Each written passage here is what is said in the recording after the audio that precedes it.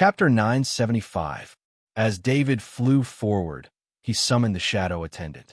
He placed one hand on the shadow attendant's shoulder and the other hand on the black dragon Alexis. The soul energy of 15 level 5 insectoids flowed from the shadow attendant to David's body and into the soul of the black dragon Alexis, healing its severely injured soul. Alexis, I'll take this opportunity to collect as much soul energy as possible. If the Interstellar Federation's fleet really starts firing, there won't be any more soul energy to harvest, David said to the black dragon Alexis with a smile. His conversation with the black dragon Alexis was conducted through the master-servant contract. Even the personal surveillance equipment beside him didn't receive any information. Lord Arthur, you have to be careful too. With your current level, the blade domain has a duration.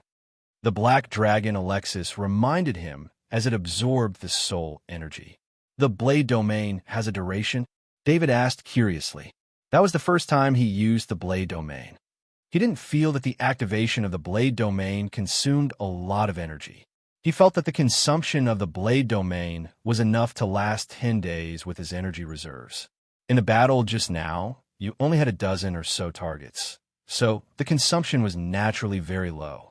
The blade domain consumes not only mental strength and physical strength, but also the power of the rules. You've only learned the blade rule by force. Before you reach the peak of legendary, you won't be able to fully control the blade rule. This also means that you won't be able to recover the blade rule in time. The black dragon Alexis explained. David calmed down. After experimenting with the power of the blade domain, he was indeed a little impulsive. If the blade domain could last for 10 days, he was confident that he could withstand the attacks of the insectoids alone. After all, anything within 100 kilometers of him would be attacked by the blade domain.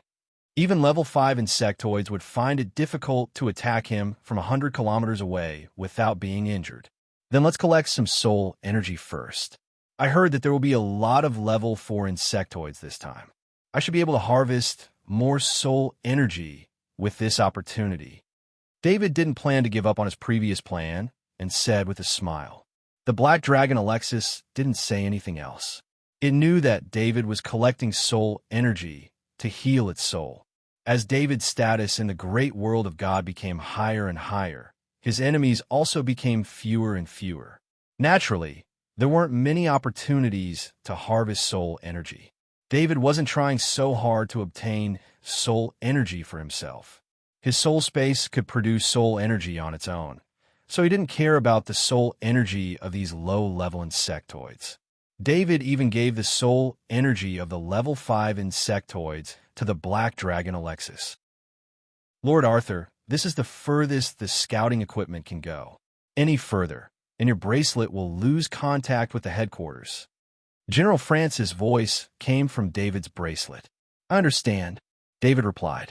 He patted the silver pterosaur and let it activate invisibility on its own. He continued to fly forward. The invisibility of the silver pterosaur didn't affect the individual scouting equipment on it. As long as there were no insectoids that could see through the invisibility, it was still very safe. David left the silver pterosaur.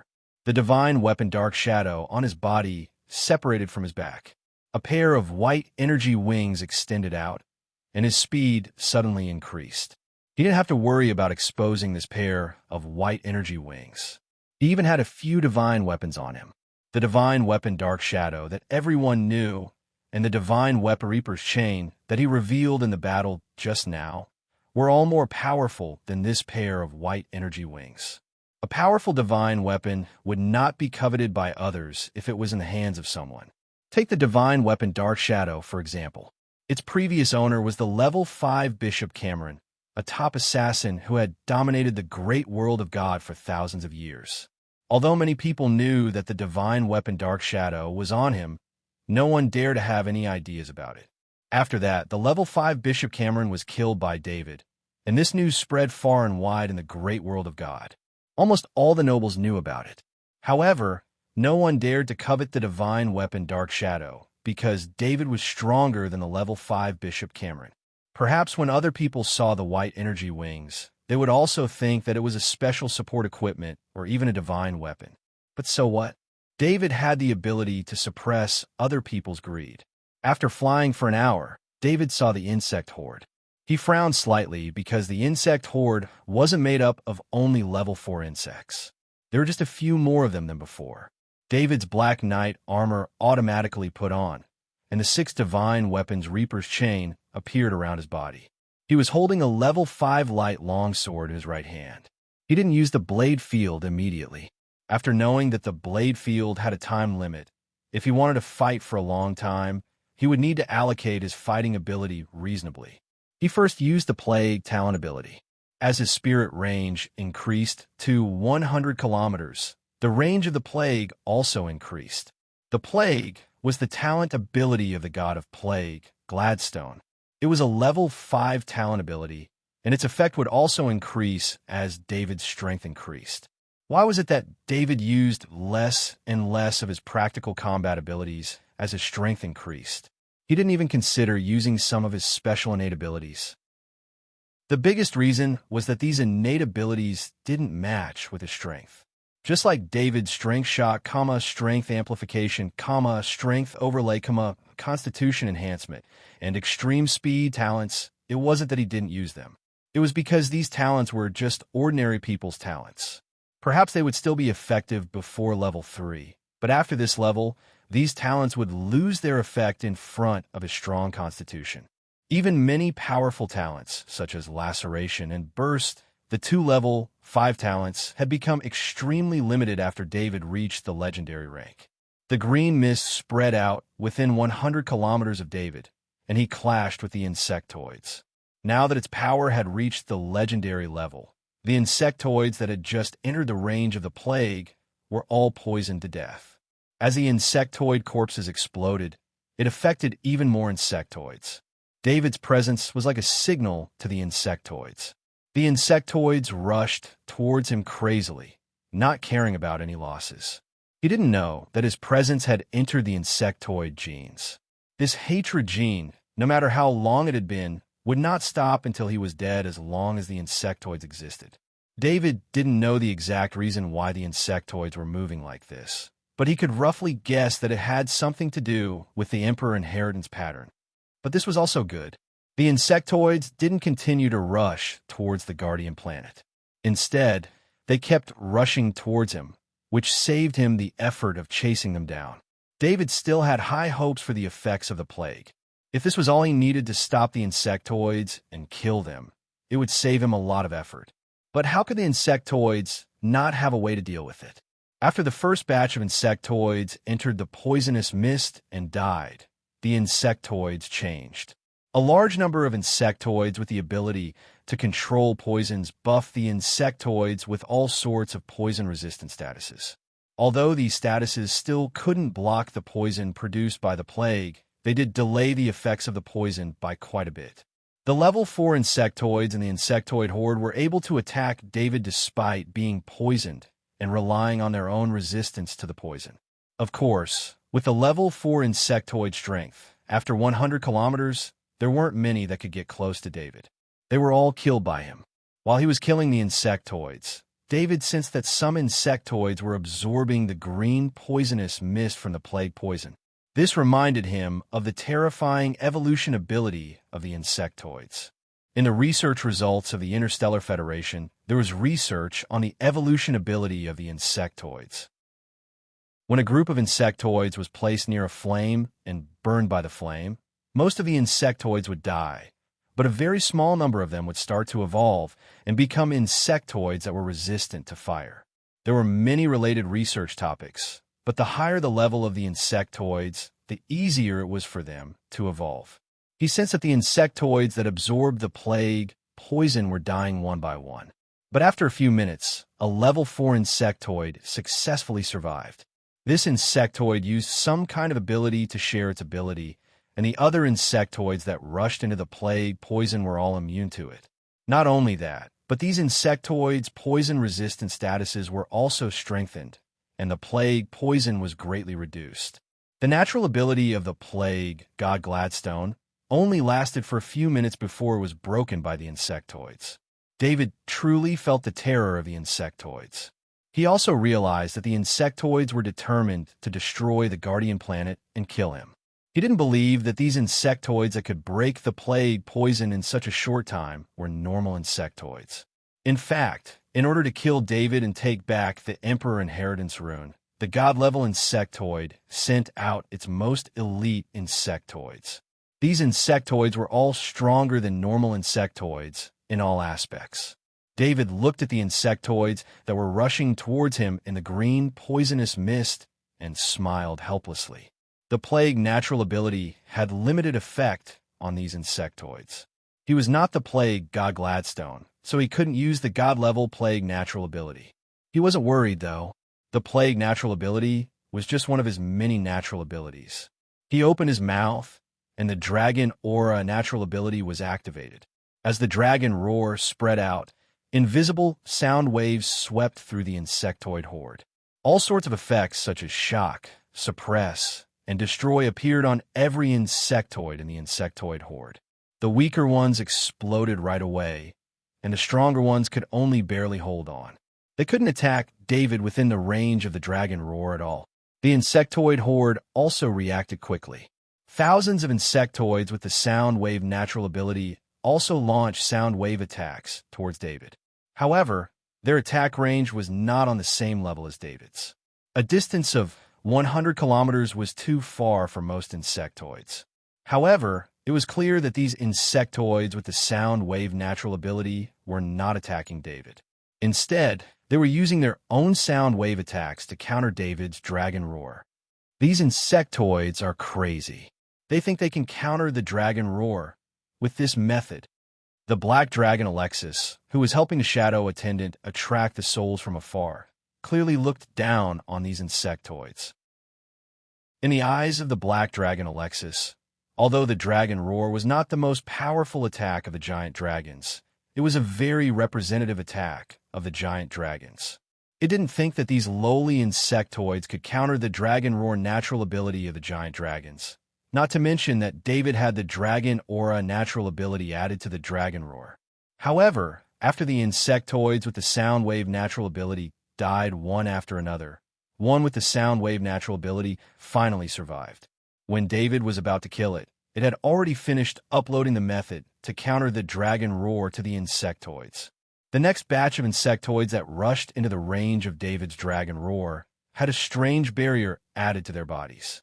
This barrier was added by the insectoids behind them, and this barrier had a strange vibration frequency. David suddenly realized that the effect of his dragon roar was reduced by several times. Of course, this was because his dragon roar was used on a range of 100 kilometers. If he only used it on one direction, even with this strange barrier, the insectoids would not be able to resist his dragon roar. David didn't know if the Interstellar Federation and the great world of God really knew how terrifying the insectoids' evolutionary ability was. This was because the evolutionary ability that the insectoids were showing now was far beyond the limits of the Interstellar Federation's research results. The insectoids could actually continuously adapt to the natural ability of the battlefield in the process of battle. David could still understand why the insectoids adapted to the plague at the beginning. This was because the insectoids were probably the true experts when it came to poison research. However, the dragon roar was different. The dragon roar was the natural ability of the giant dragons, and the insectoids only used a short amount of time to find a way to counter it. This was unbelievable. Damned insect, how is this possible? Alexis the black dragon was also stunned. He muttered in a tone that sounded like he was cursing at the same time. The god-level insectoids had invested their true resources into this battle for the Emperor-level inheritance rune. A race that could rule the entire world had a lot more power than what it looked like on the surface. The insectoids that were sent this time were also incomparable to the previous ones. Chapter 976. David's wristband had always been recording. At first, he only wanted to borrow the Federation's camera function to study the species of the insectoids. In this war, the insectoids had thrown in many insectoids that had never been recorded before. However, He didn't expect to record the insectoid's amazing evolution ability. David activated the Blade domain, a legendary rank innate ability, while contemplating whether or not to publicize the contents of this recording. He believed that he must have discovered something incredible. If the insectoids displayed this kind of evolution ability on planet Battlestar, then the great world of God and the Interstellar Federation would definitely record it. David was a genius researcher in the Interstellar Federation, so he had access to much more information than normal people. Not to mention, his position in the great world of God was even more respected. Almost all information regarding the insectoids was not kept secret from him. The records of the insectoids' evolution ability weren't this terrifying, and the ability to quickly transmit the evolved ability back was even more unbelievable. David believed that the insectoids had a special way of transmitting information. This wasn't like what he thought before, where the insectoids could transmit simple information from a long distance. The information on how to counter Plague's innate ability and counter Dragon's Roar's ability would definitely not be short, and this discovery would also break the two worlds' understanding of the insectoid world. When the Blade domain appeared, David felt the insectoid tide stop for a moment, and then he felt the anger from the insectoid tide. David was very familiar with this anger.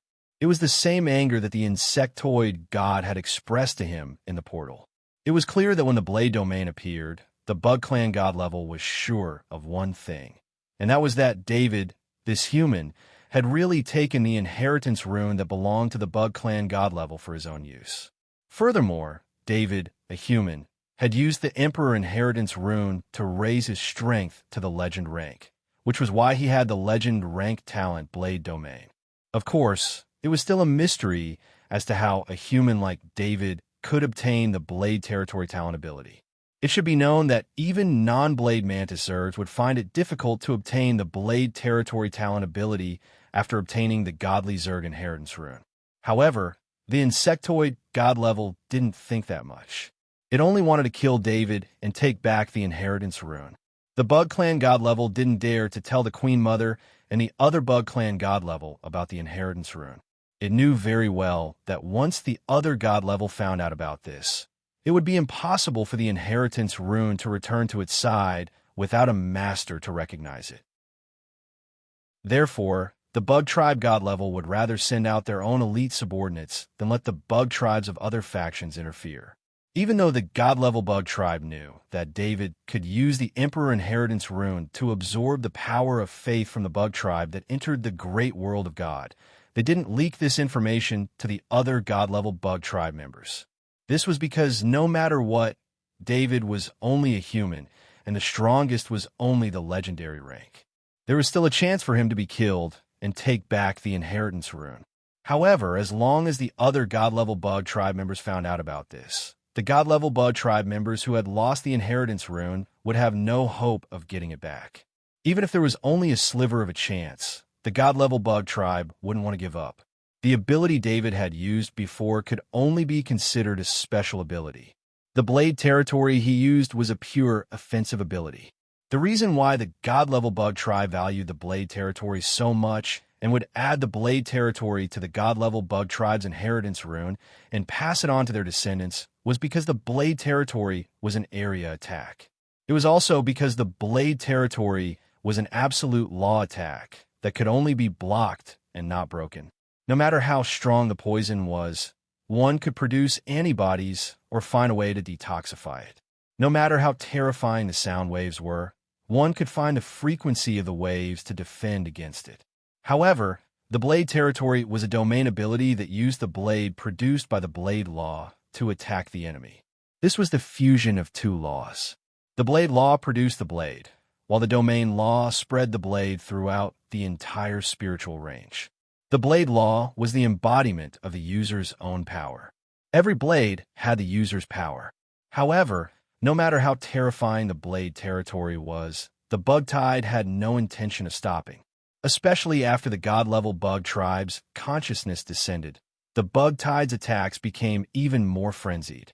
Dozens of wormholes appeared beside David. Then, countless Bug Tribe members surged out of the wormholes and charged towards David. Fortunately, the wormholes could not pass through the powerful bug tribe members. These level 3 bug tribe members could not threaten David at all. However, more and more wormholes appeared within 100 kilometers of David, causing more and more bug tribe members to surge into his spiritual range.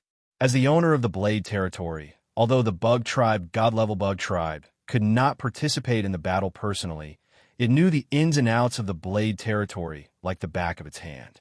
The bug tribe, God-level bug tribe, God-level bug tribe knew very well what would happen if David used the Blade territory at full power, given that he had yet to reach the peak of the legendary stage. At first, David did not really care.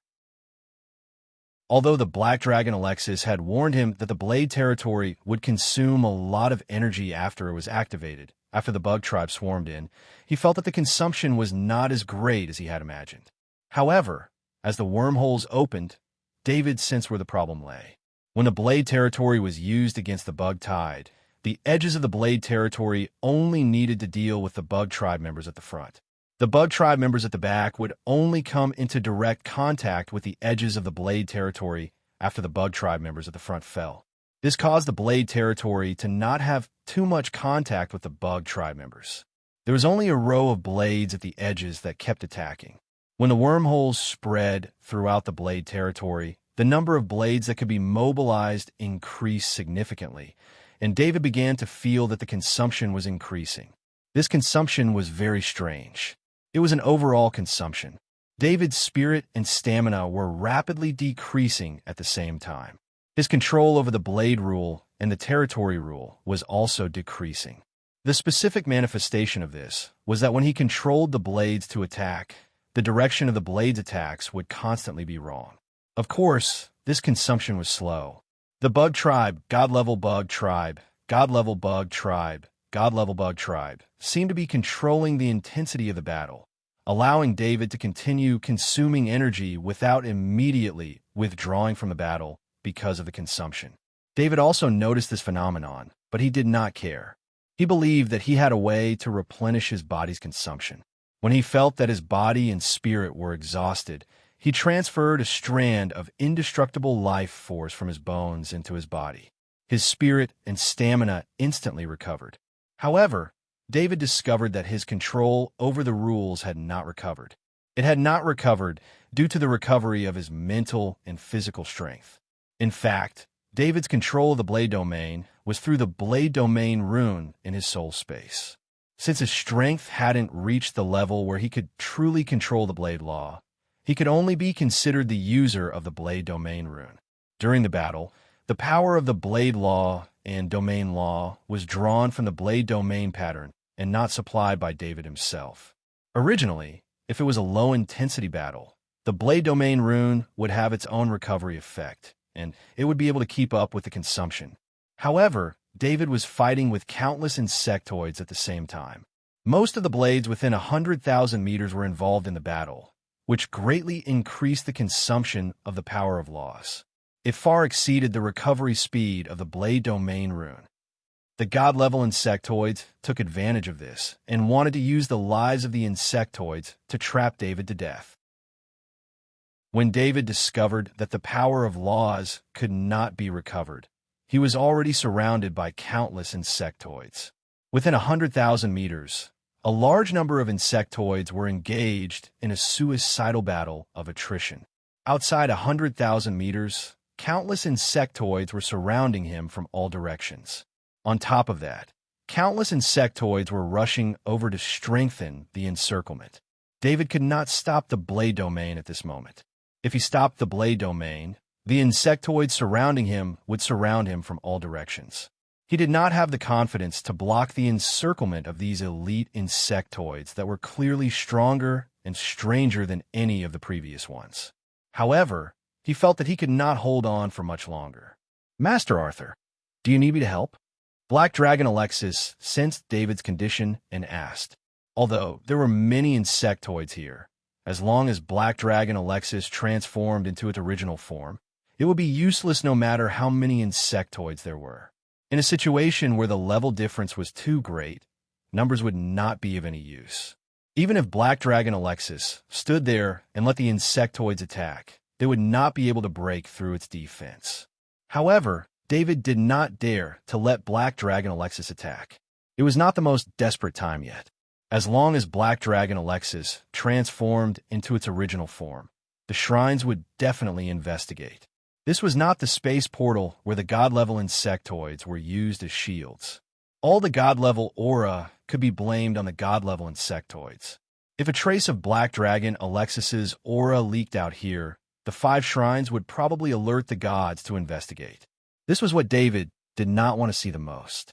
As long as he thought of the strange prophecy spell, David believed that the 5 gods must have a similar ability. They would be able to find out the truth of the matter with some clues. By then, not only would the Black Dragon Alexis be hunted down by the shrines, but David would also become a blasphemer. "No need, I still have a way," David said in a deep voice as he sensed the power of the rules in the blade domain pattern in his soul space. To be honest, David did not want to use the method below at all. This would make the insectoids more vigilant against him, but he had no choice. David withdrew his blade domain. The insectoids around immediately noticed this and swarmed forward. David had a faint sneer on his face. He moved his mind, and the figure of the Blade Mantis King appeared. Then, a new blade domain appeared. Although this new blade domain was only 8,000 meters long, it was much stronger than David's blade domain. After all, the Blade Mantis King was at the peak of the legendary rank, and the Blade Law was the innate ability of the Blade Mantis King. "Let's go." David jumped on the back of the Blade Mantis King, and the Blade Mantis King flew back in the direction it came from. This was the true peak of the legendary rank. Its speed was naturally faster than any other insectoid. The Blade Mantis King rushed out a bloody path with a radius of 8,000 meters. Any insectoid that came close would be crushed. In the insectoid world, the eyes of the god-level insectoids were filled with disbelief. The god-level insectoid was 100% sure that its descendant, the Blade Mantis King, was dead. However, the Blade Mantis King had reappeared on the battlefield, and it was on the side of the humans who were fighting for the Emperor inheritance pattern.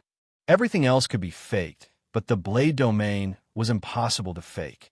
The Blade Domain of the Blade Mantis King was more authentic than the Blade Domain used by David. It was in the same vein as the god-level insectoid.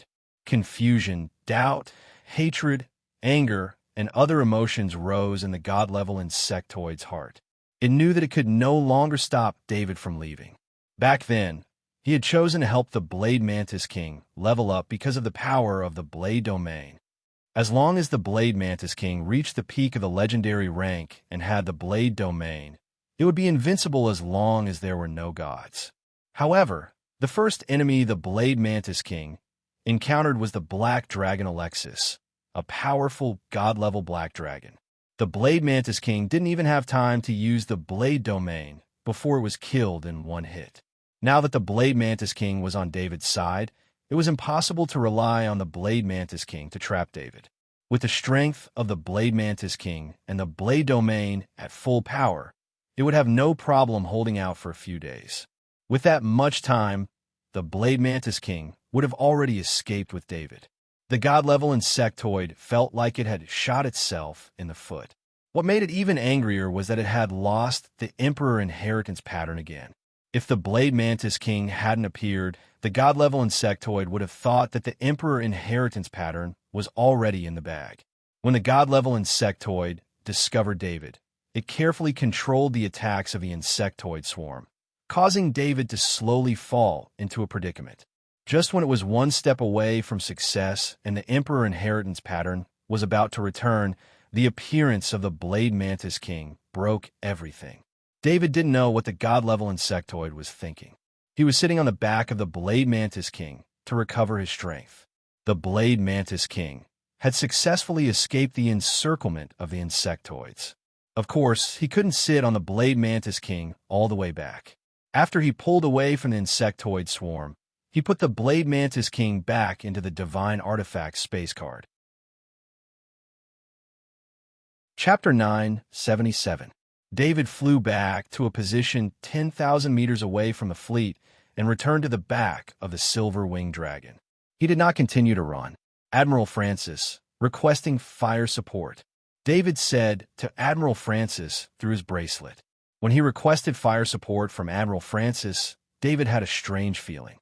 It was as if he had returned to Warstar, to the days when he was Kaji of the Federation and fought against the insectoids. Lord Arthur, please do not move. The long-range attacks will arrive in 10 seconds. Admiral Francis, who had been observing the situation through the surveillance equipment, replied. The surveillance equipment showed that a dense swarm of red dots was rapidly moving in the distance. From the surveillance equipment left behind, it could be determined that the insectoid tide had arrived 6 hours ago. It went without saying that Lord Arthur had been holding back the insectoid tide by himself. 6 hours was not to be underestimated. 6 hours was enough for the Federation to expand the surveillance equipment to a range of 6,000 meters. David counted down the time in his mind. When 10 seconds were up, beams of light shot out from behind him, blasting toward the insectoid tide that was rapidly approaching him. He sat on the back of the silver winged dragon, and in front of him was a single reconnaissance device. The attacks of the Federation's battleships were all guided by this small reconnaissance device, and the rest of the reconnaissance devices were all destroyed in the previous battle. The longer David stayed here, the longer the Federation warships would be able to attack for. In truth, this was a unique attempt to use the powerful night of the great world of God as the eyes of the Federation warships, allowing the Federation warships to attack the insectoid from a safe distance. It should be known that any level 4 insectoid would be a devastating blow to a normal warship as long as it got close. Once a level 4 insectoid got close to the warship, the only way for the fleet to deal with it was to sacrifice the warship. The Federation warships could not engage in close combat with powerful insectoids, especially not allowing the insectoid tide to get close to the fleet. That would bring disaster to the Federation fleet. David was not afraid of the terrifying beams of light coming from behind him. He could clearly sense that none of these beams would hit him. Of course, that was not the reason for his confidence. He would not place his safety in the hands of the warship's calculations, even though the probability of the warship's AI system making a mistake was very low. David's confidence came from his defense.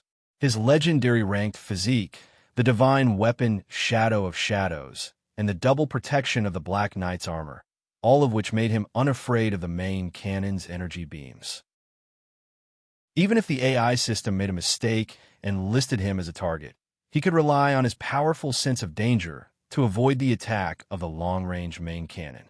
To David, a legendary who had mastered the speed precept, every beam of energy from the main cannon was clear and predictable. The insectoid tide was chasing after David. They were completely crazy. The god-level insectoid's consciousness did not care about the cost. In fact, in the battle just now, David did not rely on the Black Dragon Alexis. He only relied on the legendary ranked Blade Mantis King to escape. He really had to thank himself for killing the 15 level 5 insectoids first. This time, the insectoids had sent out 30 level 5 insectoids. 15 were guarding the portal, and the other 15 were scattered among the insectoid tide. In the battle to kill David, there were no more than 5 level 5 insectoids near the battlefield. This made it so that the level 5 insectoids could not cause too much harm to David, and they could not block the impact of the Blade Mantis King. The warship's main cannon's attack collided with the insectoid tide. The terrifying energy beam directly vaporized a few insectoids that came into contact with it. It then continued to extend into the insectoid tide until it penetrated dozens of layers of the insectoid tide before it weakened and was blocked by the insectoids. This was only one beam of energy from the main cannon. More beams of energy from the main cannon continued to attack. The Federation warship's main cannon had a corresponding interval between each shot. No matter how perfect the fleet's coordination was, when faced with such a large number of insectoids, it would be impossible to maintain complete coverage. Just like the insectoid tide attack before, the Federation warships could only rely on spatial distance to reduce the number of insectoids. They could not seal the insectoid tide at a certain distance. The insectoid tide was not afraid of death. They endured the attacks of the main cannon's energy beam and kept closing the distance. In fact, the Federation military did not expect David to last long. This was because David was 10,000 meters away. There were no more recon devices behind him to support him. As long as he moved, the data of the individual recon devices would have to be recalculated. No matter how short the recalculation time was, it would affect the fleet's attack frequency. When the insectoid tide attacked David, he had no choice but to move. The individual recon devices would also move with him. This meant that at least 10,000 to 6,000 meters away, the Federation's fleet would not be able to attack the insectoid tide. David naturally understood this point. He was like the Federation's only eye in this position. He was ready for battle. Behind him, the Six Reapers' chains danced. In his hands, he held a level 5 shield and a level 5 light longsword. The insectoid tide speed was still very fast. While enduring the attacks of the Federation's warships, the insectoid tide continued to charge forward. Soon, they were in front of David. David looked at the insectoids that were being vaporized in space and ordered Black Dragon Alexis. "Alexis, you're in charge of attracting all the souls here." He was not worried about the insectoid tide. As long as he was not surrounded by the insectoids, he was not afraid of them at all. With the support of the Federation's main cannons, the insectoids would not be able to surround him. The Federation's fleet's attack was also causing the insectoids to lose a lot of souls. It was not any worse than when he activated his blade zone. The Black Dragon Alexis did not need David to say anything. It would not let these souls go.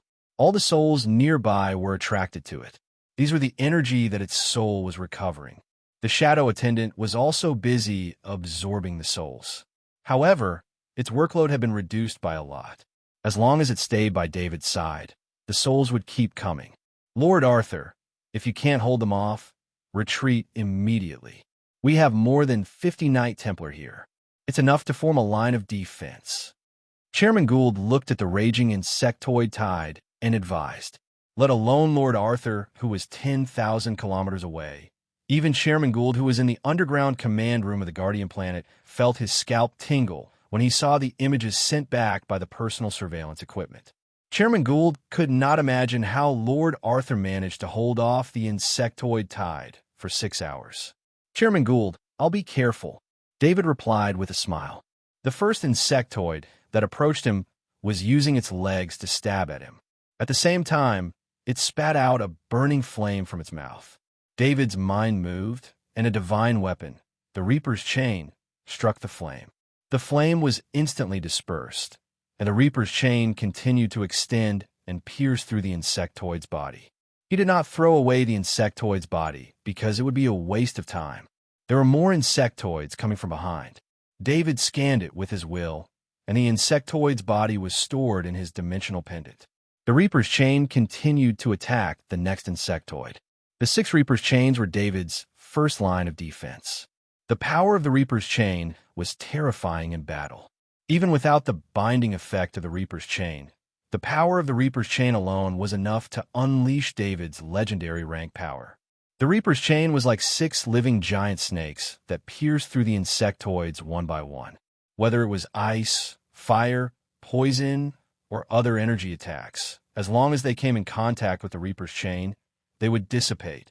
Of course, there were times when the Reaper's chain could not handle the onslaught of the insectoid tide. However, the insectoids that could pass through the chains would have to face David's rank 5 light longsword.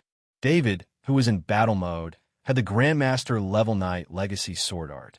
Under the effect of the speed and strength rules, any insectoid that appeared in front of him would be killed in one hit. David was like a reef by the sea. No matter how fierce the insectoid tide was, he would be able to smash it into pieces.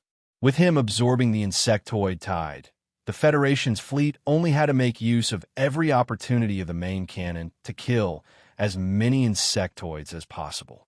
The insectoid tide was also in trouble. They wanted to surround David, but under the bombardment of the main cannon, their encirclement was broken up again and again.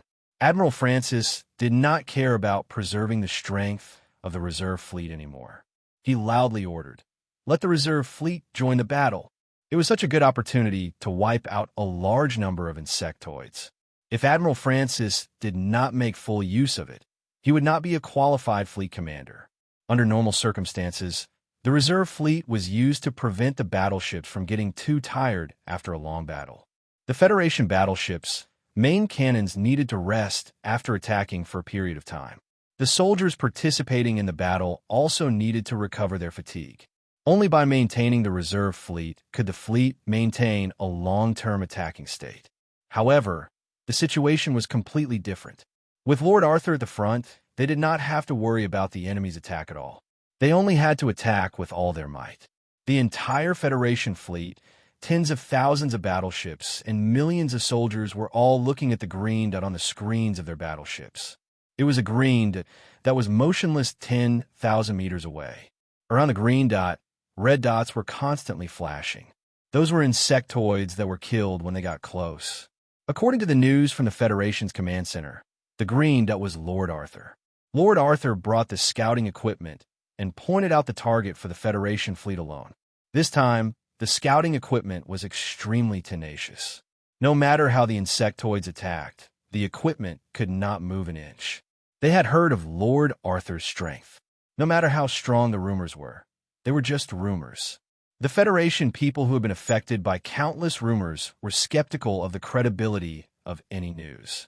However, at this time, not a single Federation soldier doubted Lord Arthur's strength. Lord Arthur's performance made the Federation soldiers understand why the great world of God called him the Invincible Knight. This is the Invincible Knight. The hearts of the Federation soldiers were filled with worship. This worship was pure and did not have any relationship with benefits. In the middle of the battle, David suddenly felt the power of faith increase by a lot. Ever since the insectoids launched their attack, the amount of power of faith he could receive from the insectoids became extremely small. The power of faith from billions of insectoids was also the largest part of David's power of faith.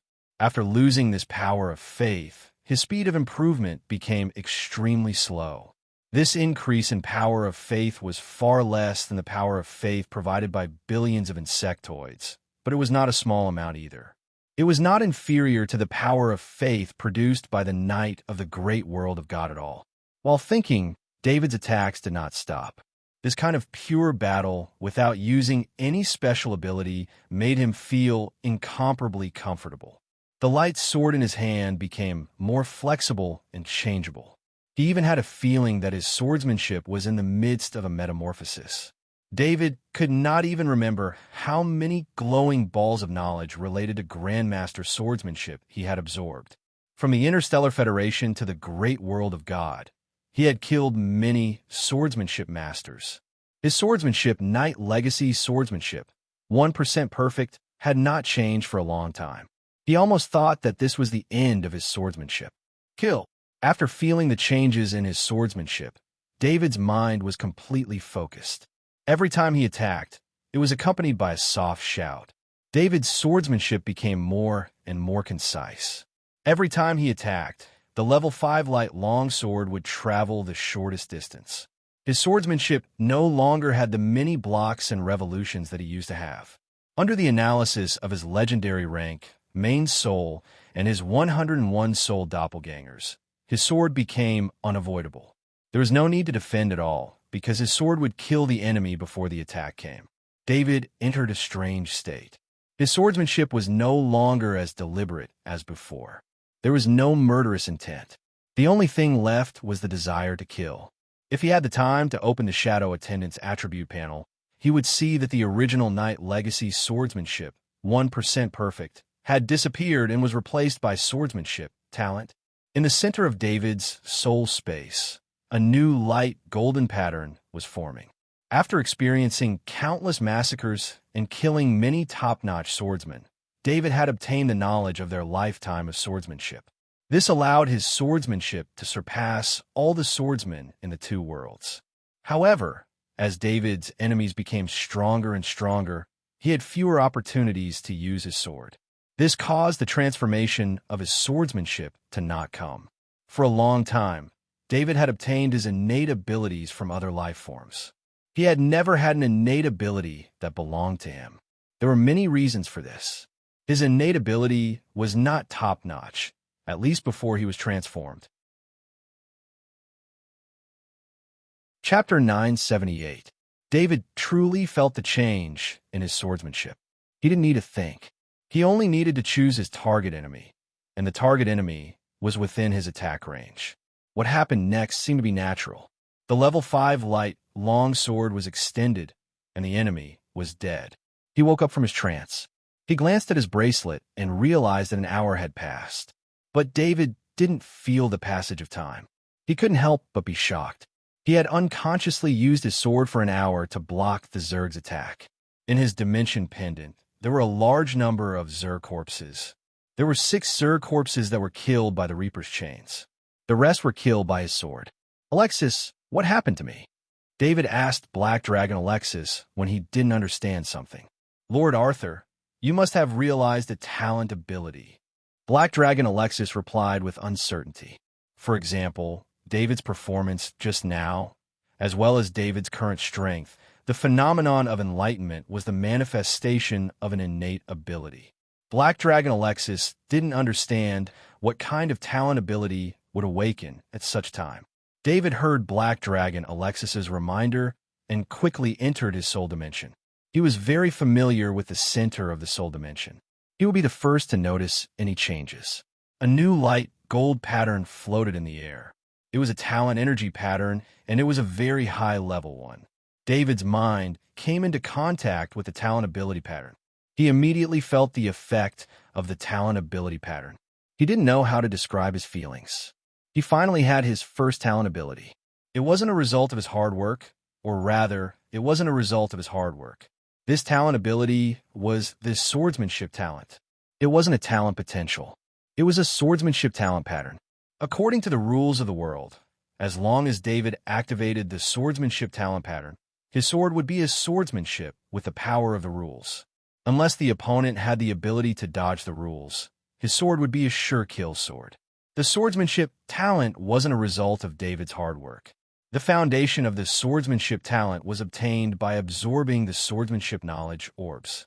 Of course, if he didn't summarize and integrate the swordsmanship knowledge orbs, the swordsmanship talent pattern wouldn't have been formed. Activating the swordsmanship talent pattern didn't consume any energy. David could always maintain the swordsmanship talent pattern state. This could almost be called the strongest close combat talent. Only now did he have the feeling that he deserved the title of Invincible Knight. The shrines of the great world of God bestowed the title of Invincible Knight to David. David also felt that he could be called invincible among knights. However, he didn't rely on his knight's battle power to achieve this. From today onwards, David felt that the title of Invincible Knight was a good match for him. He could suppress all knights with just his swordsmanship alone. Your judgment is correct. I've obtained a swordsmanship talent pattern. As long as the opponent can't defend against the rules, they won't be able to block my sword. David didn't have anyone else to share his joy with. He could only tell Black Dragon Alexis.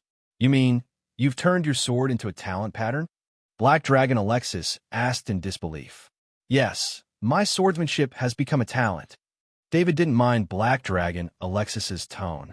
He thought that he had many talents. It was normal to have one more.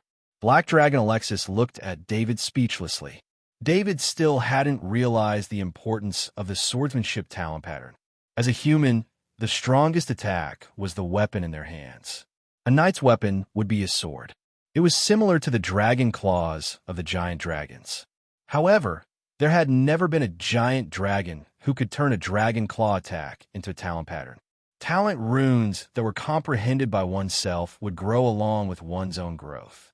Although David's current swordsmanship could only deal with legendary level opponents, when he reached the demigod level, he might even be able to kill the demigod in a single strike if the demigod was close enough to him. Not to mention, when he reached the celestial rank, David would have a sharp enough sword. Under the right distance, the power of his swordsmanship talent pattern would be enough to defeat a celestial. Black Dragon Alexis thought for a moment and suggested, "Lord Arthur, You should collect more books related to swordsmanship in the future to strengthen your knowledge in this area. The swordsmanship talent pattern has great potential. You must pay attention to it. When David heard Black Dragon Alexis's words, he was stunned. With the Black Dragon Alexis's strength, the swordsmanship talent pattern had great potential. He had no choice but to pay attention to it. Black Dragon Alexis continued to explain, "Your talent pattern is mostly extracted from the souls absorbed by the shadow attendant. This talent pattern is very easy to obtain, but it is very difficult to improve it. Your swordsmanship talent pattern is formed by yourself. It will continue to improve along with your strength. Moreover, your swordsmanship talent pattern is a close combat talent pattern. Its attack power is extremely strong, and it cannot be broken like other talents." David nodded heavily and said, "I understand." David thought of the same talent pattern.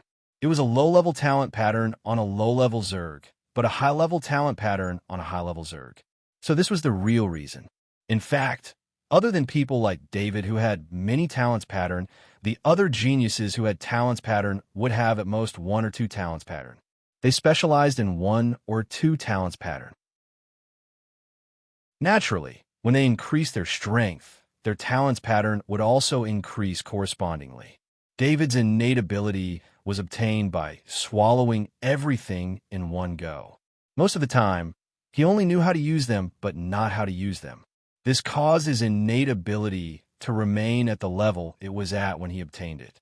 Only when he encountered a similar innate ability and continued to devour it would his innate ability be upgraded.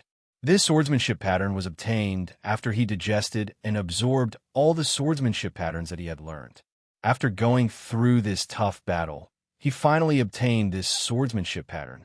Although David had been talking to Black Dragon Alexis through the master-servant contract, the level 5 light longsword in his hand never stopped. After activating the swordsmanship pattern, every time he swung his sword, he would kill an Zerg within range. Especially since he had reached the legendary rank. His Black Dragon power could also be expanded outwards through the longsword, forming a 5-meter longsword light. However, his sword light was different from the white light of the true bloodline power.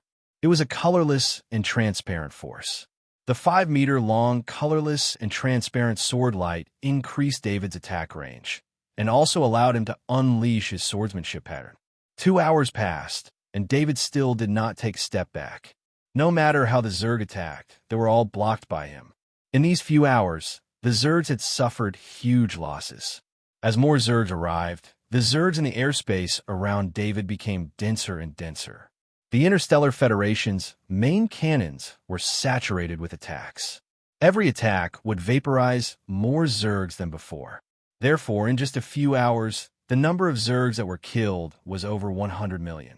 David also noticed the appearance of many level 5 Zergs within the range of his spirit. He felt a little strange. Why did these level 5 Zergs only appear now?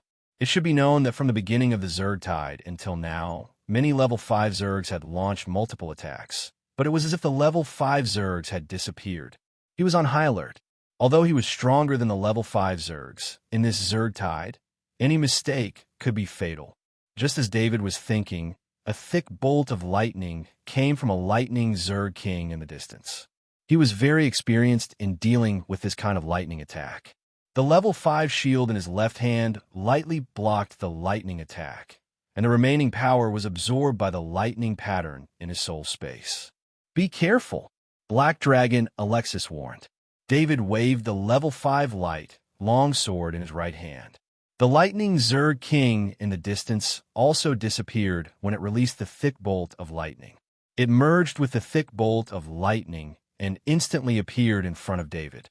David was very familiar with this strange movement method. His lightning body had the same effect. However, the lightning Zerg king's talent ability was stronger. After merging with the lightning, it still had the ability to attack. However, because of this, the lightning Zerg king lost part of its ability to resist attacks after transforming into lightning. David's level 5 light longsword in his right hand used the sword skill talent to attack. This sword exceeded the range of a physical attack and reached the level of a law attack. David's sword pierced into the thick bolt of lightning. The long sword passed through the space barrier and went straight into the lightning Zerg king's body, accurately piercing its heart. Before David could put away the lightning Zerg king's corpse, another 5 level 5 Zergs took the opportunity to approach him while he was fighting the lightning Zerg king. The 6 Reaper's chains were mainly used to lock down the weaker insectoids. This way, they could block as many insectoids as possible. The stronger insectoids would be allowed to get close, and David would kill them with his sword. The 5 level 5 Zergs also took this opportunity to get close to David.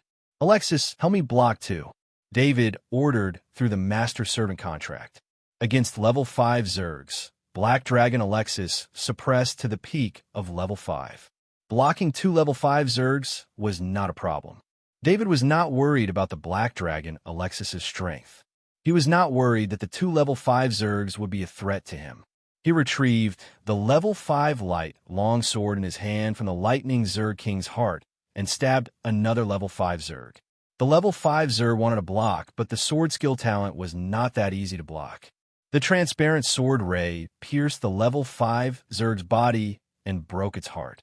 The rank 5 shield in David's left hand blocked another rank 5 insectoid's attack with a shield bash.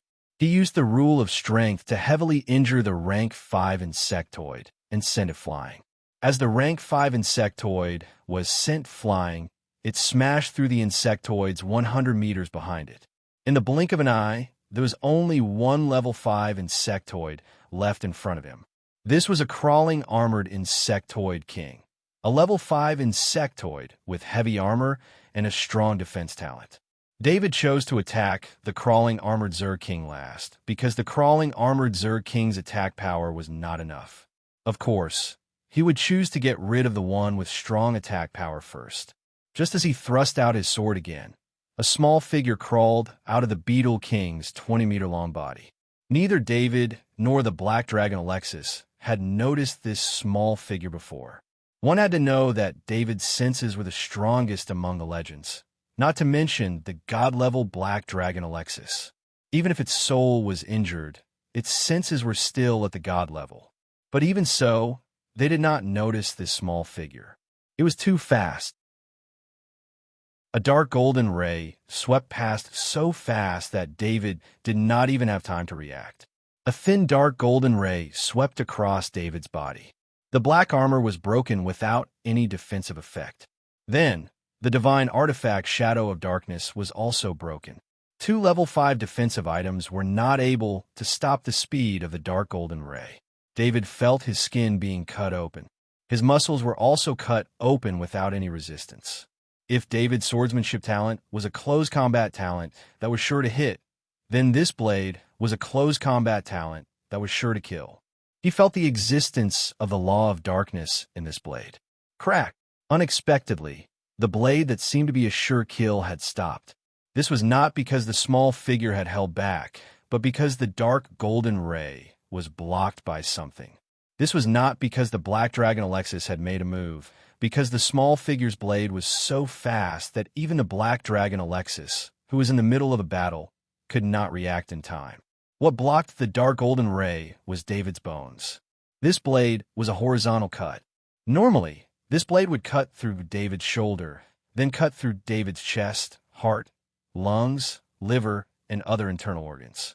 Then, it would continue to cut through David's pelvis and thighs, completely cutting David in half. However, this small figure miscalculated a step. David's bones were unexpectedly strong. That blade that even the divine artifact could not block was forcibly blocked by David's bones. The sword in David's hand killed the crawling armored Beetle King. After withdrawing the sword, he struck again. At this time, for some unknown reason, the small figure was obviously stunned for a moment, as if it didn't expect this to happen. Although the swordsmanship talent was not as fast as the small figure's blade, at this distance, the difference was not much. The sword entered the small figure's body and pierced its heart. Chapter 979. Lord Arthur. Black Dragon Alexis roared, and an invisible ripple spread out, shaking all the nearby insectoids. Only the main cannons of the Federation battleships, 10,000 kilometers away, were unaffected, and the insectoid souls were either shattered or damaged by this roar. Black Dragon Alexis' roar was mixed with the dragon's roar. Even if it suppressed its power to the peak of rank 5, the dragon's roar it used was still extremely terrifying. This was space, and the dragon's roar was far beyond the detection range of individual detection equipment. In the Federation Command Center, General Francis and Chairman Gould only saw that Lord Arthur was injured, and the insectoids all stopped moving. "I'm fine." David smiled bitterly as he waved his hand at Black Dragon Alexis. David's gaze fell on the corpse on his sword. He was very familiar with this insectoid, and what made him speechless was that he had almost died at the hands of the same insectoid last time. Of course, this insectoid was much more powerful than the one he had encountered last time. It was an assassin mantis. David had an assassin mantis puppet in his summoning ring, but it was only at level 4. The assassin mantis he killed with his light longsword was a legendary level arachnid. After recognizing the legendary ranked assassin mantis, David wasn't surprised that he was heavily injured. Back on Warstar, the rank 5 insectoids had the habit of raising assassin mantises. The assassin mantis was a mutated species of mantis. Unlike normal insectoids, the assassin mantis would not increase in size as its rank increased. This weakness might be fatal to other insectoids because without a large body, there would be a huge flaw in both strength and defense. Insectoids would increase in size as their strength increased, and this was the right choice for evolution. However, in the process of evolution, there would always be some special existences, and the assassin mantis was such a special existence. Even if a mutated assassin mantis reached the legendary rank, its size would at most be the same as a human's. This meant that the assassin mantis' strength and defense would be weaker than normal legendary insectoids. However, the assassin mantis did not specialize in strength or defense. What it excelled in was its unparalleled speed and the 2 blades it carried with it. The most frightening thing about the assassin mantis was that it could charge up for an attack. It could restrain all of its aura and charge up the 2 blades, and when it was unleashed, it would be almost invincible. David scanned with his mind, and the assassin mantis was put into his spatial pendant. The wounds on his body were also being healed by the undying life force. The wound looked big, but it wasn't too serious.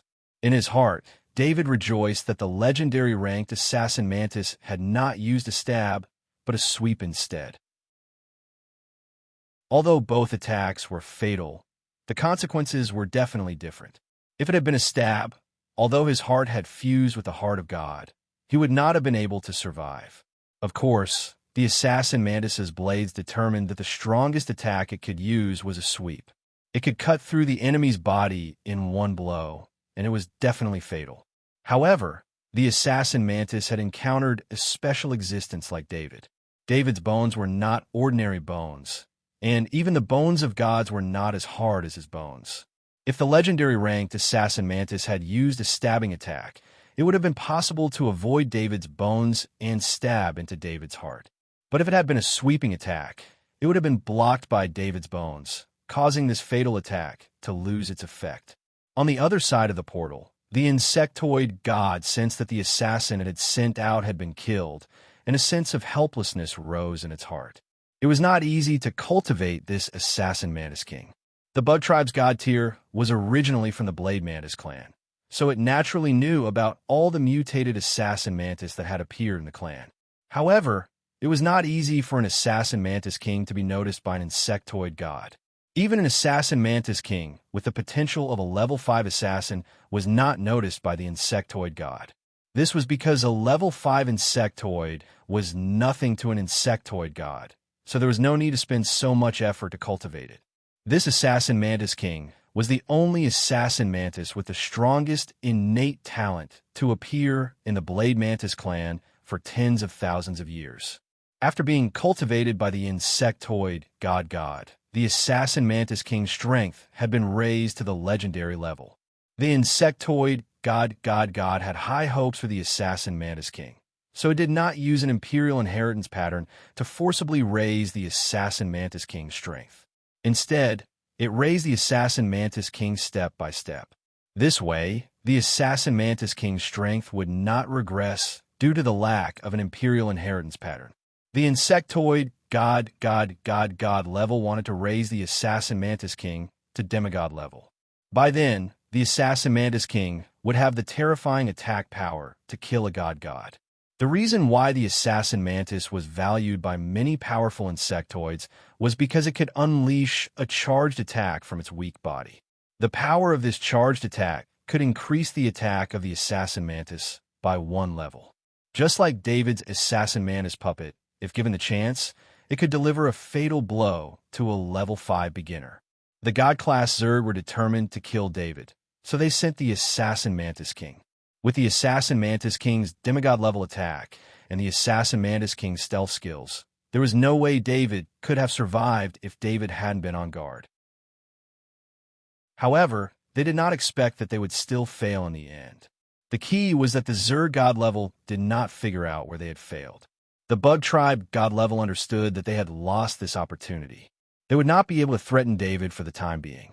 The Bug Tribe horde that was swarming toward the Guardian planet stopped near the space portal. The Bug Tribe that was swarming into the great world of God stopped near the space portal and waited for new orders from the Bug Tribe God level. As for the Bug Tribe horde that had already launched an attack, the Bug Tribe God level did not care about the Bug Tribe's losses. Sir Arthur, I'm sorry. It was my mistake. I almost let you. Black Dragon Alexis landed on David's shoulder and apologized to David through the master-servant contract. Alexis, this has nothing to do with you. We have to be careful in the future. I'm afraid the Bug Tribe God-level Zerg will have their eyes on me. David's eyes flashed coldly. He was not the kind of person who would take a beating and not fight back. If the other party was not a god, David would have already wanted to find trouble with him. Let's see how much soul energy can help your soul recover. If it doesn't work, we'll go to the space portal and kill more bugs. Your soul must recover as soon as possible, David said in a deep voice. David knew that although his strength had increased rapidly, it was impossible for him to fight against a Bug Tribe God-level Zerg in a short period of time. His only hope was the Black Dragon Alexis. As long as there was enough soul energy, Black Dragon Alexis will be able to recover its soul and regain its true God-level combat power. The Bug Tribe's invasion was an opportunity to obtain a large amount of soul energy. Otherwise, David would not be able to kill humans to obtain soul energy. I'll find that despicable bug and kill it, Black Dragon Alexis said through gritted teeth. The Black Dragon Alexis had protected David in close combat and even caused David to be in mortal danger. This was a great insult to him. After accepting David as his master, the Black Dragon Alexis and David's relationship became that of a teacher and a friend after living and fighting together for a long time. Even David had become a Black Dragon with the help of the Black Dragon Alexis. In this world without giant dragons, David was the only Black Dragon Alexis of the same race. No matter what the reason was, the Black Dragon Alexis would not tolerate anyone hurting David. Lord Arthur, retreat and treat your injuries first. Chairman Gould's voice was transmitted into David's ears through the vibration of his ID bracelet. I'll return right away. David did not refuse. He was severely injured just now and could not hold on any longer. Although his injuries were almost healed, he could not show it too obviously. The existence of the immortal life force was one of the important secrets that David did not dare to reveal. Lord Arthur, this is your escape route. Retreat according to this route. Admiral Francis sent a star map over. David opened the star map and saw the route marked on it. At this time, the energy beam of the main cannon behind them had obviously doubled, and the bug tide was reduced by half in an instant. David knew that this was the last cover of the Federation fleet. He patted the silver pterosaur lightly, and the silver pterosaur activated its move in a flash talent ability and disappeared with him. After losing the pair of eyes of the single soldier scouting device, the Interstellar Federation fleet immediately stopped their super long-range main cannon attacks. Without the help of scouting devices, this type of super long-range attack was not very effective and could even accidentally injure their allies. Without any obstruction, the bug tide scattered into a loose formation and chased after David. In terms of speed, few of the insectoids in the insectoid tide could match the silver pterodactyl. Even if there were a few that could pass through space or approach at an even faster speed, they would still be killed by the divine weapon, the Reaper Chain. Their attacks could not even slow down the speed of the silver pterosaur. The distance between David and the bug tide was getting further and further. From 10,000 kilometers onward, the bug tide was no longer attacked by the Federation fleet's long-range main cannon. This greatly increased the speed of the bug tide. 9,000 kilometers, 8,000 kilometers, 7,000 kilometers, all the way to 6,000 kilometers. David was retreating according to the route that Francis had given him. When the bug tide was close to 6,000 kilometers, beams of main cannon energy beams passed by David and shot towards the bug tide behind him. David carefully controlled his speed to maintain the distance between him and the bug tide at a distance where the black dragon Alexis could draw the souls of the dead bug tribe over. In the past, he was not in such a rush to heal the soul injury of the black dragon Alexis. Now that he realized that he had made a mortal enemy of the bug tribe, he needed to have enough combat power to fight against it. Why do I feel like the power of faith is increasing again? David was more relaxed at this time. All the attacks were dealt with by the 6 divine weapons death chain, which gave him time to sense his own situation and made a new discovery. David sensed that the power of faith was increasing continuously. Although the speed of increase was not very fast, it was very stable. This made him feel very strange. It should be known that the Knight of the Great World of God and the soldiers of the Interstellar Federation had almost all of their power of faith stable. The power of faith increasing at such a speed could not be from the power of faith of these 2 worlds. Therefore, there was only one possibility, and that was the power of faith of the bug tribe. There are no more reinforcements coming from the bug tide. David understood the reason after thinking for a while. The only reason the bug tribe could stop moving and focus on praying was because the bug tribe had not joined the bug tide. The bug tribe that had entered the bug tide could not increase their power of faith. David did not know whether to be disappointed or happy. He was disappointed that he could only obtain the power of souls from the bug tide. There was no limit to how much he could obtain. He was happy that the safety of the Guardian planet was not a problem. The military cooperation between the Great World of God and the Interstellar Federation would definitely end in success. David's speed slowed down. Francis and Chairman Gould in the Federation Command Center were very worried. They thought that David was slowed down because he was injured. Since David was running away, the 2 of them did not dare to disturb him. The bug tide this time was very powerful. Starting from 6,000 meters, the speed of the bug tide was clearly much faster than the previous one. All Knight of the Holy Temple, enter the designated defense area and prepare for battle. Chairman Gould looked at the bug tide that was constantly advancing and ordered through the communication circle. 52 Level 5 Knight of the Holy Temple were highlighted on the command screen in the Federation Command Center. The green dots that represented them flew towards the front of the fleet and set up the last line of defense 5,000 meters away from the fleet. Compared to the confident David, Francis and Chairman Gould were not confident at all. Lord Arthur's injury and the bug tide's increase in strength made the 2 commanders reevaluate the situation on the battlefield. David retreated while observing the bug tide. The number of bug tides was terrifying. From the beginning until now, he and the Federation fleet had killed at least a few 100 million bug tribes. However, the bug tide was still huge and did not seem to decrease at all. If he was not sure that there were no more reinforcements, he would be worried about the bug tide's impact. When they were 1,000 meters away, the Interstellar Federation fleet's early warning ships could clearly scan the bug tide. They did not need to rely on scanners anymore. The bug tide and the Federation fleet had entered the most dangerous distance. Chapter 980. A distance of 1,000 meters was not considered long for the Zerg tide. The Zerg tide itself had the effect of enveloping the Zerg tide.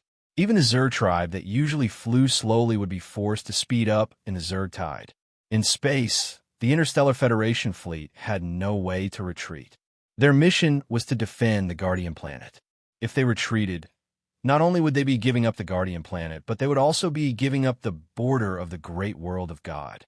If the Guardian Planet was lost, it would become a stronghold for the Zerg tribe. A new Zerg tribe would reproduce there. Through the Guardian Planet, the Zerg tribe would be able to threaten the Warstar space defense line. Once the Doomsday defense line formed by the 10 artificial planets was lost, the Interstellar Federation would lose their most important defense line. By then, it would no longer be a matter of the safety of the great world of God. The Interstellar Federation's war zone would also be embroiled in this war.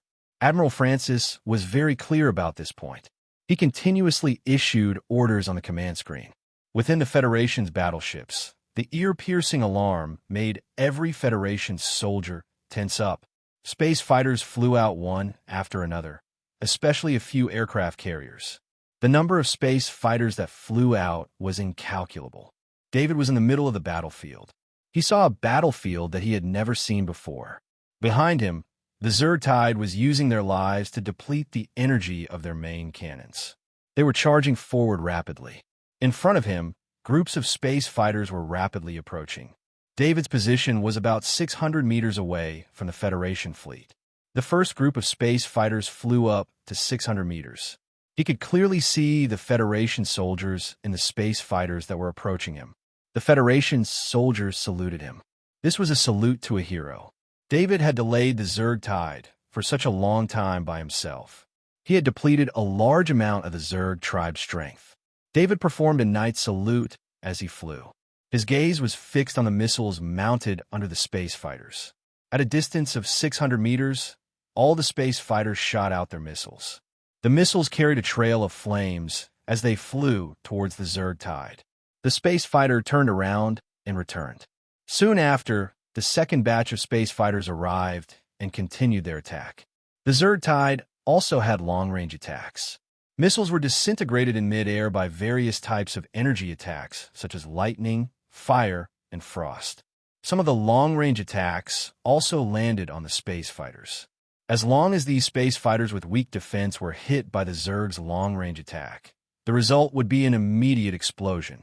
However, the terror of the Federation army was truly displayed at this moment. The discipline of the Federation army was something that the great world of God could not compare to. In the eyes of the great world of God's night, these Federation soldiers were just ordinary people. However, they relied on advanced weapons to launch attacks that were far beyond imagination. Death couldn't stop the space fighters from carrying out their mission. Even though they knew that the distance of the bombs was dangerous, they still sacrificed their lives to launch attacks again and again in order to stop the Zerg Tide. Although many of the missiles were destroyed by the insectoids' long-range attacks, even more missiles fell into the insectoid horde. The Krypton crystal powder bomb that was banned by the Federation became the main weapon in this war. Every Krypton crystal powder bomb could directly destroy the weak Zergs within a few thousand meters. Of course, the Federation did not intend to use the Krypton crystal powder bomb to stop the Zerg Tide. The purpose of the Krypton crystal powder bomb was to eliminate the low-level Zergs from the Zerg Tide. The scariest part of the Zerg Tide was the number. Once the number of Zergs was reduced, the threat of the Zerg Tide would be reduced by a lot. Batch after batch of space fighters flew out, as if there was an endless stream of them.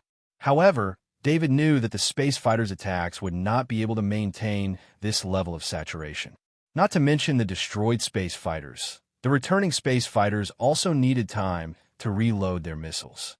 The time needed to reload and return was not enough for the attacks to be continuous. The speed of the Zerg Tide decreased slightly, but it continued to push forward. Every time the Zerg Tide pushed forward, the Zergs and the Interstellar Federation would suffer huge casualties. The Zergs that were level 3 and below in the Zerg Tide were destroyed by the Krypton crystal powder bomb. Their counterattacks also destroyed a large number of space fighters. Many of the space fighters only managed to launch their missiles before they were hit by the Zerg's long-range attacks. David did not interfere in the battle. He needed to maintain his respect for the Interstellar Federation and the Federation soldiers and the space fighters. This was the Federation's way of fighting. It was the same on Warstar. The Federation was able to become an ally of the great world of God. Although the power of space weapons was very important, the Federation's discipline of not fearing sacrifice was also very important. On Warstar, the Federation's Kaji had used his life to block the Zerg's attacks in battle after battle. They were weaker than the Zergs, but they were able to repel the Zergs that outnumbered them by more than 10 times.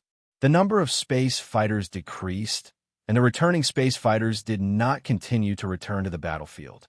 When they were 300 kilometers away, all of the Federation's warships fired their missiles. In a short period of time, countless missiles flew out from the Federation's fleet. In David's vision, he even felt that half of the space was covered by missiles. This was the limit of space warfare that humans could achieve. At this distance, there was no longer a need for space fighters to attack. The warship's missiles could launch even more ferocious attacks. At this time, the Zerg also exploded with long-range special energy attacks. The Zergs used all kinds of methods to try and stop these missiles from getting closer. Anyone could see that this batch of missiles was many times more powerful than the space fighters' attacks. The threat they posed was naturally much greater. The missiles were hit by the Zerg's long-range special energy attacks.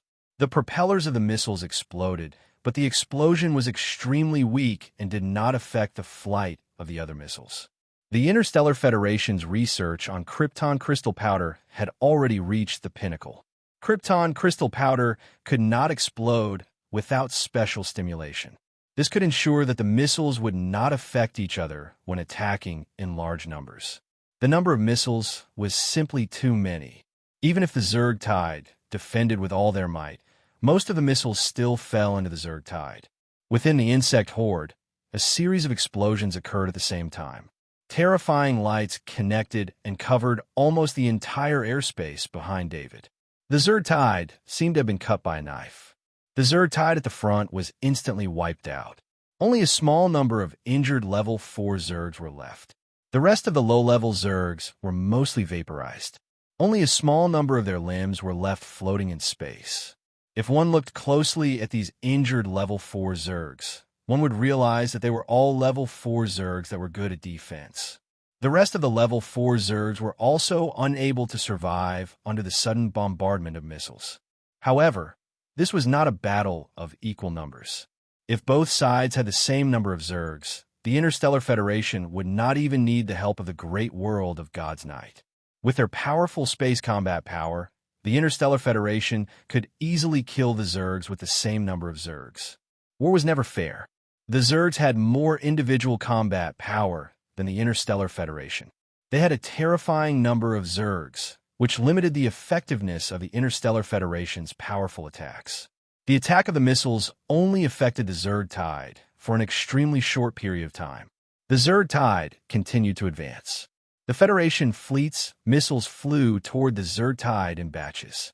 They could achieve impressive results every time, but they still could not stop the Zerg Tide from approaching. 2,000 meters, 100,000 meters, 50,000 meters. At this distance, the Federation fleet no longer used the attack missiles. Instead, they used the defense missiles. The consumption of the attack missiles was quite severe. David knew that once the Federation fleet used the defense missiles, it meant that the fleet was in extreme danger. This was because the attack range of the defense missiles was a sign that the Zergs were getting close.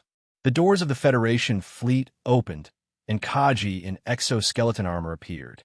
They held weapons of various grades and stood in front of their respective ships. These Kaji would be the last line of defense for the fleet. Even if these Kaji were not strong enough to hurt most of the Zerg in the Zerg Tide, they still stood out. David shook his head in response. If he were to retreat any further, the Federal fleet would most likely suffer heavy losses. He knew one thing very well. These Zergs only treated the Guardian planet and the Federation fleet as their secondary target. Their primary target was him. David had an Emperor inheritance rune on him. Even if the Zergs knew that they could not defeat him, they would still attack him first. Of course, David did not know one thing. His presence had already been included in the Zerg's inheritance rune. As long as he did not die, He would be the archenemy of any Zerg. David was 10 kilometers away from the Federation fleet. From this position, he could already see the 52 level 5 Temple Knights. "My knight, fight with me." David used the remaining bloodline power in his sea of consciousness and shouted at the 13 level 5 Temple Knights 5 kilometers away. In space, the bloodline power allowed his voice to spread out. Even the Kaji behind him could hear David's voice. "Fight!" The 13 Temple Knights of the 5th rank shouted loudly, and under the surging power of their bloodline, the people who heard them felt their blood boiling. Before the other level 5 Temple Knights could react, the 13 level 5 Temple Knights under Lord Arthur, whether it was Lord Harlow or other Temple Knights, all rushed toward David without hesitation. The 13 level 5 Temple Knights and David formed a small knight battle formation. David did not want the other Temple Knights to participate. Because of his own reasons, if the other Temple Knights joined this knight battle formation, it would affect his control of the knight battle formation. It must be known that David's main body did not have bloodline power, but the 13 level 5 Temple Knights who joined the knight battle formation were all his clones. He could naturally use their bloodline power at will. It was precisely because the 13 level 5 Temple Knights were all his clones that their coordination was impeccable. Their power was naturally not something the other Temple Knight could compare to. "Charge!" David waved the level 5 light, long sword in his hand, and turned around. "Lord Arthur, don't be impulsive." Chairman Gould's voice came from David's identity bracelet. Speaker Gould was well aware of Lord Arthur's injuries. Even though he had only seen the terrifying slash from the command light screen, he could sense how terrifying it was.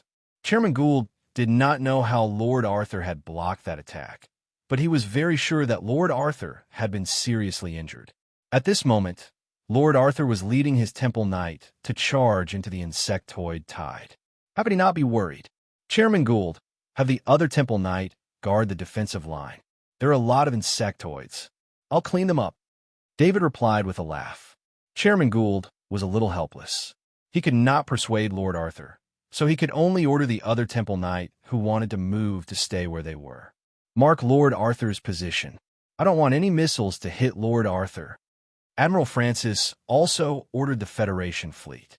Chairman Gould and Admiral Francis both saw that when Lord Arthur charged into the insectoid tide stopped advancing and turned to attack Lord Arthur instead. At this moment, the two leaders of the two worlds, as well as the Temple Knight and Federation soldiers present, all understood why Lord Arthur had launched the attack. Lord Arthur did not want the insectoid tide to come into contact with the Federation fleet and cause huge losses to the Federation fleet. Thus, he used himself to cover the Federation fleet's attack. What kind of spirit was this? Everyone on the battlefield could feel the greatness of this spirit. Self-sacrifice was not obvious for a normal soldier, but it was especially eye-catching for someone so strong that even the great world of God called him the Invincible Knight. This was not to deny the sacrifice of a normal soldier, but for someone like Lord Arthur, no one could force him to do anything. He did what he wanted to do. Activate the defense system of the Guardian planet. Fire all the stored ammunition. Admiral Francis continued to order. In the past few days, countless defensive weapons had been set up on the Guardian planet. These space-targeted weapons had already covered the insectoid tide within their attack range. Originally, the Interstellar Federation planned to sacrifice some of their ships to stall the insectoid tide and then activate the defense system of the Guardian planet. This was also the worst-case scenario. However, with Lord Arthur's timely intervention, the worst-case scenario did not happen. The Guardian planet was also able to launch a fierce attack in the safest state possible. After the Guardian planet and the Interstellar Federation supply line were connected, most of the supplies were used to strengthen the Guardian planet's defense. The Interstellar Federation had invested an astronomical amount of military equipment.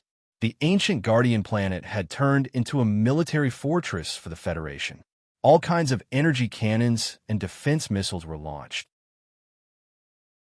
Under Admiral Francis' orders, the logistics department of the Guardian planet was operating at full capacity, sending all the ammunition in the warehouse to the various defense systems. With the Guardian planet joining the battle, the insectoid tide suffered a lot more damage. Chapter 981.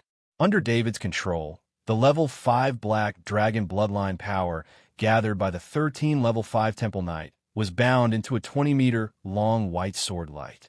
Although David, the fake knight, had changed his training method and had nothing to do with the knight, and all the bloodline power in his body had been converted into Black Dragon power, he was still able to use the level 5 bloodline power because of his Grandmaster level Knight battle formation ability and the fact that the 13 level 5 Temple Knights were all his clones. He activated his sword technique talent and used himself as the arrowhead of the Knight battle formation to charge into the bug tide. The 20-meter-long white sword light in David's hand used the simplest method of attack to cut through the bug tribe in front of him. The white sword light was like the most precise scalpel. Every time it moved, it would accurately cut into the bug tribe's vitals. Then, it would leave the dead bug tribe in the shortest distance possible and continue to attack the next bug tribe. The 20-meter-long white sword light was the first barrier. The second barrier was the 6 Reaper's chains. David did not plan to hide anything. The terrifying Reaper's divine weapons showed their ferocious effect on the battlefield. Almost all of the long-range special energy attacks were blocked by the 6 Reaper's chains. Even if there were a few special energy attacks that landed on the Knight battle formation, they would be blocked by the level 5 bloodline power barrier outside the Knight battle formation. 20 meters away from David was like a land of death. The bug tide was also stopped here. 50 meters away from David's Knight battle formation was the range of the explosion. If the bug tide did not target David but the defense line of the Guardian planet, then the numbers of the bug tide would be enough to cause a lot of damage to the defense line. However, David was here. The hatred that came from the depths of their genes and the order to kill him made the bug tide lose their basic ability to judge. They chased after him crazily. They were only 10 kilometers away from the defense line. Both the Federation fleet and the defense system of the Guardian planet could launch an attack. Main cannons, defensive missiles, laser cannons, Gaussian cannons, and even rapid-fire anti-air cannons could attack the bug horde at this distance. The bug horde stopped at this position, which was equivalent to giving the Federation army the best opportunity to attack. Lord Darrell, Lord Arthur's swordsmanship is somewhat unusual. Lord Ludwig of the Golden Dragon bloodline said to Lord Darrell of the Blue Dragon bloodline, who was not far from him. As a descendant of the Golden Dragon bloodline, Lord Ludwig liked to use swords and had a deep understanding of swordsmanship. Lord Ludwig could even be said to be one of the top 3 swordsmen in the great world of God when it came to swordsmanship. However, with his knowledge, he did not think that Lord Arthur was using any kind of swordsmanship. Lord Arthur's swordsmanship was like a child's play. It was extremely casual, but it was often better than the orthodox knight's swordsmanship. I can't judge. It's similar to what you feel. It's a little unusual. Lord Darrell replied in a deep voice. They were all knight who had used swords for nearly 100 years. Their swordsmanship had long reached the peak in their hands. But today, Lord Arthur showed them another realm of swordsmanship. They just felt a little strange at the moment, but they had not realized it yet.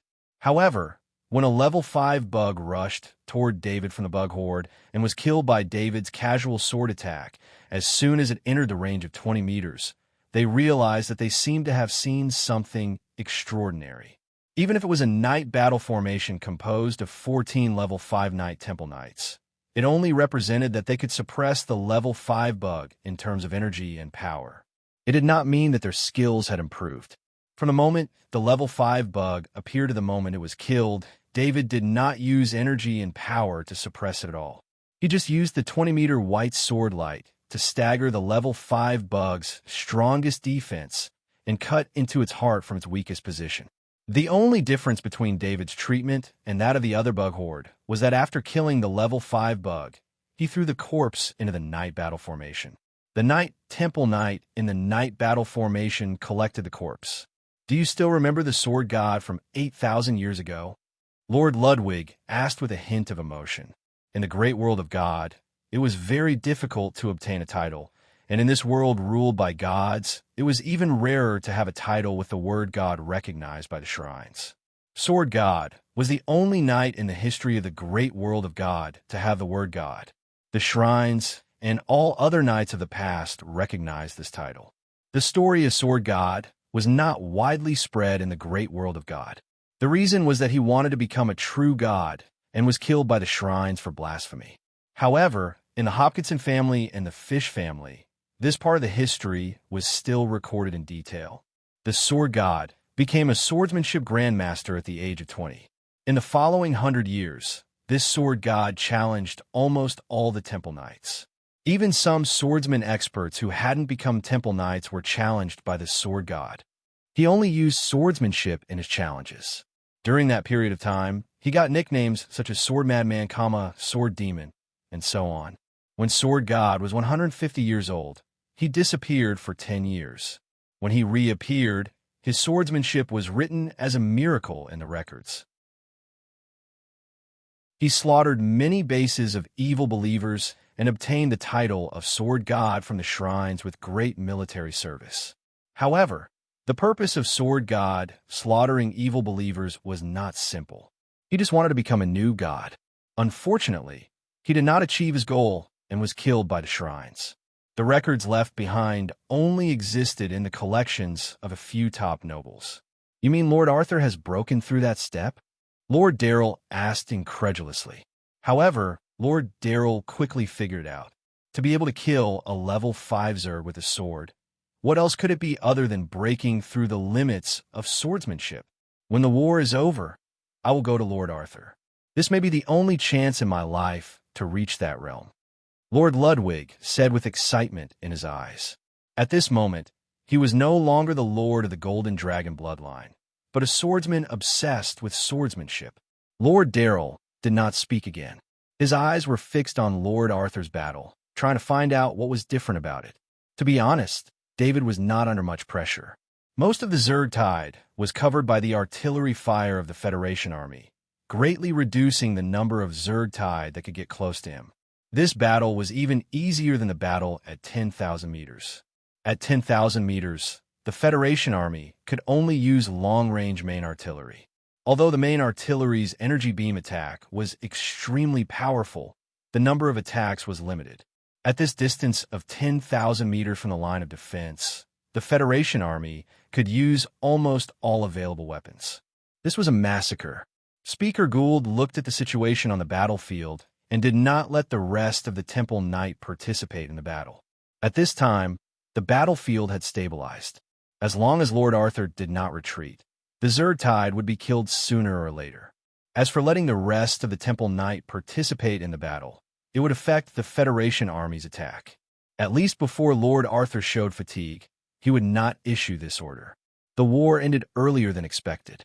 During the 10-hour battle, David had maintained an efficient killing effect. The combat skills he showed made every watching Temple Knight feel chilled. In the 10 hours since the beginning of the battle, no Zerg could force David to use the second sword. There were even bets among the Temple Knight on when he would need to use the second sword. Unfortunately, until the end of the battle and the Zerg tide completely disappeared, David still maintained a record of killing every single Zerg with his sword. Whether it was a level 4 Zerg or a level 5 Zerg, whether it was the Zerg with strong defense or the Zerg with special abilities, none of them could escape the 20-meter white sword light. When everyone saw the gap behind the Zerg tide, the seemingly endless Zerg tide finally lost its support. The Federation army and the Knight of the Shrine's world relaxed. Invincible Knight. In the Federation's communication channel, General Francis said in a deep voice, "Invincible." Countless soldiers of the Federation responded through the communication channel. The Interstellar Federation did not believe in gods, but they worshipped heroes. An invincible knight of the great world of God who had a deep relationship with the Interstellar Federation was worthy of the Federation soldiers' worship. David stood in space full of blood. His body was clean, with the protection of the level 5 bloodline power of the Knight's battle formation. The green blood could not get close to him. The more valuable parts of the insectoid corpses were all stored in his spatial items. Of course, David was most concerned about the amount of soul energy. He had exposed so much of his strength for the sake of soul energy. It was just that he was in space and under the gaze of countless people. He could not check the situation. However, David had a feeling that his harvest this time would not be small. One had to know that there were 5 billion insectoids gathered near the spatial gate. With the addition of the insectoids that joined later, the number would definitely exceed 5 billion. On the flagship of the Federation's fleet, lights flashed rhythmically. This was the Federation's victory signal. Then, all the warships on the battlefield lit up with the same rhythm. "Clean up the battlefield immediately," General Francis ordered. Although the Federation's weapons destroyed a large number of Zerg corpses, there were just too many Zergs this time. The number of corpses left behind was huge. This was especially true for the Zergs killed by Lord Arthur. They were killed in one hit, so the corpses were all intact. According to the loot distribution agreement, the Federation's harvest this time was not small. Overlord Arthur didn't care about the corpses of level 4 insectoids, but the Federation treated the corpses of level 4 insectoids as treasures. After obtaining level 4 weapons and equipment, Transcendence had the ability to kill level 3 insectoids and could even threaten level 4 insectoids. David led the 13 level 5 Temple Knight out of the battlefield. 10,000 small spaceships approached the battlefield and began to clean it up. "Greetings, Invincible Knight, Lord Arthur." When they returned to the side of the Temple Knight, all the Temple Knight saluted David in space and said respectfully. David smiled and saluted back. The 13 Temple Knight behind him also saluted back. After a day of continuous fighting, although David did not show any fatigue, the Temple Knight did not intend to disturb him. They just let him return to the Guardian planet after saluting him. The 13 Temple Knights remained here, waiting for new orders with the Temple Knights. "Lord Arthur, can I talk to you?" Lord Ludwig caught up with David and asked. David turned around strangely and saw Lord Ludwig and Lord Darrell catching up. "Lord Ludwig, please speak." David stopped flying and said with a smile, "Has your swordsmanship broken through the Grandmaster level?" Lord Ludwig asked directly. When he asked this question, Lord Ludwig looked at David with eyes full of inquiry. He was looking forward to David's answer. In fact, Lord Ludwig's question was very rude. In the great world of God, unless it was a very close friend or apprentice, a knight's combat ability was a secret. Not to mention that this kind of major breakthrough in strength was top secret to everyone. David was also startled. He did not expect Lord Ludwig to ask such a question. "Lord Arthur, Lord Ludwig has no other thoughts. He is just obsessed with swordsmanship." Lord Darrell quickly explained to Lord Ludwig. "Lord Ludwig, you are right. This war has made me realize something about swordsmanship. My swordsmanship has indeed gone up a level."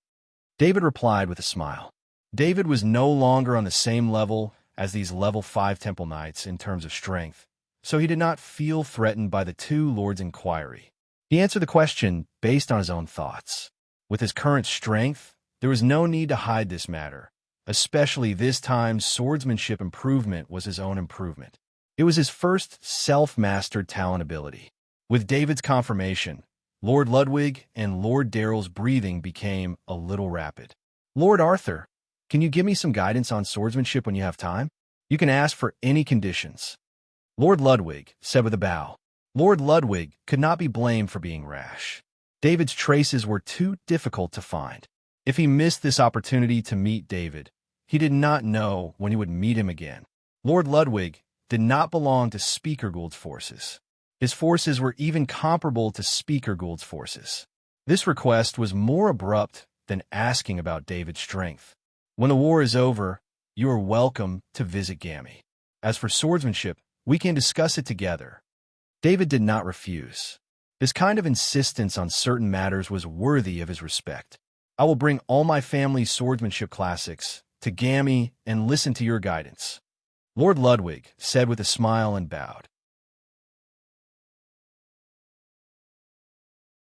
Chapter 982. David returned to the command center of the Guardian planet. Instead of going to the command room, he went straight to his own room. He had gained a lot this time, so he couldn't wait to check his loot.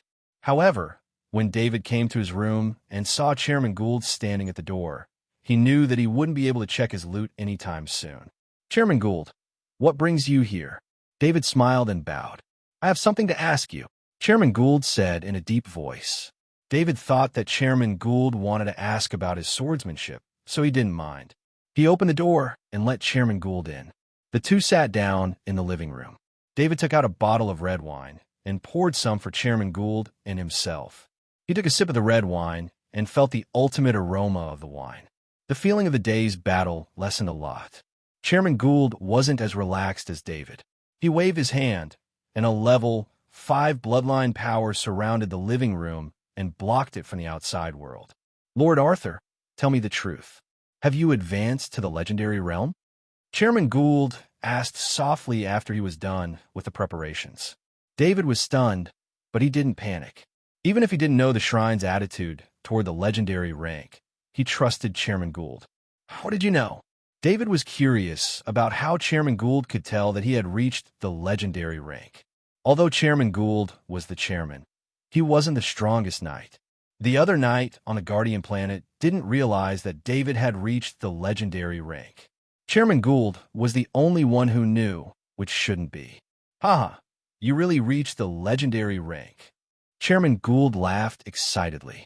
He stared at David, trying to see if David had reached the legendary rank, but he didn't see anything unusual.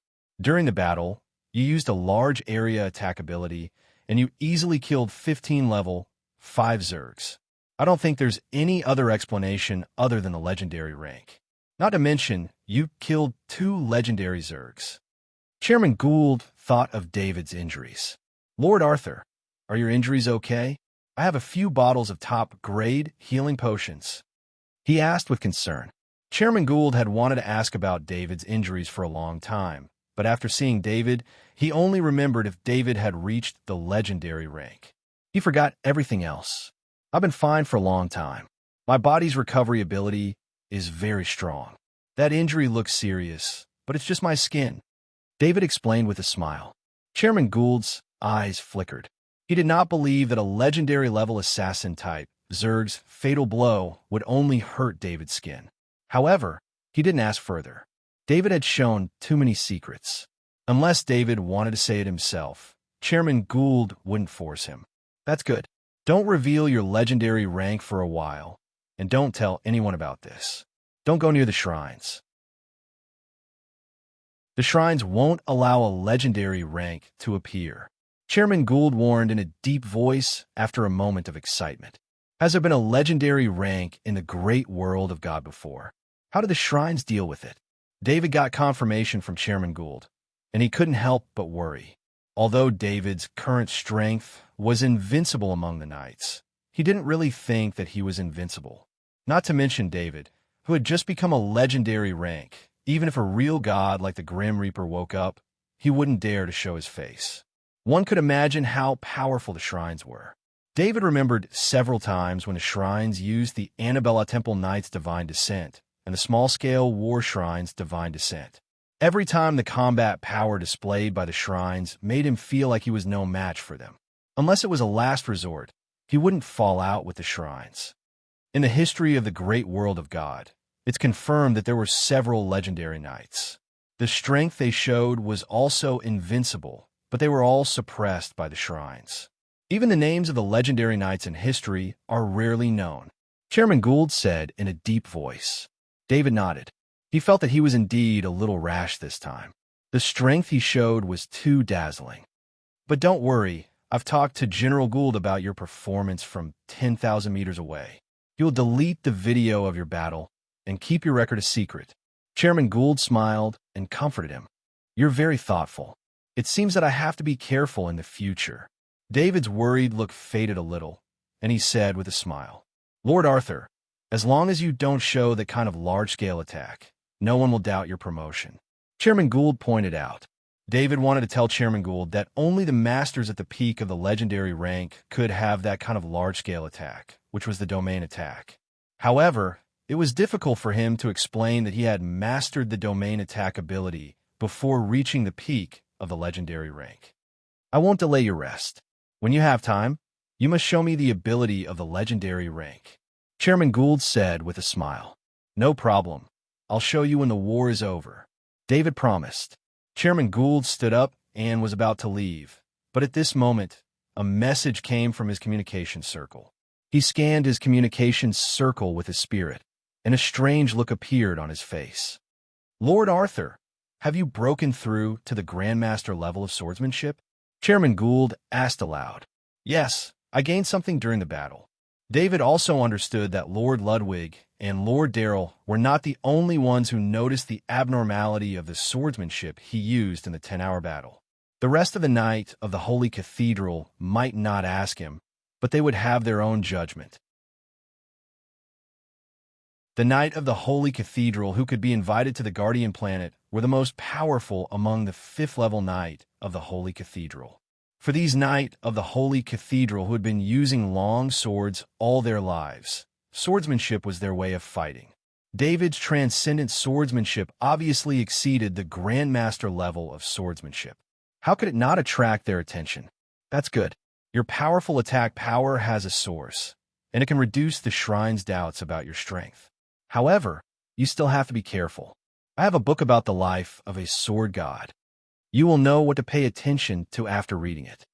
Chairman Gould thought about it and took out a book from a space item and handed it over. Chairman Gould was very concerned about the legendary ranks who had appeared in the history of the great world of God. He also carried books related to their deeds with him and took them out to read from time to time. Without such spirit, how could Chairman Gould risk his life to slaughter them just to fight for the possibility of promotion? Thank you, David said, as he took the book with both hands. Chairman Gould left. He took some time to come to David's place. Although the insectide was over, the war was not. The defense line here still needed to be rearranged, and a lot of things were still waiting for him. After seeing Chairman Gould off, David was not in the mood to check his gains. His attention was completely attracted by the book in his hand. David opened the book. It was a story about the sword god described by a bystander. The book had been supplemented with a lot of additions. The author was not one person, but several generations. David saw an amazing genius. This was not a fake genius like him who relied on the shadow attendant, but a peerless genius who relied on himself step by step. The growth of the sword god was very similar to his in many ways. When he was young, he shocked the world with his invincibility. It was just that he grew faster than the sword god. The sword god only reached the legendary rank after the age of 150. After that, the content of the book was how this sword god used the faith obtained from the evil god's believers to become a god and began to collect faith. Because the sword god title collected faith too slowly, he set up a special organization to spread faith through the organization.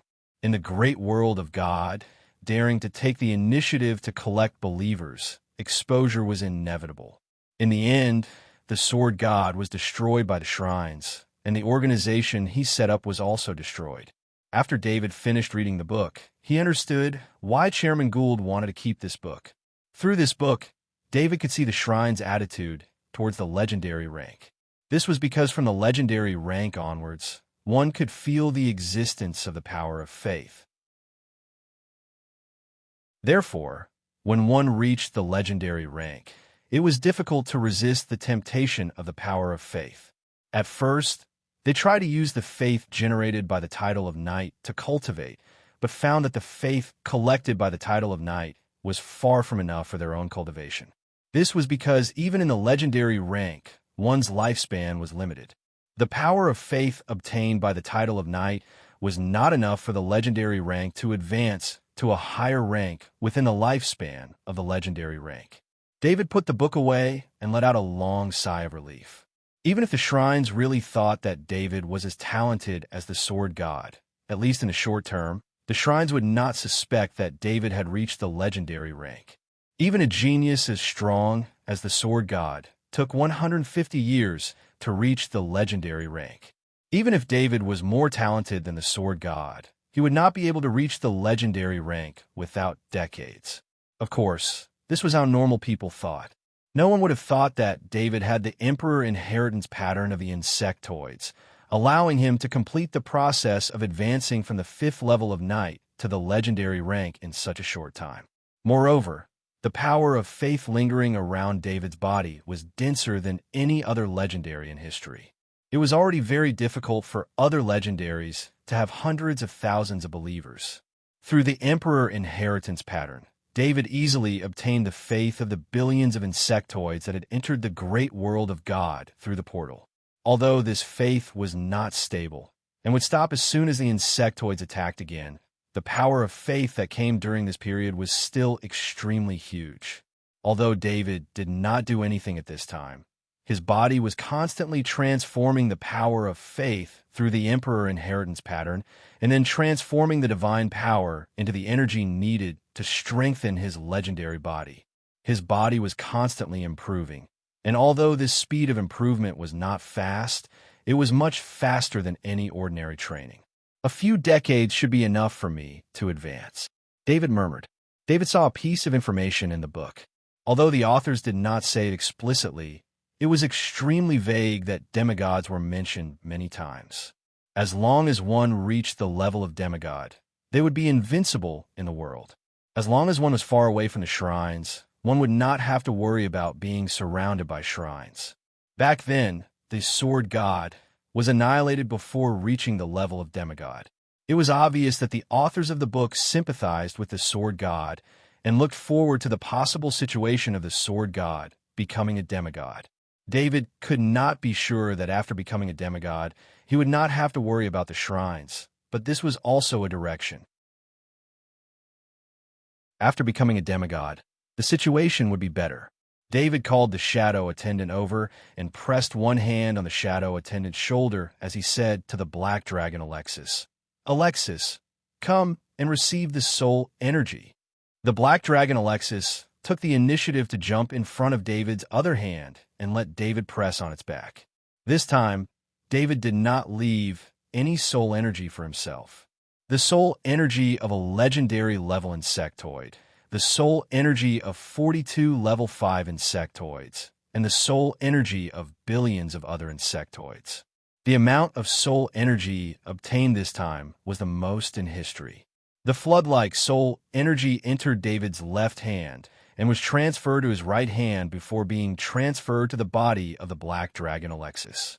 The black dragon Alexis squinted its eyes as it enjoyed the baptism of the soul energy. Its injured soul absorbed the soul energy like crazy. For a whole 2 hours, the soul energy did not stop. David thought in his heart, if this batch of soul energy was transferred to his soul space small world, how much would it improve him? But now, the combat power of the black dragon Alexis was the most important. The more it recovered, the safer it would be for David. At this time, David was facing the threat of a god-level insectoid. At first, he really did not care about the god-level threat from another world. But since the assassin Mantis King appeared and almost killed him in one blow, he had to think about his own life. This time, the god-level insectoid only sent a legendary-level assassin Mantis King. Would they send a demigod-level insectoid next time, or even a god-level insectoid? Would it be possible that the god-level insectoid would come personally? Of course, David was not only thinking about the threat of the god-level insectoid, but also the threat from the Grim Reaper. If the shrines knew about his legendary level strength, then the danger he would face would be even greater. The hatred between David and the Grim Reaper could not be resolved. Stealing the divine artifact, killing the Grim Reaper's incarnation and high-level believers, destroying the Grim Reaper's faith in the great world of God. These were enough to make the Grim Reaper and David fight to the death. As for the shrines, there was no need to talk about them. They were surrounded by the entire continent, and the gods could come personally at any time. The danger was the greatest. He needed the god-level strength of the black dragon Alexis to protect him. The sooner the black dragon Alexis recovered, the safer he would be.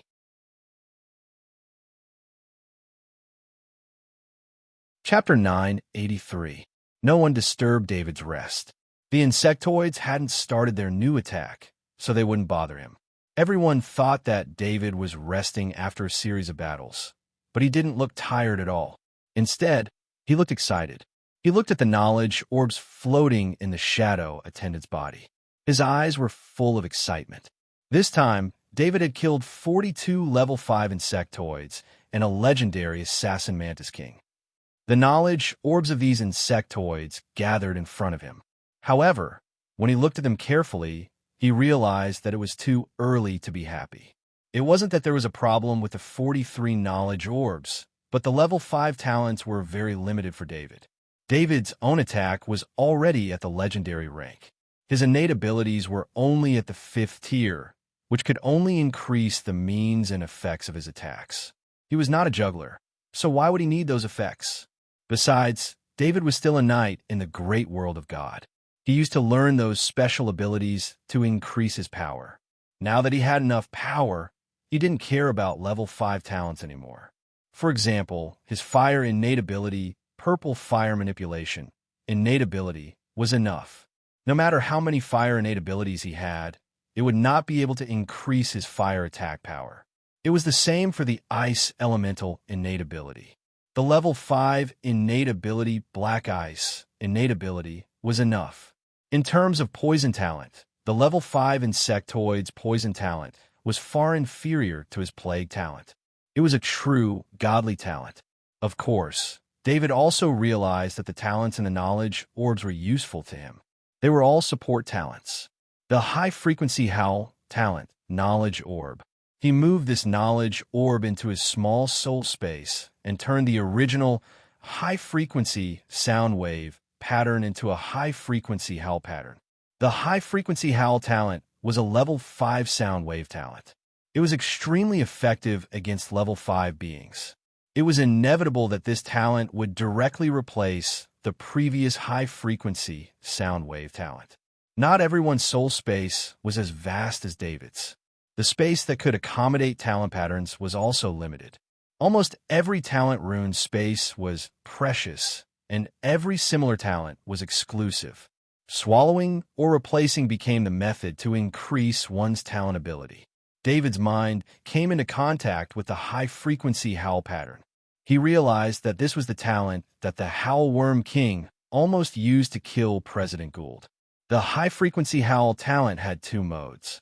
One was an area attack, using the high-frequency howl to launch a sound wave attack on an area. This attack could have a strong effect on weaker enemies. The other was a single-point attack, using the high-frequency howl to attack a single target. This kind of high-frequency sound wave attack could cause fatal damage to a level 5 powerhouse. Especially since David's strength had already reached the legendary rank. Using this single-point attack, he could almost cause fatal damage to any level 5 target. Unfortunately, the high-frequency howl was only a level 5 talent. Its effect on legendary ranks would be greatly reduced. It would probably be difficult to affect a legendary rank opponent for even a second. Therefore, David's attitude towards the high-frequency howl was very calm. The highlight of the high-frequency howl talent was its silent attack. The high-frequency sound waves from the high-frequency howl couldn't be heard without the help of a special sound receiver. During a battle, unless there was a legendary rank or someone with the same talent, the opponent wouldn't even know how they died. Also, David's mental power range was 100 kilometers. Within this range, the high-frequency howl talent could be used. This ability was definitely a powerful assassination method. David put down the high-frequency howl talent. At this moment, he suddenly realized something. Beside the high-frequency howl pattern, there was an unfamiliar pattern. He was very familiar with the small world in his soul space. How could he not know that there was an additional pattern? David couldn't help but recall when the pattern appeared. As he recalled, he thought of the mind-brain worm king, the level 5 insectoid that attacked his small world in his soul space and directly caused brain death. The spirit enhancement pattern was the talent of the level 5 mind-brain worm king. When the soul of the mind-brain worm king was forcefully dispersed, it left behind this talent pattern. The talent of the mind-brain worm king was a complete mental talent. Its ability to hide killing intent was so strong that even David couldn't sense any danger. Only when the attack was discovered would he know that someone had attacked. David thought that the talent given by the soul of the mind-brain worm king would be an auxiliary ability in this area. He didn't expect it to be the spirit enhancement talent. This clearly had nothing to do with hiding killing intent. Although he didn't care too much about the spirit enhancement talent, it was still a rare level 5 mental talent. He connected his mind to this spirit enhancement pattern, and the information that was transmitted made his expression a little strange. This spirit enhancement pattern didn't enhance David's own spirit, but it increased the lethality of his mental attacks. Perhaps the spirit enhancement talent was used by the mind-brain worm king in battle, but the huge gap between the two made it so that even if the mind-brain worm king increased the lethality of its mental attacks, it still couldn't pose any threat to David. The spirit boost innate ability was quite useful to David. He had quite a few innate abilities of the mind, and even the legendary blade domain was strengthened by the mind. The spirit boost innate ability could also indirectly increase the offensive power of the blade domain. This talent still needed to be developed. David's gaze turned to another knowledge light ball. Space coordinates talent, knowledge ball. David didn't need to think too much about this knowledge ball to know that it was the talent ability of the level 5 space giant beetle. The space giant beetle made him lose 5 energy avatars, and it almost caused the entire fleet of spaceships to fall into the bug world. David had this space pattern as a basic space ability, but he didn't have a powerful space ability to match it. Even his space ability couldn't move as far as the instantaneous movement space ability of the silver pterosaur space ability. David carefully controlled the space coordinates, talent, knowledge light ball to enter his small soul world. He watched as the space coordinates, talent, knowledge light ball turned into a pattern. After the space coordinates pattern stabilized, he used his mind to connect with the level 5 space ability. He had gained a lot of knowledge light balls this time, but David was most interested in this one. He was very envious of the space giant beetle's space movement ability. During the battle, if it wasn't for David's fast killing speed, he wouldn't have been able to stop the space giant beetle from creating a wormhole to escape. When he was in the Interstellar Federation, he had a love-hate relationship with the bug race's wormhole. He loved the convenience of the ability. Whether it was the Interstellar Federation or the Great World of God, if they wanted to create a portal, they would need a lot of precious materials and advanced knowledge. But what did the space bug race do? As long as they activated space energy, they could open a wormhole anywhere. Although there were many restrictions to this type of wormhole, it was far more convenient than the Interstellar Federation or the Great World of God.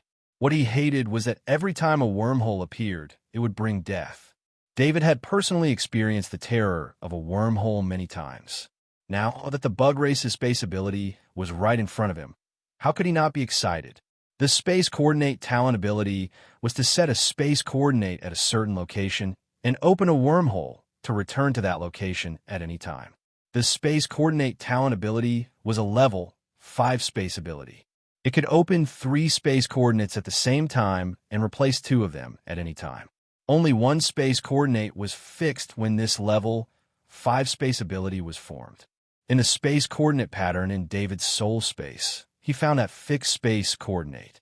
The other 2 space coordinates were empty because of the death of the space giant beetle.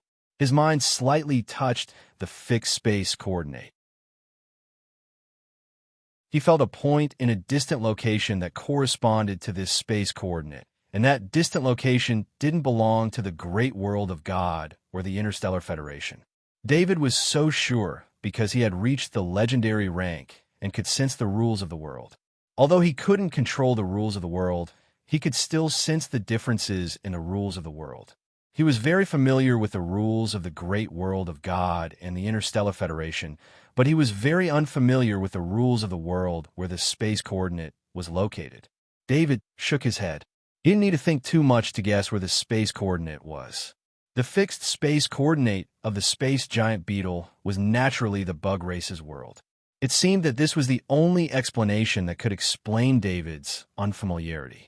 David wouldn't be so stubborn as to directly activate the space coordinate. He had to at least know the situation on the other side of the space coordinate before deciding whether to go over and take a look. In the shadow attendant's body, there was one last knowledge ball that he had chosen. He wasn't going to fuse with the other knowledge balls for the time being, or it could be said that he didn't care about level 5 talents anymore. Fatal Strike, legendary talent, knowledge ball. This was the second legendary talent ability that David had obtained. This was the talent ability left behind by the legendary Assassin Mantis King. It could be seen from the name that this was the strongest talent ability of the Assassin Mantis King. The legendary Fatal Strike talent ability had a similar effect to David's Sword Arts talent ability. David had integrated all his knowledge of sword arts and raised his Grandmaster level sword arts to the point where it was close to the rules. It became the Sword Arts talent ability. The Assassin Mantis King was good at using its own dual blades. After the god-level training of the bug race, the Assassin Mantis King had broken through the limits of the Fatal Strike and became an attack method that was similar to the rules. When David absorbed the knowledge of Lethal Strike, legendary rank talent, his heart was filled with a sense of worship. Once again, he fell into the illusion. In the illusion, he became an assassin praying mantis who wielded 2 blades. Every moment of the day, he would strike out with his blades. For 100 years, the Assassin Mantis King didn't practice any other way of fighting. Its only way of fighting was to use its blades. In the beginning, the saber strike was immature, but later, it became colorful. The saber light was beautiful and deadly. In the end, it returned to normal and became an ordinary saber strike. However, the experience and knowledge contained in it had improved qualitatively. The 100 years in David's mind only passed a few minutes in reality. When he opened his eyes, a sharp light flashed, then slowly dimmed and hid. It was extremely difficult for any life form to turn one's weapon into the power of the rules. This extreme genius of the bug race also took 100 years. Although the Assassin Mantis King used dual blades, this Fatal Strike could also use other weapons, such as David's light longsword. It was just that David needed a scabbard to bind the light longsword to the scabbard. This way, he could achieve the prerequisite effect of the Fatal Strike talent ability. David rarely used scabbards. The swordsmanship he learned was all about wielding a longsword. However, he also had a scabbard for a light longsword of the 5th rank in his spatial pendant. With the sharpness of a light longsword of the 5th rank, the scabbard wouldn't be too dangerous. However, at the level of a 5th rank Temple Knight, a knight wouldn't need a scabbard at all. A Temple Knight wouldn't be accidentally injured by his own sword. David took out a light longsword of the 5th rank and put it in the scabbard on his back. He then activated the Fatal Strike talent ability. The Black Dragon's power and mental force in his body slowly entered the scabbard, slowly seeping into the sword and forming a special pattern. David also understood the prerequisite of the Fatal Strike talent ability. It was to pour energy and mental force into the sword in advance, making the sword in a stronger and stronger state. With the endurance of a light longsword of the 5th rank, this kind of pattern formed by slowly pouring in Black Dragon's power and mental force could at least double the power of the light longsword after it was unsheathed. If David had a legend rank material to make the longsword, like the Assassin Mantis King's dual blades, the power could still be increased. This was just the prerequisite of the Fatal Strike talent. Once the blade was unsheathed, the attack would be handed over to the power of the rules. Just like David's swordsmanship talent ability, without the ability to resist the power of the rules, the result would be death.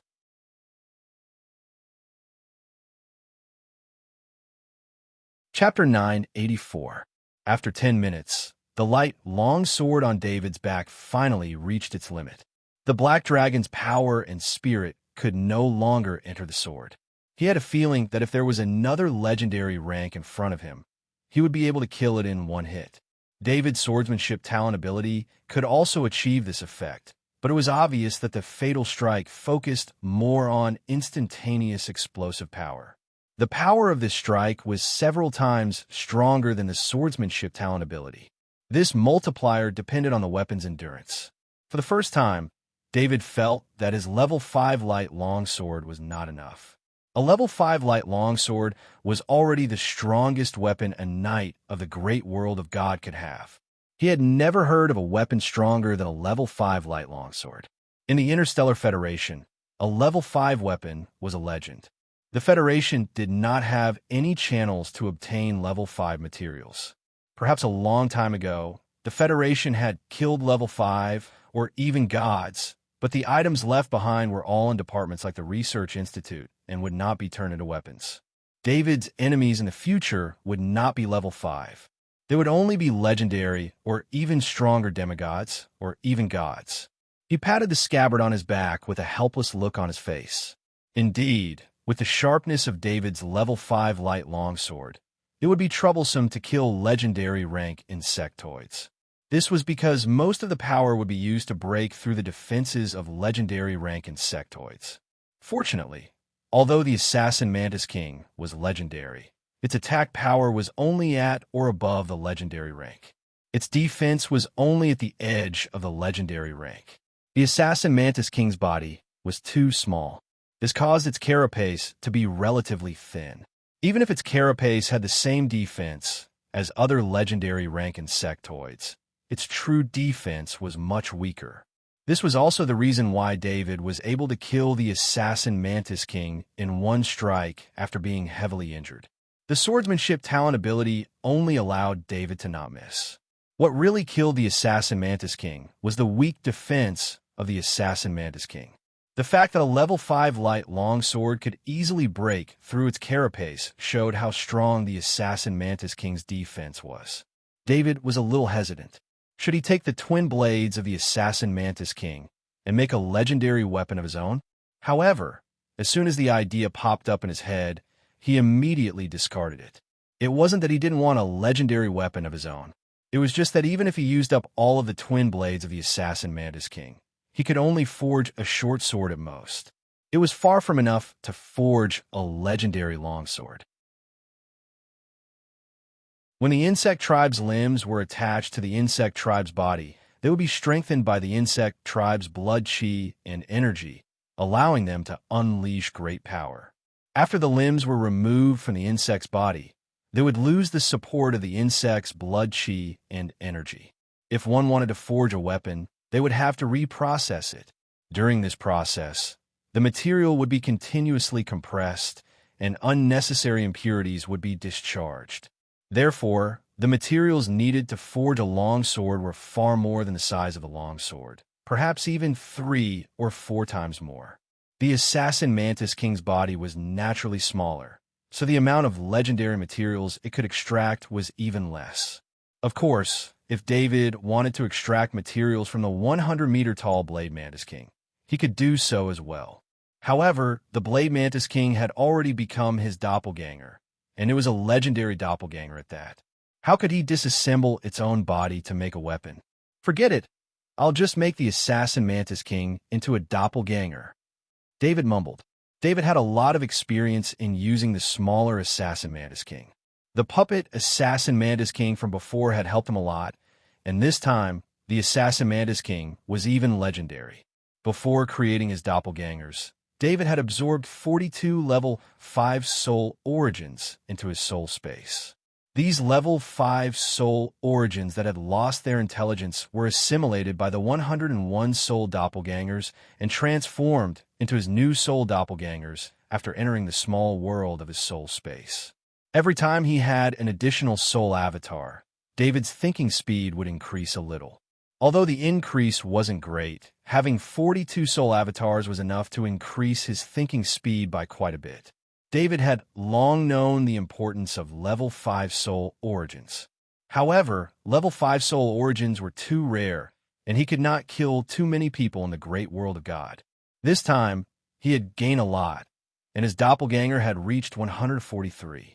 The legend rank soul source was also absorbed by David. However, he didn't count the legend rank soul avatar as one of his avatars because he would still need to use it in the end. Reviving the Assassin Mantis King was a walk in the park. He used the indestructible life force to repair the Assassin Mantis King's body, and then used electricity to activate the Assassin Mantis King's heart, causing the assassin Mantis King to truly come back to life. Finally, he injected the doppelganger that originally belonged to the assassin Mantis King into the bug's body. When the doppelganger entered the assassin Mantis King's body, it began to absorb the information from all parts of the assassin Mantis King's body, forming a new soul. David had been paying attention to the changes in the assassin Mantis King's soul. The legendary rank body was nurturing this new soul, and waves of soul energy were being generated in the new soul. He believed that it would not take long for the assassin Mantis King's soul to return to normal. This was all within David's expectations. Naturally, he was not concerned about this. What he was concerned about was whether the assassin Mantis King would recover its innate ability. It must be known that the assassin Mantis King with the innate ability Deadly Blade and the assassin Mantis King without the innate ability Deadly Blade were two completely different types of combat power. If the assassin Mantis King with the innate ability Deadly Blade was given the opportunity to launch a sneak attack, no legendary rank would be able to withstand its power. Even a demigod would be a threat to it. Under David's nervous gaze, the two blades on the assassin Mantis King's forelimbs flashed with a dark golden light. Corresponding to the two blades, a pattern slowly emerged in the assassin Mantis King's soul. Perhaps for other legendary ranks, it was hard to say whether they would be able to regain their innate ability after being resurrected. However, for the assassin Mantis King who had devoted its life to Deadly Blade, the innate ability Deadly Blade had long been engraved in its body and genes. David looked at the Deadly Blade pattern that was exactly the same as the one in his soul space and could not help but smile. His luck was really good.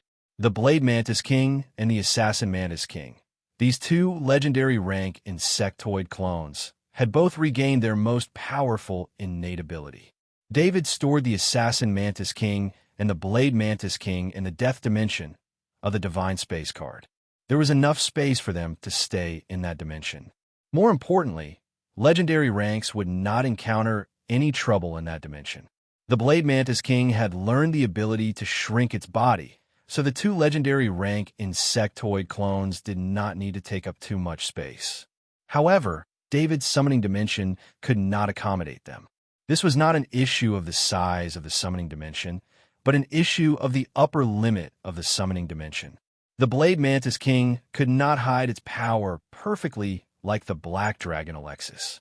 The Assassin Mantis King's ability to hide its power was very strong, but if it were to activate the Deadly Blade innate ability normally, the summoning dimension would not be able to withstand the power of the two blades.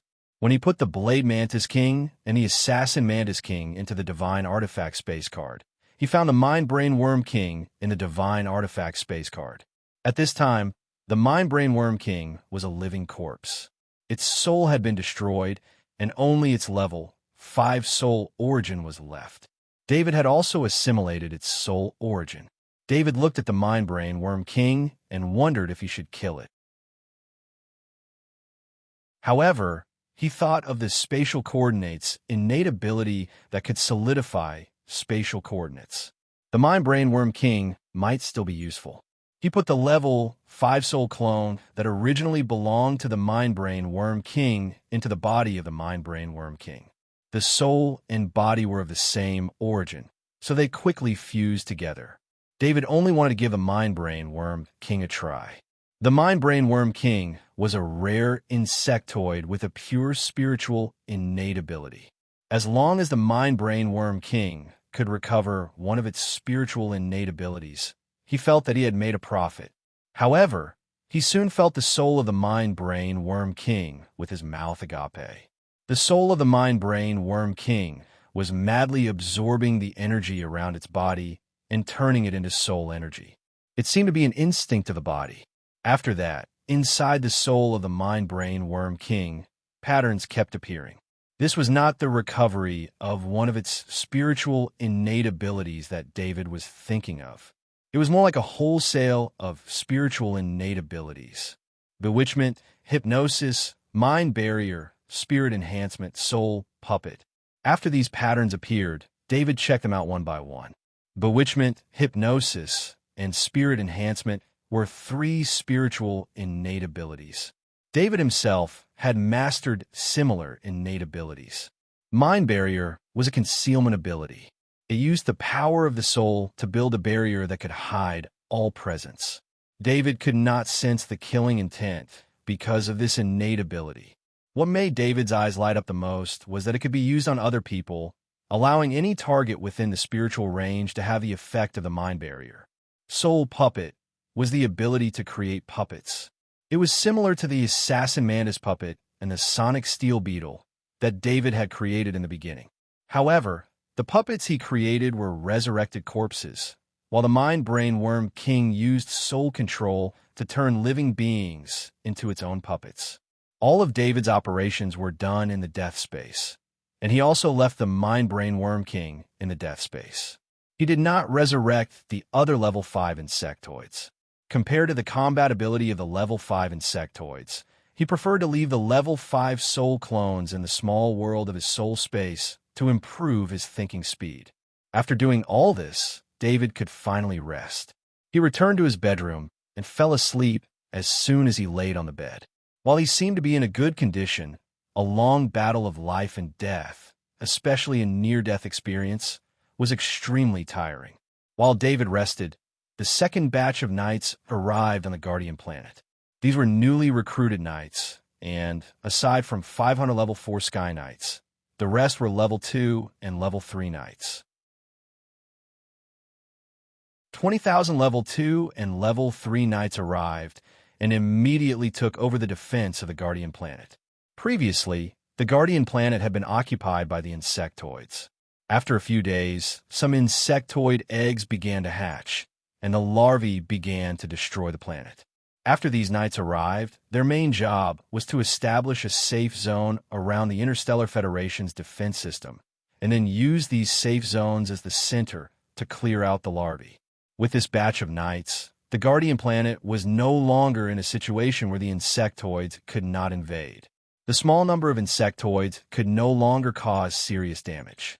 As for the level 4 Sky Knight, they took over the patrol duties of the Holy Knight. To be honest, it was too extravagant to have a Holy Knight patrol every day. During times of war, there was no other choice. Naturally, the level 4 Sky Knight would take over. The Interstellar Federation also adjusted their battle plans according to the battlefield. Especially with Chairman Gould, an important leader of the great world of God, some military arrangements could be coordinated more easily.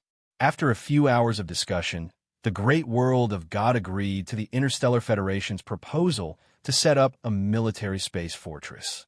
Space fortresses were the federal military's fixed strongholds, so they had a unique advantage in terms of defense. With more defensive weapons, easier deployment of troops, and more ammunition, the cost of the federal military's defense would be greatly reduced. Numerous transport ships carried a large number of space fortress components and engineers into the great world of God, establishing the first space fortress in space. Neither the Interstellar Federation nor the great world of God believed that they could end the war in a short time, so both sides began to prepare for a long war. After the Holy Knight in space was replaced, they went to live in their own tents. The portal even allowed the Holy Knight's attendants to be transferred over to make their travel more comfortable. After the Holy Knight had time to rest, the news about Lord Arthur was spread out from the mouths of these knights. Before the knights' worship of the invincible knight, Lord Arthur, ended, another news came that Lord Arthur had broken through the Grandmaster level of swordsmanship and advanced his swordsmanship to a whole new level. Unlike the Interstellar Federation, the Knight of the great world of God all used longswords. They had a special feeling for swords. The surpassing Grandmaster level of swordsmanship made the knights' worship of Lord Arthur rise to another level.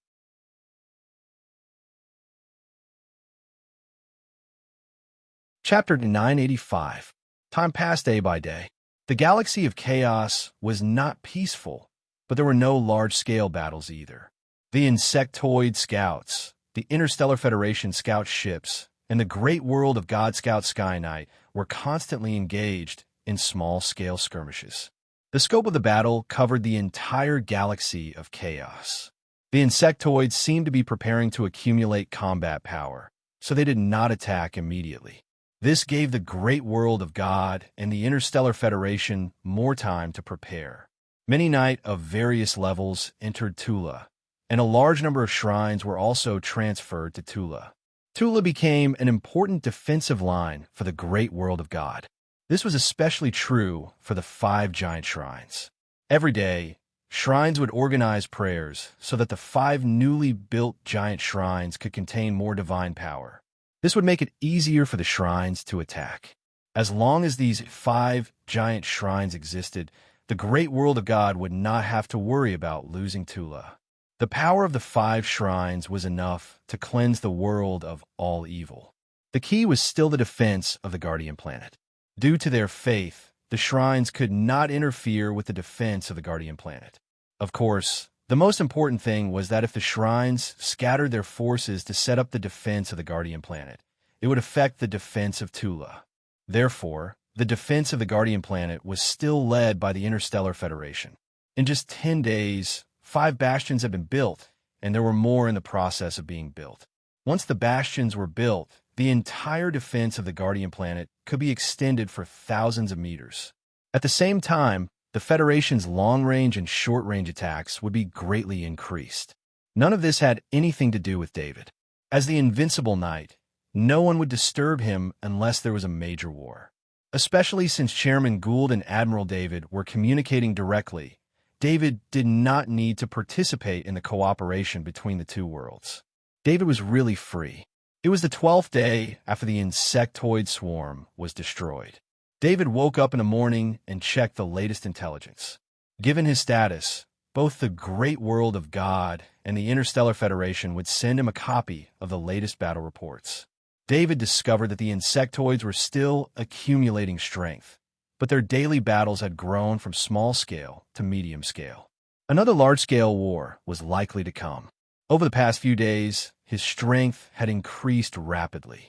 This was mainly due to the fact that the insectoids were constantly sending troops to the great world of God, but they did not start a war. A large number of insectoids occupied the space door. They were praying all the time, and the faith power they produced was all absorbed by David's inheritance rune. In a short span of 12 days, David's strength had risen from the initial legendary rank to the intermediate legendary rank. This speed of improvement would probably be extremely shocking to anyone who saw it, because it was not easy to advance to the legendary rank.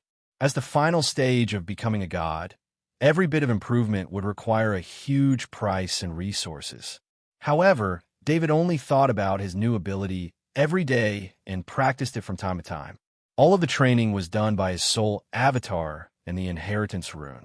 The strange inheritance rune not only strengthened David's body, but it also allowed his body to feel the power of God in advance, preparing him to become a god in the future. David sensed the condition of his body and frowned as he asked the black dragon Alexis, "Alexis, is my situation normal?" Even David himself felt uneasy about this speed of improvement. Although strength was important, his future was more important. He did not need to worry about his lifespan. Or rather, as long as he did not die, he would become a god one day. The inheritance rune gave David a faster training speed, but he was worried that this extreme speed would leave behind hidden dangers in the future. Black Dragon Alexis smiled and explained, "Lord Arthur, I have to admit that the insectoids are geniuses. You don't need to worry about your training speed being too fast. At the legendary rank, you have billions of believers' faith power to transform into God's power. Using God's power to help you train, I feel that your training speed is considered slow. After all, your body is based on a black dragon, and its level is much higher than that of the insectoids." Black Dragon Alexis was in a very good mood. After absorbing the soul energy last time, it had recovered a part of its soul. Although it was still a distance away from full recovery, it had no problem using a part of its soul power. This made the Black Dragon Alexis combat power soar. It was confident that it could fight against the Grim Reaper. Of course, it was impossible to win, but it could escape unscathed. "How's your recovery? If you encounter an insectoid god, will you be able to fight?" David asked with concern. Black Dragon Alexis thought for a moment and replied, "Fighting is not a problem. I can defeat the insectoid god in my peak condition, but right now, I can only deal with it for a while." David was overjoyed. Recently, the Black Dragon Alexis had been using soul energy to recover.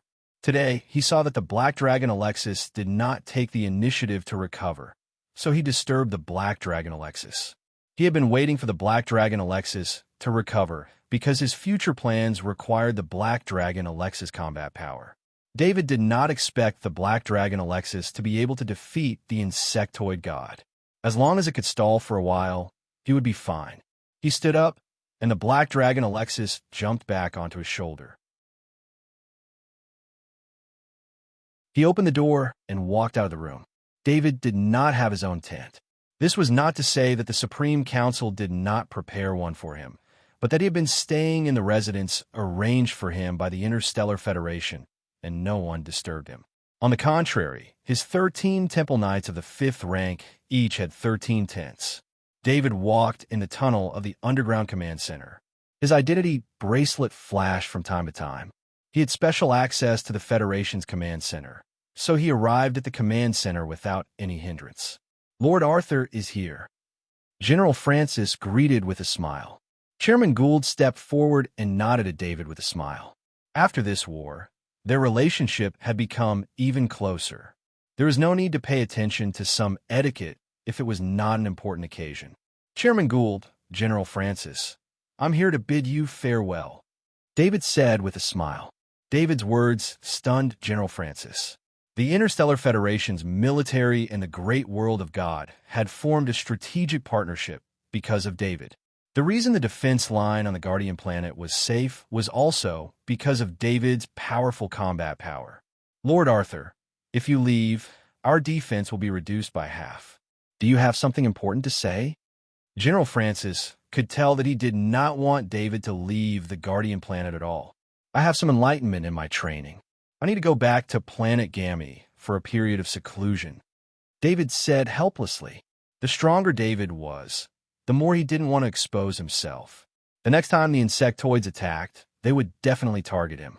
At that time, if he wanted to survive, he would have to show more of his strength. That was not what he wanted. He believed that with the cooperation between the great world of God and the Interstellar Federation, protecting the Guardian planet would not be a problem. The Interstellar Federation had not only set up new surveillance devices in front of the front line, they had also set up several space minefields. Once the Zergs attacked, they would have to exhaust a lot of their forces before they could pose a real threat. The longer they waited, the larger the space minefields would be. Not to mention, there were now hundreds of level 5 Temple Knights and thousands of level 4 Sky Knight on the Guardian planet. With the multiple conscriptions of the great world of God, the nobles of all levels sent a large number of knights. The accumulation of the great world of God over a long period of time was also slowly revealed. "Lord Arthur, the Supreme Council has no reason to let you stay. If you are needed, please return as soon as possible," Chairman Gould said with a bitter smile. Chairman Gould was not worried that anyone in the great world of God would object to Lord Arthur's departure. After all, among the top nobles in the great world of God, Lord Arthur had sent the most level 5 Temple Knights. In addition to the 4 Temple Knights that Chairman Gould had requested for the top noble families left behind by his 4 best friends, Lord Arthur had also sent 9 Temple Knights to participate in the war. Previously, Lord Arthur had made outstanding contributions in the war. Those were not requested by the Supreme Council or the shrines, but by Lord Arthur's spontaneous actions.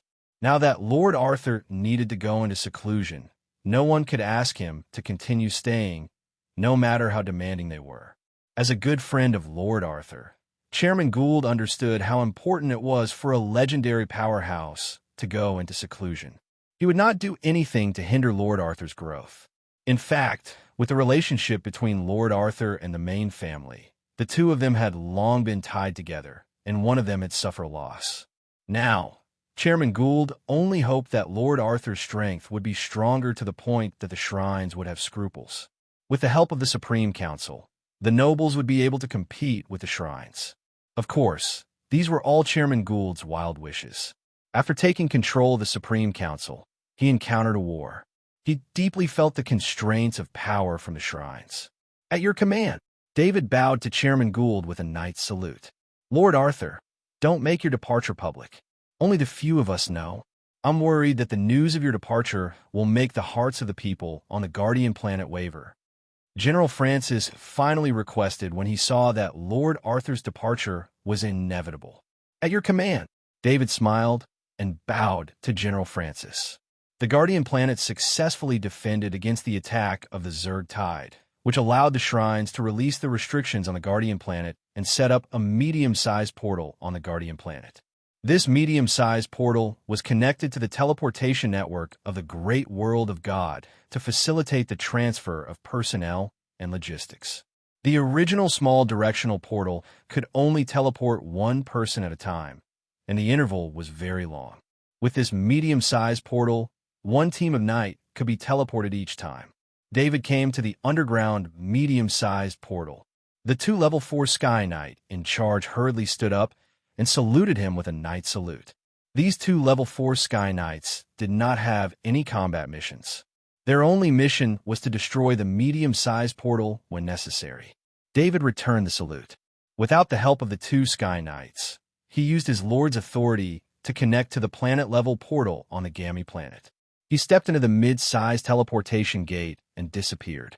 David appeared on the Gammy planet and looked at everything familiar.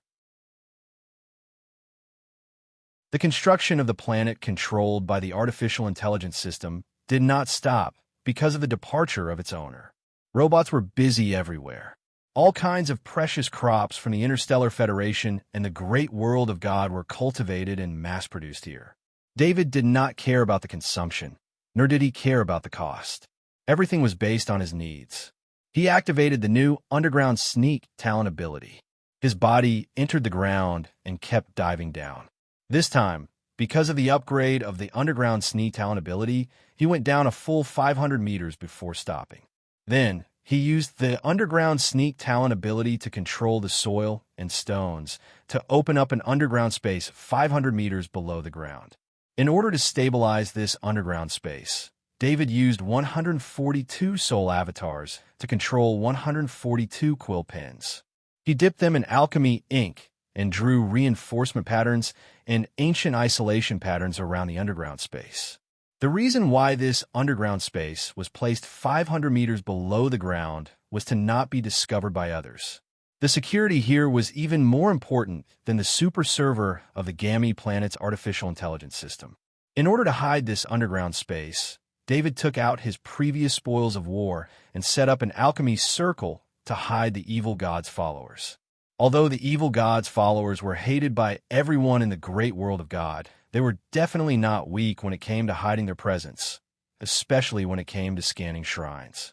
After everything was done, David released the Assassin Mantis King assassin.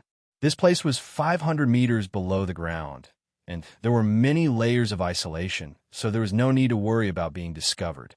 Apart from legends like David, an ordinary level 5 knight or level 5 priest could only explore a few dozen meters below the ground. The earth had a great influence on spiritual exploration. The underground was also the place where important things were normally hidden in the Great World of God. Almost every castle had a basement. However, it was very difficult to dig a basement 500 meters below the ground. On one hand, such a project was too big, and on the other hand, the technical requirements were too high. David's mind entered the small world of his soul space and connected to this space coordinate pattern. He first added the coordinates of this location to the second space of the space coordinate. In the future, no matter where he was, he could directly return here. This place would also become his safe house in the Great World of God. This was also the reason why David attached so much importance to this underground space. If it wasn't for the fact that his mastery of divine runes had not reached the level where he could draw them himself, he would have wanted to use divine runes to strengthen this safe house.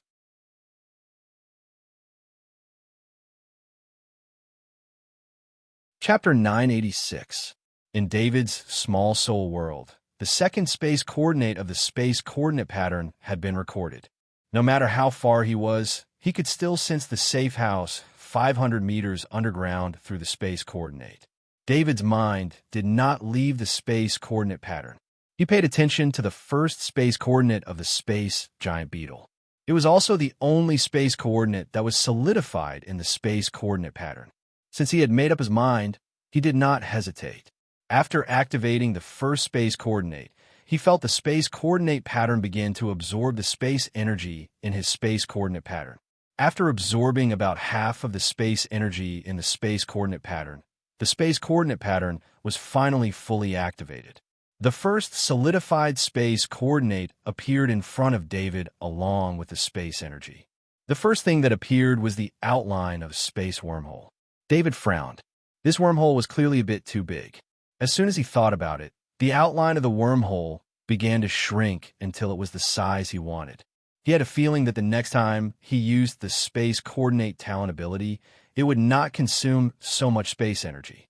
In other words, David had the space rune to store space energy. The space beetle completely relied on its special body, and the energy flowing in its body was space energy. David had to thank the space coordinate pattern that he had obtained before. Otherwise, if he activated the space coordinate talent ability, it would take him many days to slowly absorb the space energy. The space energy in the wormhole flowed. The strange space coordinate pattern was arranged in a way that he did not know, forming the most wonderful wormhole in the world. After a period of space energy surging, the wormhole finally stabilized. David looked at the wormhole in front of him and was very excited. This was the first wormhole that he had created himself. He could create a wormhole for long-distance teleportation without any external objects. He sensed the situation of the wormhole. The stability of the wormhole was related to his strength. For example, the wormhole created by the space giant beetle could only be used by level 5 insectoids. No matter how strong they would not be able to use it. David's strength was at the legendary rank. This allowed him to create a wormhole that could only be used by legendary ranks at most. David did not think about this problem anymore. First, he had to consider whether the other side of the wormhole was safe. If the other side of the wormhole was not safe, he did not have to think about it anymore. David shifted his mind to the soul of the assassin Mantis King. After 12 days of recovery, the soul of the assassin Mantis King had recovered by more than half. Its strength had also completely recovered. This was also the strongest legendary rank that David could use. Although the Blade Mantis King's defense was stronger, its huge body could not pass through the wormhole at all. Although the shrinking innate ability could shrink one's body, when passing through the wormhole, it would not be calculated according to the size of the body. The power of rules contained in the wormhole would not be affected by the special ability. As for the Black Dragon Alexis, there was no need to talk about it. God-level strength could not pass through the wormhole at all. David familiarized himself with the Assassin Mantis King's body. He had experience controlling level 4 Assassin Mantis puppets, so he quickly got used to controlling the Assassin Mantis King. The Assassin Mantis King's twin blades had been restrained. During this time, the twin blades had already reached the limit of the Fatal Blade talent ability. As long as the blades were used, it would be a fatal blow. David would not test it casually. He controlled the Assassin Mantis King to walk towards the wormhole. Without any obstruction, the Assassin Mantis King walked through the wormhole. When it appeared again, the surroundings had changed greatly. There were no large numbers of insectoids, as expected. This was underground, and the space giant beetle probably did not want its safety coordinates to be exposed. In fact, the insectoids were always dangerous. When a space giant beetle set the safety coordinates, it had considered this danger. Even if the insectoids were of the same species, the space giant beetle still had to be careful. The safety coordinates were set so that it could return when needed. Because using the space coordinates talent ability required too much space energy, the space giant beetle could not use this ability as a daily ability. Therefore, the space giant beetle would only use this space coordinates talent ability when it was in danger or at very important times. When it escaped from danger, it was very likely that it was heavily injured and appeared in a heavily injured state. If it appeared in front of its own kind, it could not guarantee that its own kind would not devour its injured self to increase their own strength. The safety coordinates set by the space giant beetle were in a hidden space stone mine. No other insectoids knew about this place. When the space giant beetle discovered this space stone mine, it immediately used its ability to seal this place and set it up as its own safety point. The assassin mantis king was inside the space stone mine. Even though they were in different worlds, this kind of soul connection was not blocked at all. David looked at the space stones on the stone walls around him and could not help but be surprised. According to the Interstellar Federation's research, the insectoid world's resources had been exhausted long ago. Therefore, the insectoids were crazily expanding outwards to obtain resources to strengthen their race. However, the space stone mine in front of him shattered David's old ideas. He had never seen a space stone mine of this scale before. The space stone was a precious mineral. It was the main material used to make space rings and other space items. The great world of God currently knew that the space stone mine's production was very small. It was only enough for the noble to use. The Interstellar Federation also had space stone mines, but the production was also very small. It was even worse than the great world of God. In order to make more use of the space stone, the Interstellar Federation used advanced knowledge and technology to make small space stone fragments into space bracers that were 1 cubic meter in size. This was why the space bracers could be used in the Federation. David sighed in his heart. He was very satisfied that he did not see any other insectoids. He used the eyes of the assassin mantis king to observe the situation around him. There was only one passage that led outside. The assassin mantis king suppressed its own aura to an extremely weak level. This was also the assassin mantis king's instinct. It was enough to fool other legendary rank experts. The assassin mantis king walked to the passage. The passage extended outwards. The space stone emitted a faint light so that the passage was not dark. Of course, even in a completely dark environment, the assassin mantis king's eyes could still see. As a legendary assassin, the assassin mantis king could adapt to any harsh environment, let alone darkness. Rich mine. This was David's thought as he walked along. The space stone distribution here did not even need to look inside the mine. Just by looking at the number of space stones exposed outside, one could determine the amount of space stones stored here. It was reasonable for the space beetle to treat this place as a secret safe zone. This place was extremely important to anyone with the talent of space. The rich spatial energy allowed the spatial beetle to immediately absorb the spatial energy here to replenish itself and quickly recover after it returned from a faraway place with its innate ability of spatial coordinates. David controlled the assassin mantis king to walk a short distance before he saw the entrance of the cave. However, he did not dare to let the assassin mantis king walk out of the cave, because there was nothing outside the cave. He could vaguely see that there was a barrier blocking the space outside. David did not immediately know where this place was, but he was sure that this place was very special. He carefully controlled the mind of the assassin mantis king to spread out. This assassin mantis king's mind only had a range of 5,000 meters. The assassin mantis king was probably not a legendary rank with the specialty of the soul. More importantly, the assassin mantis king's soul energy had not fully recovered. However, 5,000 meters was enough for David to explore. After using his mind to explore, David understood the location of this space stone mine. It seemed that this was a stable space crack. Perhaps a huge space fragment had appeared here before, and then the space fragment merged with the main world. During the fusion process, this kind of space crack would appear. This was a possibility, or perhaps a powerful person had intentionally created this space crack. However, this speculation was not very likely. If this was the reason, the space beetle would definitely not treat this place as a safe zone. However, no matter which possibility it was, in this stable space crack, due to the natural space energy and the suitable space fragment, this space stone mine had appeared. If a space crack like this was placed here, No one with the talent of space, or a life form with the talent of space, but not enough strength, would be able to discover its existence. It could only be said that the space beetle was too lucky to have discovered this stable space crack and the space stone mine inside it. That was why it had treated this place as its secret safe zone. From David's point of view, this space coordinate was countless times better than his safe house 500 meters underground on Gammy Planet. The prerequisite of a person with the talent of space was enough to exclude most creatures. In addition, the space beetle had discovered it first and made some arrangements to make this space crack even more hidden. David let out a long sigh of relief.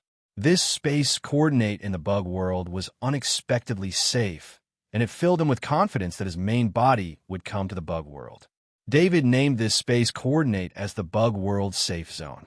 He withdrew his mind from the soul of the assassin mantis king and returned to the main soul of his main body. David opened his eyes and took a step forward without hesitation. Just as he was about to pass through the space wormhole, he stopped. He sensed that many items on his body, as well as the black dragon Alexis, were rejected by the space wormhole. If he dared to force his way through, it was very likely that the space wormhole would collapse. David's space pendant and many spare space rings were rejected by the space wormhole. These space items that far exceeded the capacity of normal space items would not be allowed to pass through the space wormhole by the rules of space. However, he noticed something strange. The biggest space item on his body, the divine artifact space card, did not feel rejected by the space wormhole. The black dragon Alexis did not explain anything to David. It was not good at space knowledge. In order to show the dignity of a god, it turned a blind eye to David's doubts. David did not want the black dragon Alexis to explain, because he had found a reason through his own analysis. The reason why the space wormhole rejected powerful beings and large space items was because the space of the space wormhole itself was fragile. It could not tolerate the entry of large space and powerful beings. Once a large space item or a powerful being disturbed the space energy, the space wormhole would form a space turbulence after the item or the powerful being entered, destroying the wormhole and the intruder. As the person who created the space wormhole, David could sense the state of the space wormhole. As for why the divine artifact space card did not cause the space wormhole to reject it, the reason was probably the binding power of the divine artifact space card. When the god of death created the divine artifact space card, he used his own understanding of the rules of space to lock the space fragments in the divine artifact space card inside, using the space anchor stone. There would not be a trace of space energy leaking out. The space wormhole needed to detect the rules, and the methods of the gods could resist and deceive the rules. This was also why the space wormhole did not reject the space wormhole, even though there were two extremely large small worlds in the divine artifact space card. Every time David discovered the terror of the gods, he would be more vigilant because the god of death was his enemy. Ever since he saved the black dragon Alexis, he and the god of death became mortal enemies. One day, they would have to face each other. After discovering the function of the divine artifact space card, David was relieved. He put a few of his space items and the black dragon Alexis into the death space of the divine artifact space card. After that, he took the divine artifact space card and walked towards the space wormhole. This time, he did not feel a trace of space rejection. He walked into the space wormhole. Just as David stepped out and appeared in the safe zone of the insectoid world, many feelings appeared in his body. The first was the feeling of suppression. David was not accepted by the entire world. He was a legendary, which was enough for the rules of the world to take him seriously. He finally understood why the assassin mantis king was hiding in the body of another level 5 insectoid. The feeling of being suppressed was too uncomfortable. At most, he could only use half of his strength. At this time, David discovered the uniqueness of the assassin mantis king. After he resurrected the assassin mantis king and used his soul clone to replace the original soul, the assassin mantis king was recognized by both worlds.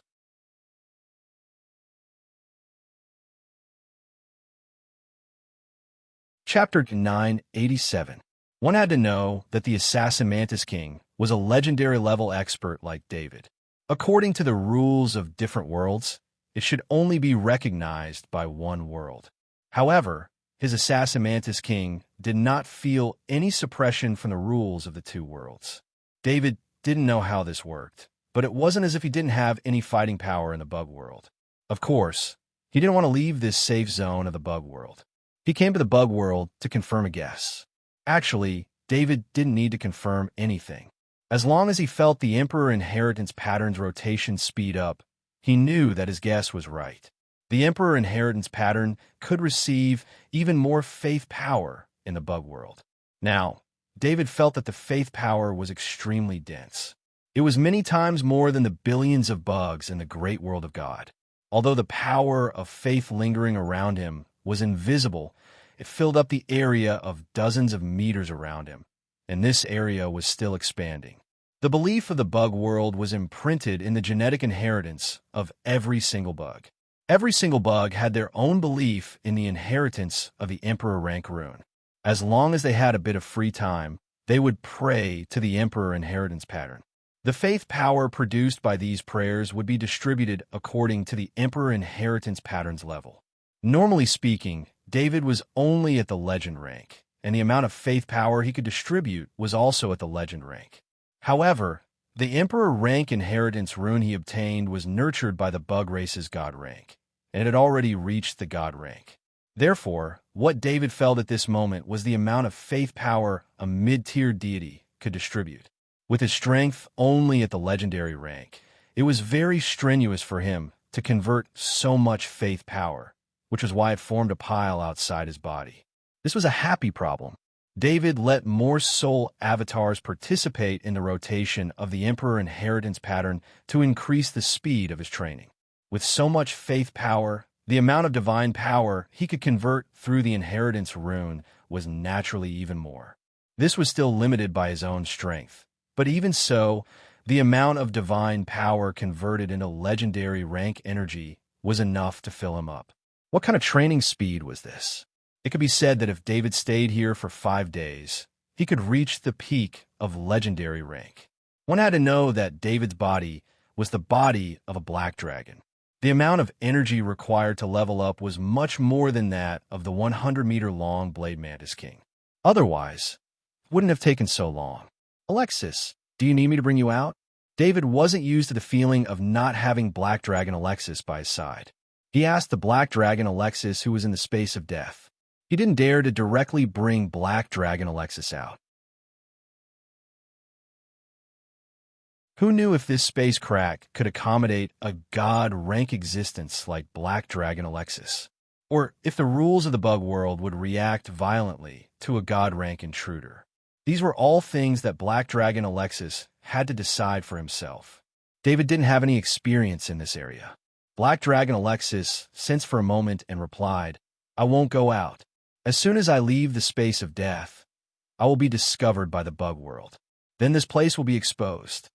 David nodded and summoned the Mind-Brain Bug King. Through the Mind-Brain Bug King's avatar, he activated the Mind Barrier talent ability and covered up the entire space crack. In order to maintain the Mind Barrier, he decided to leave the Mind-Brain Bug King in this bug world safe spot. Just as David entered the bug world through the wormhole, the Emperor rank inheritance pattern was discovered by the other 8 god rank bugs with the Emperor rank inheritance pattern. However, they didn't do anything out of the ordinary because they didn't know that the Blade Mantis Emperor had lost his Emperor rank inheritance pattern. Apart from informing his trusted subordinates, the Blade Mantis Emperor didn't spread the news of losing the Emperor rank inheritance pattern. As long as the Blade Mantis Emperor's strength didn't drop out of the god rank, the bugs under the Blade Mantis Emperor wouldn't dare to disobey its orders. God ranks didn't rely on their own senses to sense the Emperor rank inheritance pattern. Instead, every Emperor rank inheritance pattern had some sort of connection with each other. Of course, in order to protect the Emperor rank inheritance pattern from being stolen and to allow the owner of the Emperor rank inheritance pattern to safely grow up, this connection could only detect the appearance of the Emperor rank inheritance pattern. It couldn't pinpoint the exact location of the Emperor rank inheritance pattern. Since the Blade Mantis Emperor had lost his Emperor rank inheritance pattern, he couldn't sense the appearance of the Emperor rank inheritance pattern. Naturally, he didn't know that David had brought the Emperor rank inheritance pattern to the bug world. This kind of fact was inconceivable. The Blade Mantis Emperor did not even think of this possibility. The Blade Mantis Emperor was still thinking about how to kill David and retrieve the Emperor rank inheritance pattern that belonged to him. Unless he was in complete despair, the Blade Mantis Emperor wouldn't ask for help from someone of the same rank. David didn't know that although his appearance had been discovered by the 8 god ranks with the Emperor rank inheritance pattern, it hadn't caused any trouble. Even the Queen Zerg hadn't discovered this. In fact, the relationship between the Blade Mantis Emperor and the Queen Zerg was almost equal. Although the Queen Zerg had the authority to command the god ranks of the bug race, she rarely interfered with the god ranks of the bug race. For example, the appearance of the portal this time was within the territory of the Blade Mantis Emperor. Therefore, the Blade Mantis Emperor had full authority to deal with it. This involved a huge amount of benefits, so the other god ranks of the bug race couldn't get involved. If the Blade Mantis Emperor were to successfully invade a great world of gods, it would naturally reap the most bountiful benefits. The Blade Mantis Emperor lending out the Emperor rank inheritance pattern was something that rarely happened within the bug race, but it wasn't impossible. Therefore, the god ranks of the bug race didn't find it strange that the Emperor rank inheritance pattern had disappeared from the bug race world. The biggest reason for this was the strength of the Blade Mantis Emperor. The god ranks of the bug race didn't believe that anyone could defeat the Blade Mantis Emperor and steal the Emperor rank inheritance pattern right under the nose of the Blade Mantis Emperor. Inheritance patterns like the Emperor rank inheritance pattern that had been recognized as its master could be retrieved from the same world with just a thought. It was almost impossible to steal it. When David teamed up with the Black Dragon Alexis, he didn't think so much. The Blade Mantis Emperor had been killed by the Black Dragon Alexis in one hit and then stored in the Space Pendant, which was almost a godly item. This caused the Blade Mantis Emperor to lose the opportunity to retrieve it. Even the god ranks of the bug race probably didn't think of this possibility. A god rank would actually launch a sneak attack. David stayed in the safe zone of the bug race world to train. He wasn't completely clueless about the battle in the great world of God. The 13 level 5 Knight Templars provided him with the latest battle situation at all times. This was especially so for Lord Harlow. Due to his identity, he received information from the Supreme Council every day. Therefore, not only the battle situation, but also some major events in the great world of God were easily known to David. However, no matter what happened, David wasn't prepared to leave the safe zone of the bug race world. He was improving every moment. His physique, spirit, and Black Dragon's power could all be transformed and improved through divine power. The bug race was indeed a magical race. Because the bug race itself wasn't very intelligent, the bug race had developed such a foolproof method of inheritance. Of course, the Emperor rank inheritance pattern didn't appear randomly. Out of billions of bug race members, only one bug race member with an Emperor rank bloodline could be born. Out of tens of bug race members with an Emperor rank bloodline, only a god rank seed with an Emperor rank inheritance pattern could be born. Every time a bug race member with an Emperor rank inheritance pattern appeared, they would rapidly improve in a short period of time. They would soon reach the legendary level. After that, it would depend on luck to become a demigod. After becoming a demigod, they would have the most basic ability to protect themselves in the bug race. In the history of the bug race, there had never been a case where an Emperor rank inheritance pattern was obtained by a non-bug race member. At this moment, every step that David took in his cultivation was creating new history. In fact, if another human obtained an Emperor rank inheritance pattern, it was highly likely that they wouldn't gain the advantage of rapid improvement. Instead, their body would collapse from the rapid improvement. This was because the Emperor rank inheritance pattern was originally based on the bug race's characteristics to strengthen one's physique. With a human's weak body, they wouldn't be able to last long under such strengthening. David was a special existence. His bloodline had been changed to the pure Black Dragon bloodline. He had the origin of the Black Dragon bloodline. In his soul, there was also the dragon soul core of the Black Dragon. This made him like a humanoid Black Dragon. Not to mention, there was also the battle angel bone in his body that provided him with an endless amount of indestructible life force. This allowed him to continuously recover as long as he wasn't instantly killed. Just like Black Dragon Alexis said, the Black Dragon's body was naturally more advanced than the bug race's body.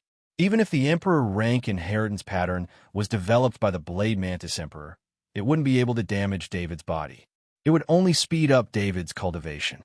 For 5 days, David quietly stayed in the bug race world's safe spot. He didn't explore the outside world, nor did he care about the situation in the great world of God.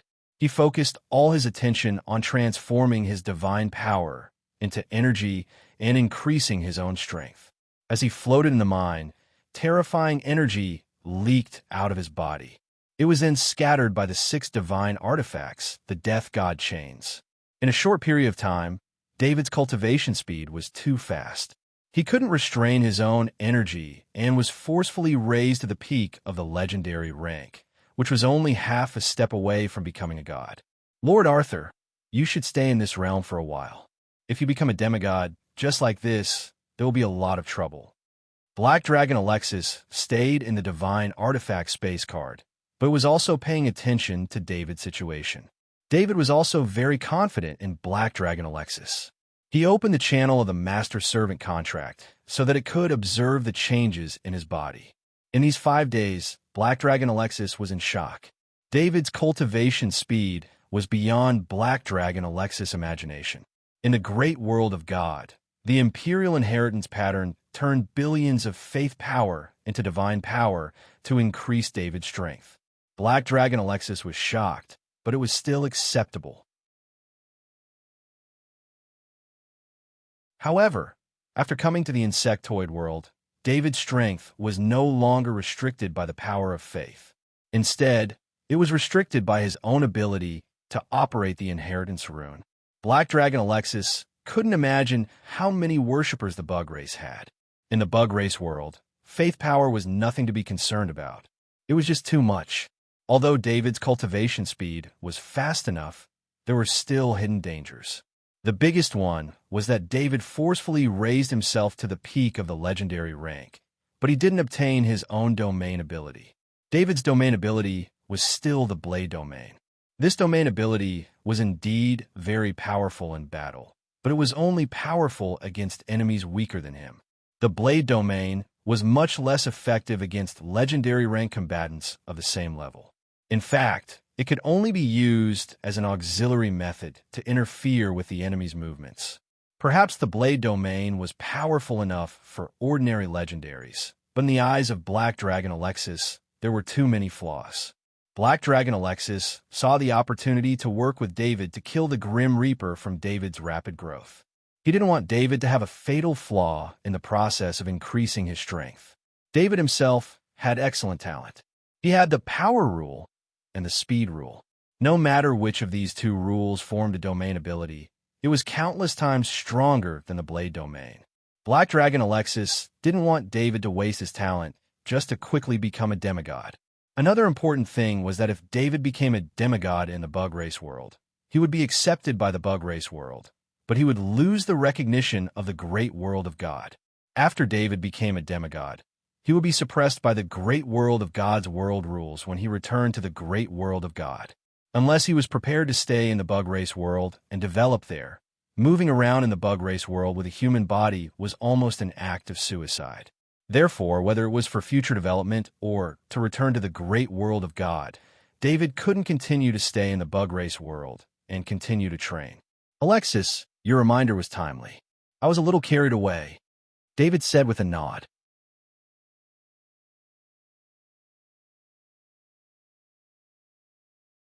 Chapter 988. David reluctantly stopped the operation of the royal inheritance pattern. It was like riding a high-speed train, and it was addictive. After he stopped, he had stabilized at the peak of the legendary rank. If it wasn't for Black Dragon Alexis reminding him, he might have become a demigod right there. Of course, that was if he could break through the bottleneck between legendary and demigod in a short period of time. This was not the same as the previous bottlenecks. For example, when David was advancing from level 5 to legendary, his soul had broken through first, allowing his body to break through the bottleneck of level 5 easily. The demigod realm had the word God in it, which meant that the essence of life had changed. A demigod would have some of the characteristics of a god. This kind of breakthrough in life level was not a good thing. The success rate was a big problem. Even if he succeeded with the help of divine power, he would only be the weakest among the demigods. As the royal inheritance pattern stopped operating, the power of faith around David increased. David didn't know what would happen if he ignored the power of faith for a long time, and he didn't want to try. He didn't stay in the bug world any longer and activated the second coordinate of the space coordinate pattern. This time, the amount of space energy consumed by the space coordinate talent ability was significantly reduced. It only used a quarter of the space energy in the space pattern to successfully open a wormhole. David checked the condition of his equipment and stored the items that were rejected by the wormhole into the divine artifact space card. He didn't take any space stones. He didn't lack space items. He had killed a lot of powerful people, and all of their space items were thrown into the space pendant. Space stones were useless to him. Besides, to maintain the stability of the space crack, he wouldn't mind the space stone mine. When the wormhole stabilized, David stepped into the wormhole. In the blink of an eye, he appeared in a safe spot 500 meters below the surface of Gamma Star, a divine macro world. After 2 successful world conversions, David still couldn't help but marvel at the spatial coordinates talent ability in disbelief. In fact, even in the bug world, there were very few bugs that could raise their space ability to level up to level 5. The space giant beetle was the strongest of them all, and its abilities were highly valued by the insectoids. If the wormhole didn't have a power limit, the space giant beetle would be even more terrifying. David looked at his safe spot and thought for a while before summoning his level 5 bishop clone. He rarely used this clone, especially after he reached the legendary rank. The ability of a level 5 bishop was no longer important. This level 5 bishop was Bishop Gershwin. He had the space talent, but his space talent was far from the space giant beetles. David didn't want Bishop Gershwin to fight here, but with Bishop Gershwin, he could sense the situation here and determine if it was 100% safe. In addition, Bishop Gershwin possessed the spatial talent of a level 5 bishop. He could also conceal the spatial teleportation here so that no spatial fluctuations would spread out. What David didn't know was that when he left the bug world and returned to the great world of God, the Emperor inheritance pattern suddenly disappeared in the bug world. This aroused the curiosity of the 8 God-level bugs. Blade Mantis Emperor, what are you doing? Why did you send the inheritance pattern in and out of the world so many times? You're disturbing my training. The Spider Emperor used the unique communication method of the Zerg to communicate with the Blade Mantis Emperor through the long-distance communication ability of the Zerg. The bugs didn't have the courtesy of the great world of God. They didn't even have the courtesy of the Interstellar Federation. They were all straightforward. Half Spider Emperor, the inheritance pattern is mine. I can do whatever I want with it. Blade Mantis Emperor was stunned for a moment when he heard the half Spider Emperor's words. The Blade Mantis Emperor was extremely shocked. It had heard one thing, and that was that the Emperor inheritance pattern had just disappeared from the bug tribe world. As someone who knew the whereabouts of the Emperor inheritance pattern, he naturally knew that the human Lord Arthur had entered the bug world and left safely.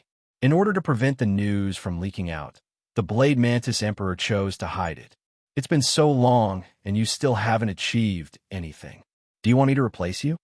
The half-Spider Emperor was only complaining about the Emperor inheritance pattern. However, at this time, the Blade Mantis Emperor had provoked his dissatisfaction, so he said sarcastically, "Mind your own business." Blade Mantis Emperor replied, and then closed the communication. The half-Spider Emperor wasn't angry. It was one of the few bugs that had a human-like upper body. In terms of intelligence, it had the same advantage as it had the appearance. Although the Blade Mantis Emperor replied to the Half-Spider Emperor's question, his attitude was a bit strange. The Half-Spider Emperor grasped this strangeness.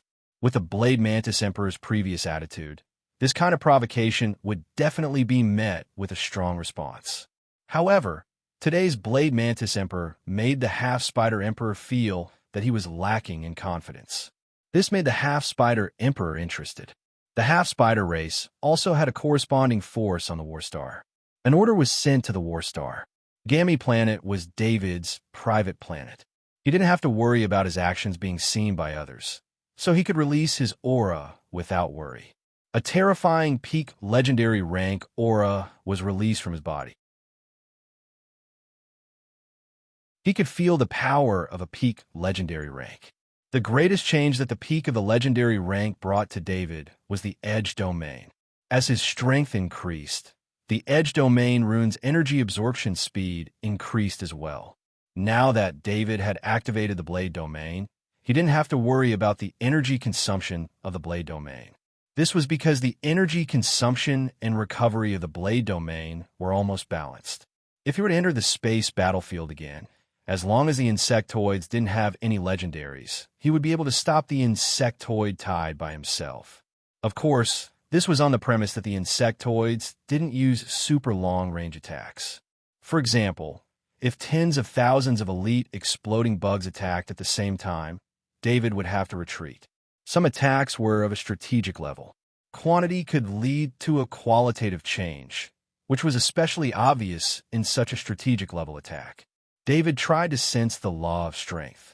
His perception of the law of strength had clearly increased.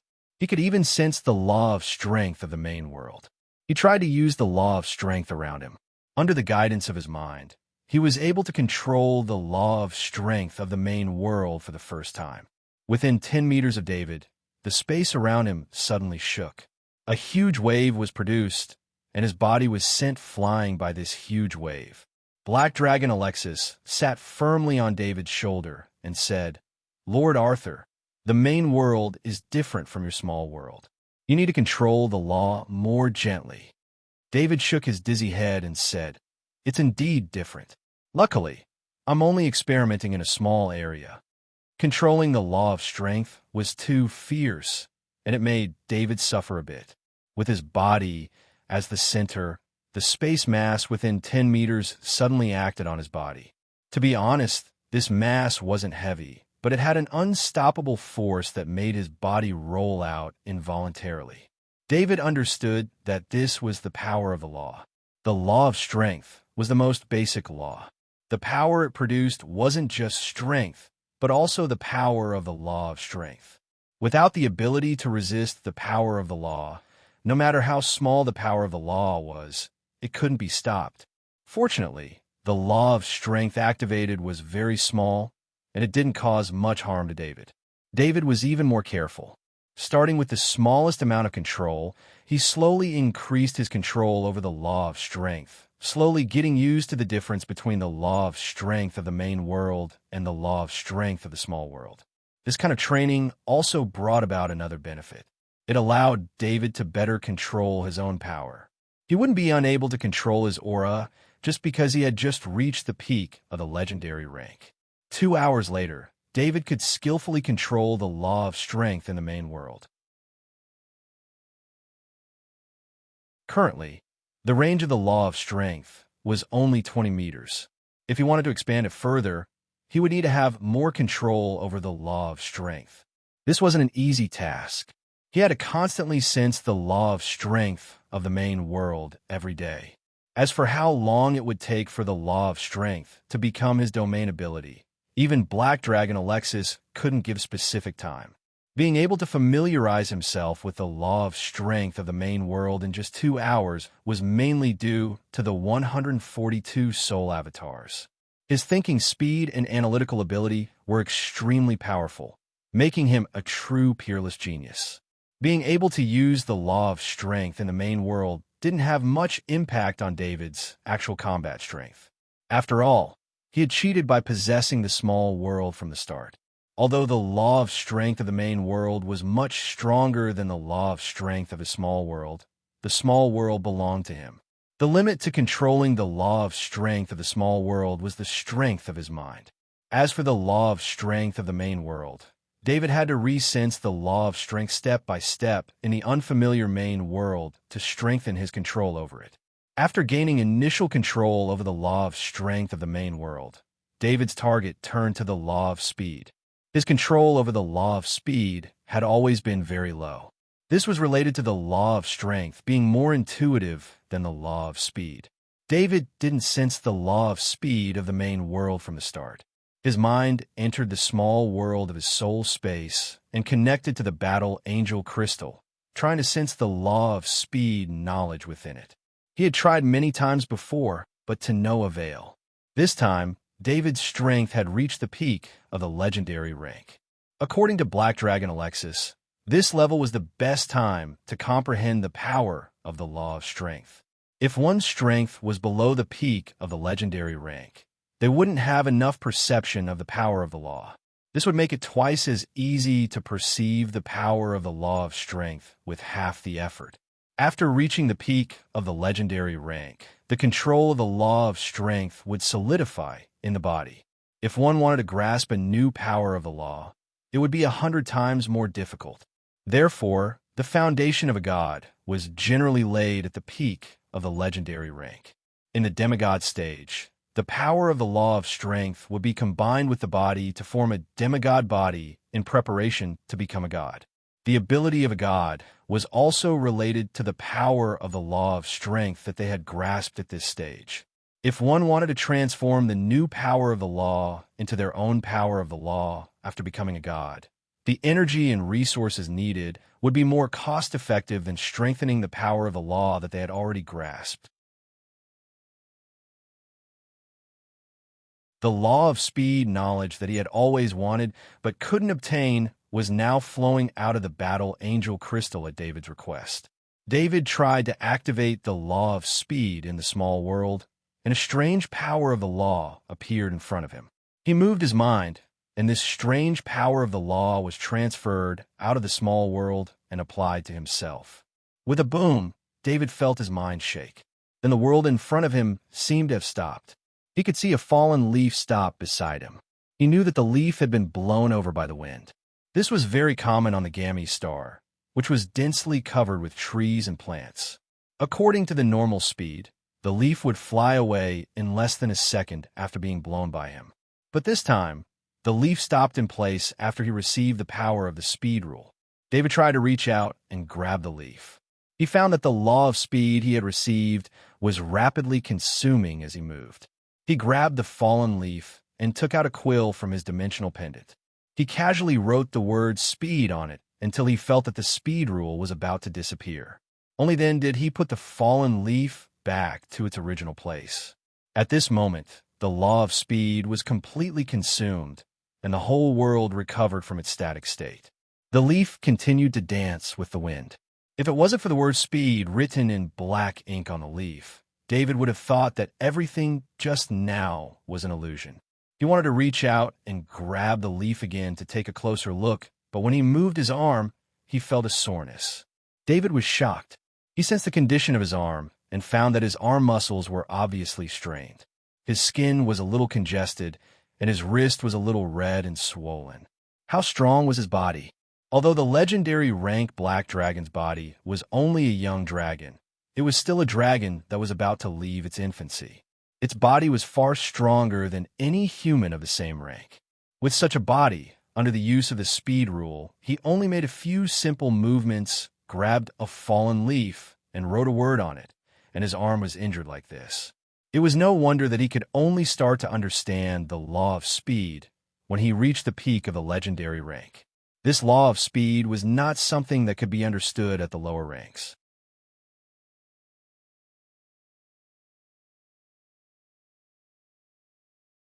Chapter 989. David couldn't help but rejoice that he hadn't used too much power when he was experimenting with the speed rule. If he had, the damage to his body would have been far greater than this. He believed that under the effect of the speed rule, his speed had reached an unimaginable extreme in the instant the fallen leaf stopped. That was why he had seen the fallen leaf completely still. That was why he had only reached out to grab the fallen leaf, wrote 2 words on it, and did such an ordinary thing. That was why his arm had been severely damaged. David's body movements and actions in the instant the leaf stopped moving were all completed in 1,000th of a second in reality. Naturally, it was a huge burden on his body. The edicts of speed was an ability that an ordinary legend could grasp. Battle angels were born as a race of gods. They were born with the ability to grasp the edicts of speed. Only a race like this could withstand the overload of the edicts of speed. David had unexpectedly obtained the speed rule. Even though he had grasped the surface of the real speed rule, it was still very strenuous for him. That was the difference in racial talents. This was also because his bones were the bones of a battle angel. Otherwise, his bones wouldn't have been able to support it, causing him to be unable to continue halfway due to broken bones. Although the results of the speed rule weren't ideal, the power that exceeded his understanding made David's eyes light up. He didn't care about being injured. No matter how serious the injury was, it was just a matter of using the indestructible life force. What David cared about was how to apply the speed rule. In a short period of time, his brain produced countless ways to apply the speed rule. Lord Arthur, the law of speed you obtained is different from any law of speed I've ever seen. What kind of powerful being could have such an understanding of the law of speed? Black Dragon Alexis asked in disbelief. No wonder the Black Dragon Alexis was so surprised. When David was experimenting with the speed rule, the Black Dragon Alexis didn't find anything special. But after seeing David retrieve the fallen leaf and discover the words on it, it understood what had just happened. Although the Black Dragon Alexis's soul had not fully recovered, the soul energy it could use had reached the lowest God-level standard. However, it could not even detect David's movements. This was somewhat unexpected. David thought of the battle in his soul space.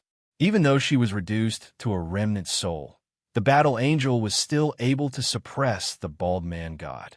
It could be seen how terrifying the battle angel was when she was at her peak. When he thought of the battle angel, the scene of the battle angel fighting appeared in his mind. At that time, the battle angel had a pair of white wings on his back, but David also had white wings, and they were the white wings left behind by the battle angel. However, David didn't realize that the white wings helped him much. Perhaps the white wings increased his speed and strengthened his connection with the battle angel skeleton. However, these benefits became insignificant as David's strength increased. This made him unable to understand why a powerful battle angel had to activate the white feather wings that seemed cumbersome to him in battle. Was it for the defense of the white feather wings to protect him when he was in danger? David didn't think so. He didn't watch much of the battle angel's battle, but he knew that the battle angel wasn't the kind of god that liked defense. The battle angel's battle style was to attack. At most, she would use speed to dodge and continue to attack. Therefore, David probably didn't realize the use of the white feather wings. He felt that he had missed something. Thinking of this, David's divine weapon, Shadow split open on his back. A pair of snow-white energy wings extended from his back. With the appearance of the energy wings, a trace of undying life force appeared and automatically healed the injury on David's arm. David didn't care about the healing of his injury. He focused on feeling the energy wings on his back. Unfortunately, no matter how much he felt, he couldn't feel the difference between the energy wings and before.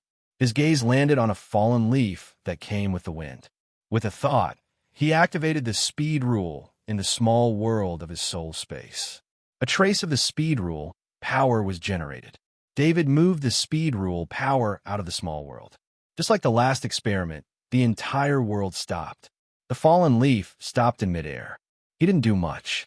Just like the last experiment, he reached out and grabbed the fallen leaf. He took out a quill and wrote the word speed on it. After writing it, the speed rule power was just about to be used up. He put the fallen leaf back. The speed rule power was completely used up. The world instantly recovered and the fallen leaf moved. David sensed his body and surprisingly found that his arm wasn't injured at all. At this moment, he finally knew the use of the white feather wings. When he activated the speed rule, power, the white feather wings produced a very thin layer of energy that wrapped around his body. It was that thin layer of energy that prevented his body from being injured by the speed rule power. David's understanding of the speed rule was still too little. He didn't even have a trace of understanding on how the energy wings could produce such an effect, so he couldn't find the principle behind it all. He didn't want to find the principle either. He just needed to understand that when the battle angel spread its wings in battle, it wasn't useless. Instead, it was a display of its full strength. David found the true use of the battle angel's energy wings.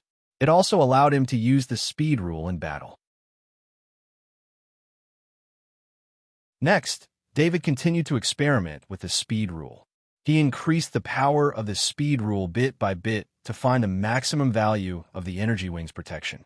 He didn't know if it was because David didn't have full control of the energy wings or some other reason. But when his power reached the standard of a 5th level High Temple Knight, he reached the limit of the energy wings. If he forced himself to use more power, his body would be injured. The most unfortunate thing was that David's most powerful attack, the legendary level innate ability Fatal Blade, could not be used in the speed rule. This was because the power that the Fatal Blade mobilized in that instant exceeded the legendary level. Under the speed rule, he would suffer a severe backlash and even die. After many experiments, he also found that when the speed rule power was activated, only his body could use it directly. His spirit and the Black Dragon's power outside his body couldn't be used. David wasn't dissatisfied with that flaw. It was an application of the rule, and it was already very fortunate that he could use his body. Naden was an ordinary planet. There was nothing special about it in the great world of God. Agriculture played a very important role on the planet. In the main city of Naden, the novice knight, Crooks, woke up in the morning to find that there were no servants coming, which left him very angry. Some time ago, the Supreme Council and the shrines had enlisted knights to fight. The 12 knights of Naden were all enlisted, while the novice knights who weren't enlisted were all taken away by their respective mentors to see the world. Therefore, Crooks was the only novice knight left in the main city of Naden. Of course, that was if a novice knight counted as a knight. Crooks's job as a novice knight was to guard the main city's castle and maintain the safety of the main city. It was a simple task because there were very few nobles in the main city of Naden, and the population was only in the tens of thousands. The farmers who made up the majority of the planet lived in manors all over the planet, and the population in the city was relatively small. There were very few cases of law and order in the main city of Naden. It was a completely agricultural planet without the chaos of a commercial planet. Crooks's novice knight stepped out of his room. He was about to yell at his servant, but he saw a corpse the moment he stepped out of his room. It was the servant who was in charge of serving him. The servant's body was strangely contorted, forming a bizarre pattern. Crooks's novice knight wasn't afraid of corpses, but he broke out in cold sweat when he saw the strange pattern formed by the corpse. Although the shrines had been keeping information about the evil god under wraps, the evil god cult that had been active since ancient times wasn't that easy to keep under wraps. Crooks's novice knight immediately recognized the bizarre pattern formed by the corpse. It was the symbol of the Grim Reaper. "Guards!" Crooks's novice knight cried out. He returned to his room even as he yelled. He wasn't an official knight who had a spatial item and could quickly change his equipment. Dozens of seconds later, Crooks's novice knight rushed out in his knight's armor and heavy sword. As a novice knight, Crooks had to wake up early every day to train his knight's basic skills, which was why he woke up earlier than the others. It was still dark outside, and the knights had all left, which was why most people didn't wake up. Only a few servants who were on a mission woke up. Crooks's novice knight's cries startled the others who were sleeping, with cries of shock echoing from every corner of the castle. "Murder! Someone's dead! Someone's dead here!" Crooks's novice knight was even more flustered when he heard the cries from time to time. Still, he breathed a long sigh of relief when he heard that so many people were still alive. Whatever the case may be, there wasn't a massacre here, and only some people were killed. What Crooks's novice knight didn't know was that over 2,000 people had died in Naden as if it was randomly selected. Some of them were early risers, while others were sleeping. Every dead person was marked with a mark of the Grim Reaper, which added a hint of conspiracy to the incident. It wasn't just Naden. Many knights in the great world of God were mobilized to the battlefield, and the number of knights who maintained the stability of the great world of God was greatly reduced. As long as there weren't enough knights to maintain order on a planet or a city, there would be massacres. In just one day, stories about the Grim Reaper had spread across every city in the great world of God. Some people were even spreading the rumor that death would not befall them if they secretly prayed to the Grim Reaper. Of course, the nobles and knight would suppress the rumor as soon as it got out. Anyone who spread the rumor would be executed for blasphemy. However, the planet with the most casualties was also the planet with the least number of knight. Without the suppression of powerful forces, the rumor began to spread like a flood. The bizarre deaths occurred a second time, and this time, some people realized that they wouldn't die if they secretly prayed once. That made more people believe in the power of prayer.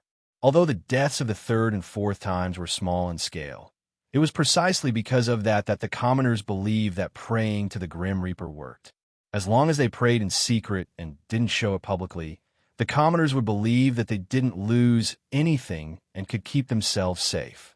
But what the commoners didn't know was that after they prayed to the Grim Reaper, they would be sliding down the abyss. Perhaps in the beginning, the effect of praying to the god of death was extremely small, so small that no one could discover it. But after praying many times, there would be a resonance of faith. Usually, these believers who had a resonance of faith wouldn't be able to see anything, but once they encountered a divine spell of light, these believers would be judged as evil. The shrines began to investigate the matter on the fifth day. Because the person who did this was very powerful and was very familiar with the shrine's investigation methods, they never attacked nobles or knight.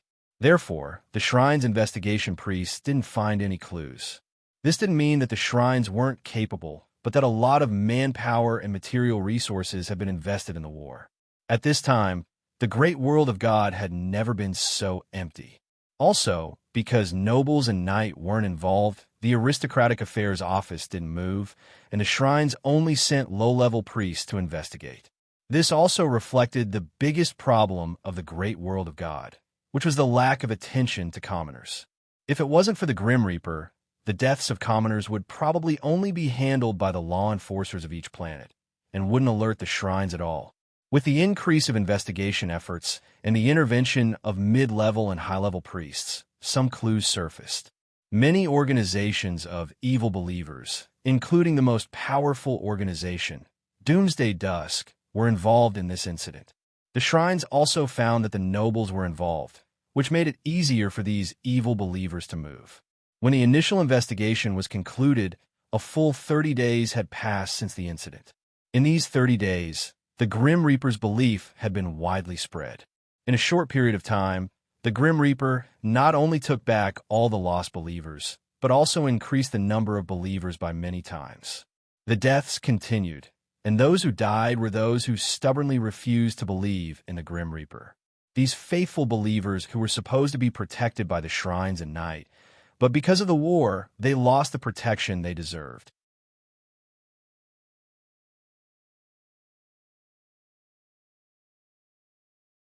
Chapter 990. Of course, everyone knew that the Grim Reaper's faith wouldn't last long. Once the shrines were free, the faith gained through these tricks would be extinguished by the shrines. Believers gained through threats weren't devout, so it was easy to change their faith. In the Grim Reaper's small world, the Grim Reaper was inspecting a skeleton. The skeleton's bones were dark gold, and the pressure from its body alone was enough to make a level 5 master unable to use his strength. In the skeleton's eyes, one could see the pure, white soul fire burning in the skull. Anyone who studied souls would find that the skeleton's biggest uniqueness wasn't the dark gold bones, but the white soul fire. The white soul fire meant that the skeleton had a firm belief in a god recognized by the main world.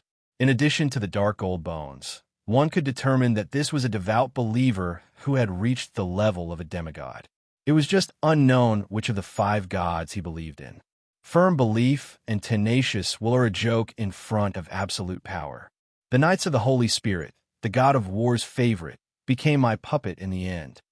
The Grim Reaper looked at the dark gold skeleton with a hint of mockery. The Knights of the Holy Spirit, a great knight recorded in the God of War's book, was the strongest knight 10,000 years ago.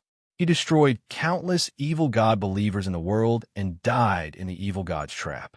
But no one would have thought that the bones and soul of the Knights of the Holy Spirit would fall into the hands of the Grim Reaper. Normally, once a devout believer died, his soul would be taken over by the God he believed in and live eternally with his faith in the small world. The dark gold skeleton, the Knights of the Holy Spirit, didn't react to the Grim Reaper's words. His soul and firm belief were still there. But the Grim Reaper who controlled death and his research on souls made the Knights of the Holy Spirit mistakenly believe that he believed in the Grim Reaper. The holiness in the hearts of the Knights of the Holy Spirit didn't change. So his faith didn't change either. He still believed in the God of war. Although he obeyed the orders of the God of death, that was just a wrong judgment caused by a blinded soul. As long as one's heart did not change, faith would not change. Over the countless years, the Grim Reaper had set up various ways to change the faith of the Knights of the Holy Spirit before his slumber. But just like how he wanted to subdue the Black Dragon Alexis, no matter how hard the Grim Reaper tried, the Knights of the Holy Spirit were still the loyal knights with a holy faith.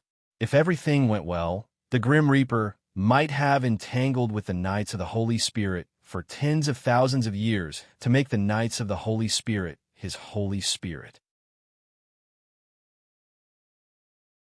But the Grim Reaper's unexpected awakening, coupled with the fact that the shrines of the great world of God wanted to destroy the faith of the Grim Reaper, and everything that Lord Arthur did to the Grim Reaper made the Grim Reaper give up on the game with the Knights of the Holy Spirit. The Grim Reaper used some means to make the Dusk of Doomsday mobilize various evil gods' believer organizations. Taking advantage of the emptiness within the great world of God, the Grim Reaper created a large number of deaths to spread the faith of the Grim Reaper. The power of faith that was collected, except for a small part that was rewarded to the level 5 bishops of the Dusk of Doomsday through sacrificial means. The rest of the power of faith was for the Knights of the Holy Spirit.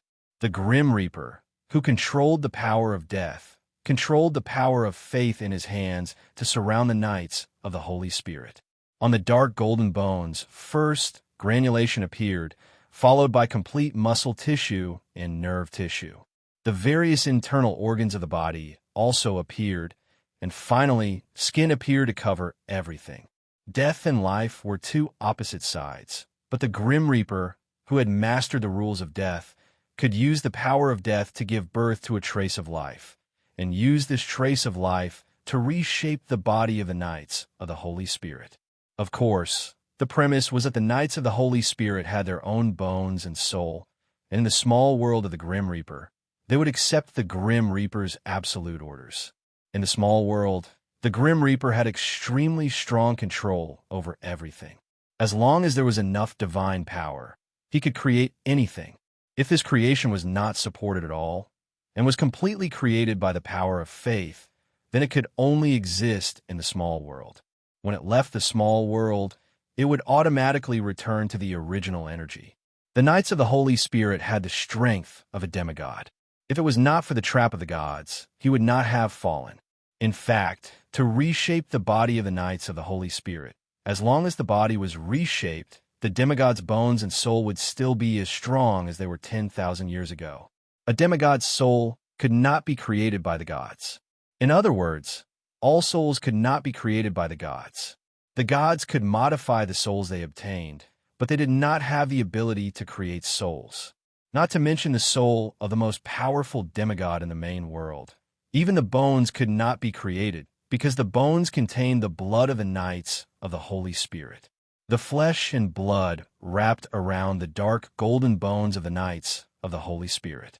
From the dark golden bones, the energy that flowed out changed the blood, and the blood contained the blood of the golden dragon.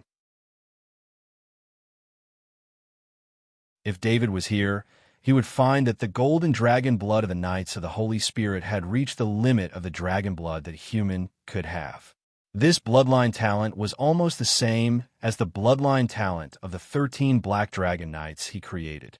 The only difference was that the Knights of the Holy Spirit were born with the ultimate dragon blood, while the 13 Black Dragon Knights were modified.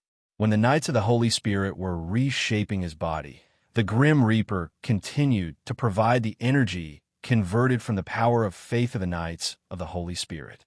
This kind of demigod body modification consumed a lot of energy.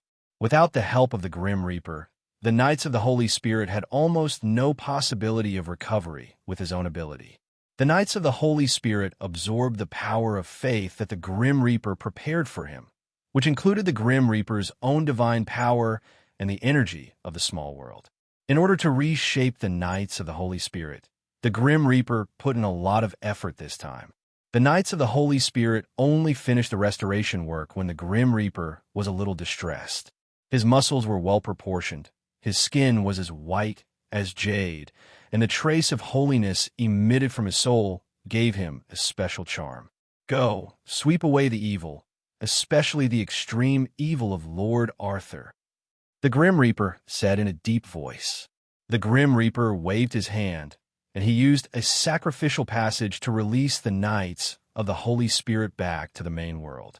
The Knights of the Holy Spirit appeared in a dilapidated shrines, and a level 3 evil god follower was offering a pile of corpses to the Grim Reaper through the sacrificial circle. The Grim Reaper's reputation these days was so big that it overshadowed all the other evil gods, especially when the great world of God was lacking in defense. The evil god followers had the opportunity to kill more and obtain more corpses to sacrifice. After the level 3 evil god follower made the sacrifice, he saw an extremely terrifying pressure coming from the sacrificial circle, and then the circle exploded. This was the result of the sacrificial circle being unable to withstand the terrifying aura and disintegrating. When the level 3 evil god follower was dodging the fragments, he vaguely saw a figure appear in the flying dust, but when he focused and looked again, he found nothing. Everything was like an illusion, or at least that was what the level 3 evil god follower thought. In the planet-level portal of Bama, main city, a figure appeared in a flash of light. It was a knight wearing an extremely ordinary knight's armor. In the eyes of the Knights of the Holy Spirit, everyone here was filled with an evil aura. This place is full of evil. After countless years of soul modification, the soul of the Knights of the Holy Spirit had a lot of deviations. The Grim Reaper, who played with souls, modified his soul a lot, and everything he saw became what the Grim Reaper wanted the Knights of the Holy Spirit to see. In the eyes of the Knights of the Holy Spirit, the evil god followers were holy and flawless, but when he saw the followers of the 5 gods, they became evil. Although he had unparalleled combat power, he had long lost his ability to make decisions and became the Grim Reaper's puppet. The Grim Reaper didn't dare to appear in the main world, so he used the Knights of the Holy Spirit to influence the main world. The Grim Reaper believed that with him controlling the Knights of the Holy Spirit, as long as they didn't get close to the shrines or other holy places, the Knights of the Holy Spirit were invincible. The 2 enforcers saw the strangeness of the Knights of the Holy Spirit and went up to interrogate. "Knight, please show your identity." The holiness of the Knights of the Holy Spirit didn't match the ordinary knight armor he was wearing. For the Knights of the Holy Spirit, armor was of little use to him, and there was no armor in the world that could surpass his body's defense. The Grim Reaper didn't keep any knight armor either. This set of knight armor was found among the offerings, so it was given to the Knights of the Holy Spirit to wear. "What a strong, evil aura!" the Knights of the Holy Spirit muttered to himself, his eyes flashing with undisguised killing intent. "Enemy attack!" the 2 enforcers shouted.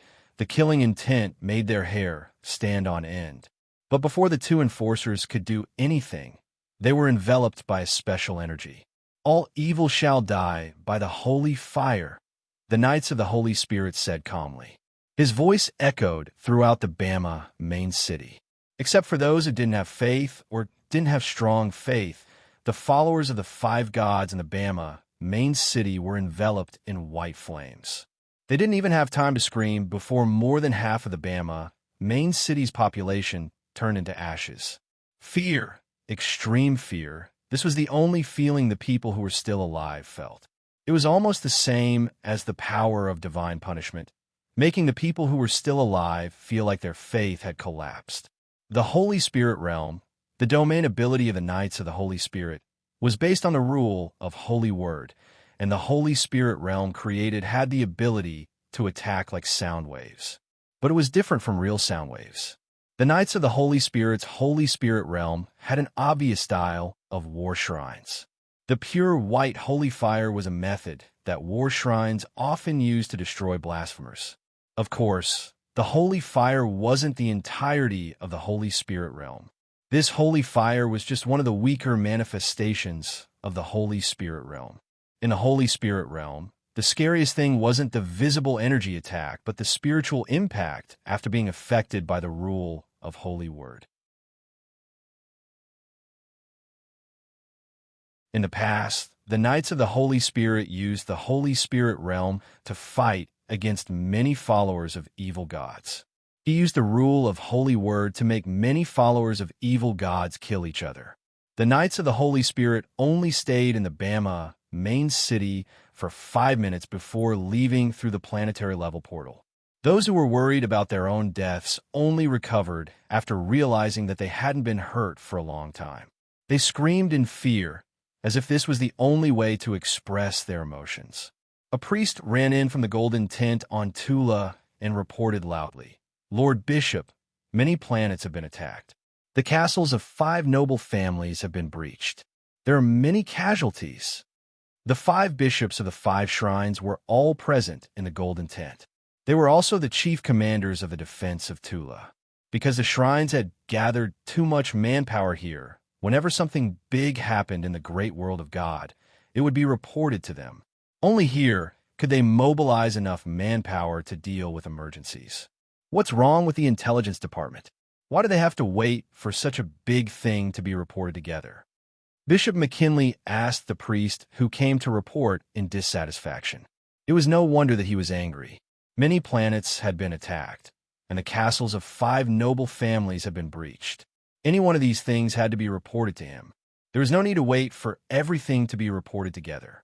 Especially when the casualties had just subsided, it should be reported in a timely manner. Bishop McKinley, it's not that we didn't report it in a timely manner, but these things happened in a very short period of time. It was only a few hours. The priest explained helplessly. The 5 bishops couldn't help but look at each other. Although Night was being recruited in large numbers, that was only for ordinary planets. Noble families had enough strength to protect themselves. How could 5 noble castles have been breached in a row? Since when were the castles of noble families so easily breached? Could they have offended Lord Arthur? Bishop Dominic of the Wealth Shrines muttered to himself. Immediately, Bishop Bolin, Bishop McKinley, and Bishop Evans all glared at Bishop Dominic fiercely. "I was just joking. Don't take it seriously." Bishop Dominic knew that he had been too casual. Lord Arthur's status was too powerful. If he said something like that without any evidence, even he, a bishop, would be in trouble. Lord Arthur promised not to act recklessly. Besides, which noble family would dare to offend him? Although he was extremely dissatisfied with Dominic's words, Bishop McKinley was still worried as he spoke softly. Bishop McKinley knew how powerful Lord Arthur was. If it was Lord Arthur who had made a move, this kind of result really wouldn't be much. At the same time, with Lord Arthur's past, it wouldn't be surprising if Lord Arthur had made a move. However, Lord Arthur had no reason to do so, and Bishop McKinley also believed that Lord Arthur wouldn't do so.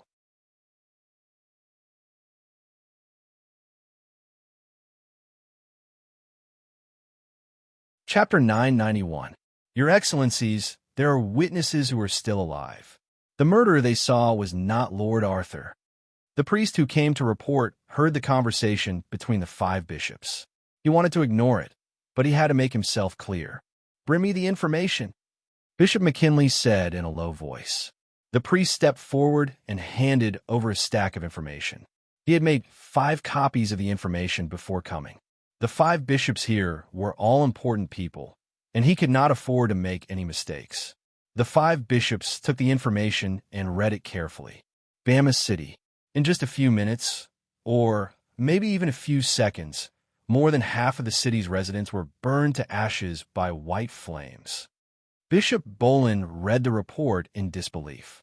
Bama City was a large city with a population of over 1 million. Hundreds of aristocrats had residences in Bama City. Due to the large number of aristocrats in Bama City, as well as the strength of the law enforcement team and the Aristocratic Affairs Office, it was one of the best cities in terms of public security. The previous incidents of faith in the god of death had not affected Bama City in the slightest. However, in such a large city, more than half of its population had been killed in a strange way in a short period of time. White flames. Bishop McKinley repeatedly read the information in his hands. He was very concerned about the white flames described by the survivors. The white flames reminded him of the divine spell Holy Flame. This was a fire divine spell unique to the Shrines of War. Its temperature was many times higher than normal flames. Moreover, among the various fire abilities in the great world of God, only the Holy Flame of the Shrines of War was so colorful. This Holy Flame, which was known as Holy Flame, had become a means of massacring large numbers of humans. Bishop Evans saw how unscrupulous the Knights of the Holy Spirit was, and said in a low voice, "How arrogant!" In the records, the Knights of the Holy Spirit did not hide their movements. Even when using the planet-level portal, they killed all the personnel in charge of the portal and operated it himself. In the great world of God's teleportation system, the Knights of the Holy Spirit's entire movement could be seen. In just a few hours, the Knights of the Holy Spirit had slaughtered the castles of the 5 great noble families, as well as the main cities of many planets. We must stop him. Send 2 Knight of the Shrines. Bishop Bolivar of the Shrines of Knowledge saw more. He thought that the murderer was still on the move and suggested, "I'm afraid 2 Shrines Knights won't be enough. This guy's strength is terrifying, and his methods are strange. I'll send 2 Shrines of Knights, and you'll each send 1 Knight to deal a fatal blow to him." McKinley shook his head and rejected Bolivar's suggestion. Bishop McKinley was very worried. The strength of the Knights of the Holy Spirit seemed to be related to the Shrines of War in some way. This was something he did not want to happen, so he would rather the Shrines of War send out more forces to complete the encirclement of the Knights of the Holy Spirit. 6 level 5 Knights were just the number of Knight needed for a complete Knight battle formation. This would allow the 6 level 5 Knights to unleash their full strength. McKinley's suggestion was approved by the other 4 bishops. The battle with the insectoids had not truly begun, so sending 6 level 5 Knights was not a big deal. The Knights of the Holy Spirit had already destroyed the main cities of 6 planets. Most of the humans in the 6 main cities had died, and only a small number of humans were still alive. Although the Saint Spirit Knight was being manipulated, he knew that he would never do anything to normal civilians. In his eyes, normal people who didn't have any faith were completely different from the humans who believed in the 5 gods. Humans who believed in the 5 gods were extremely evil. Evil needed to be cleansed. This was the meaning of the Knights of the Holy Spirit's existence. The Knights of the Holy Spirit had a map in his mind. This was the route given to him by death. In fact, this map was a little outdated. It was a map from a few years ago, and Dunur, which now belonged to David, was marked as the owner of Dunur. In Death's map, Dunur was marked as the owner of the Friendly Lytton family. Not to mention Gammy, which had just been modified not long ago, was not shown on Death's map. Of course, the Knights of the Holy Spirit was not without help. After completing the clearing mission on the map given by Death, his main task was to kill Lord Arthur. Although Death hated Lord Arthur very much, Lord Arthur was definitely not his #1 priority. Even if Lord Arthur killed Death's incarnation, even if Lord Arthur stole Death's artifact, even if Lord Arthur rescued Black Dragon Alexis, Death's #1 enemy was the five gods. Only by taking advantage of the insectoid invasion and completely messing up the great world of God could death get a chance to gain eternal faith. When the great world of God was shrouded in the threat of death, then death's faith would once again spread throughout the world. As long as he had the support of believers, Lord Arthur was just a small problem. Only after the Knights of the Holy Spirit completed the mission of completely messing up the great world of God would he be able to kill Lord Arthur with the help of the Dusk of Doomsday organization. The map given by Death to the Knights of the Holy Spirit did not include the main planets of the top nobles. This was not because Death was merciful, but because the main planets of the top nobles were not easily accessible. Without the permission of the planet's owner, no one could enter the main planets of the top nobles. The Knights of the Holy Spirit coldly looked at the dust flying all over the city. He maintained his holiness. He was the gods' messenger who judged evil on behalf of the gods. There was no mercy in the eyes of the Knights of the Holy Spirit. It was just like how he treated the believers of the evil gods 10,000 years ago. He had not changed in the past 10,000 years. Feeling that the evil presence of the entire city had been eliminated, the spirit of the Knights of the Holy Spirit enveloped the planet-level portal. He chose the next destination, planet Dyla. 10 seconds after the Knights of the Holy Spirit chose planet Dyla as the teleportation destination, the 6th level 5 Shrines Knight also chose planet Dyla as the teleportation destination. Before the teleportation, the 6th level 5 Shrines Knight arranged themselves into a night battle formation. They gathered their level 5 bloodline power into the night battle formation to form a bloodline power shield. They did not underestimate the Knights of the Holy Spirit. Although the Knights of the Holy Spirit did not have any Temple Knights in their records, they had many level 4 Sky Knights. These level 4 Sky Knights were like ordinary people. They could not withstand the holy flame and turned into ashes. Equipped with a knight's armor of the 5th rank and wielding a light longsword of the 5th rank, this was already the best equipment for a Temple Knight of the 5th rank.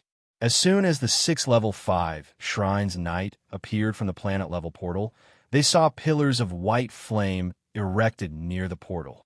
"We're late," a War Shrines Knight said with some annoyance. He did not realize that he was also in danger.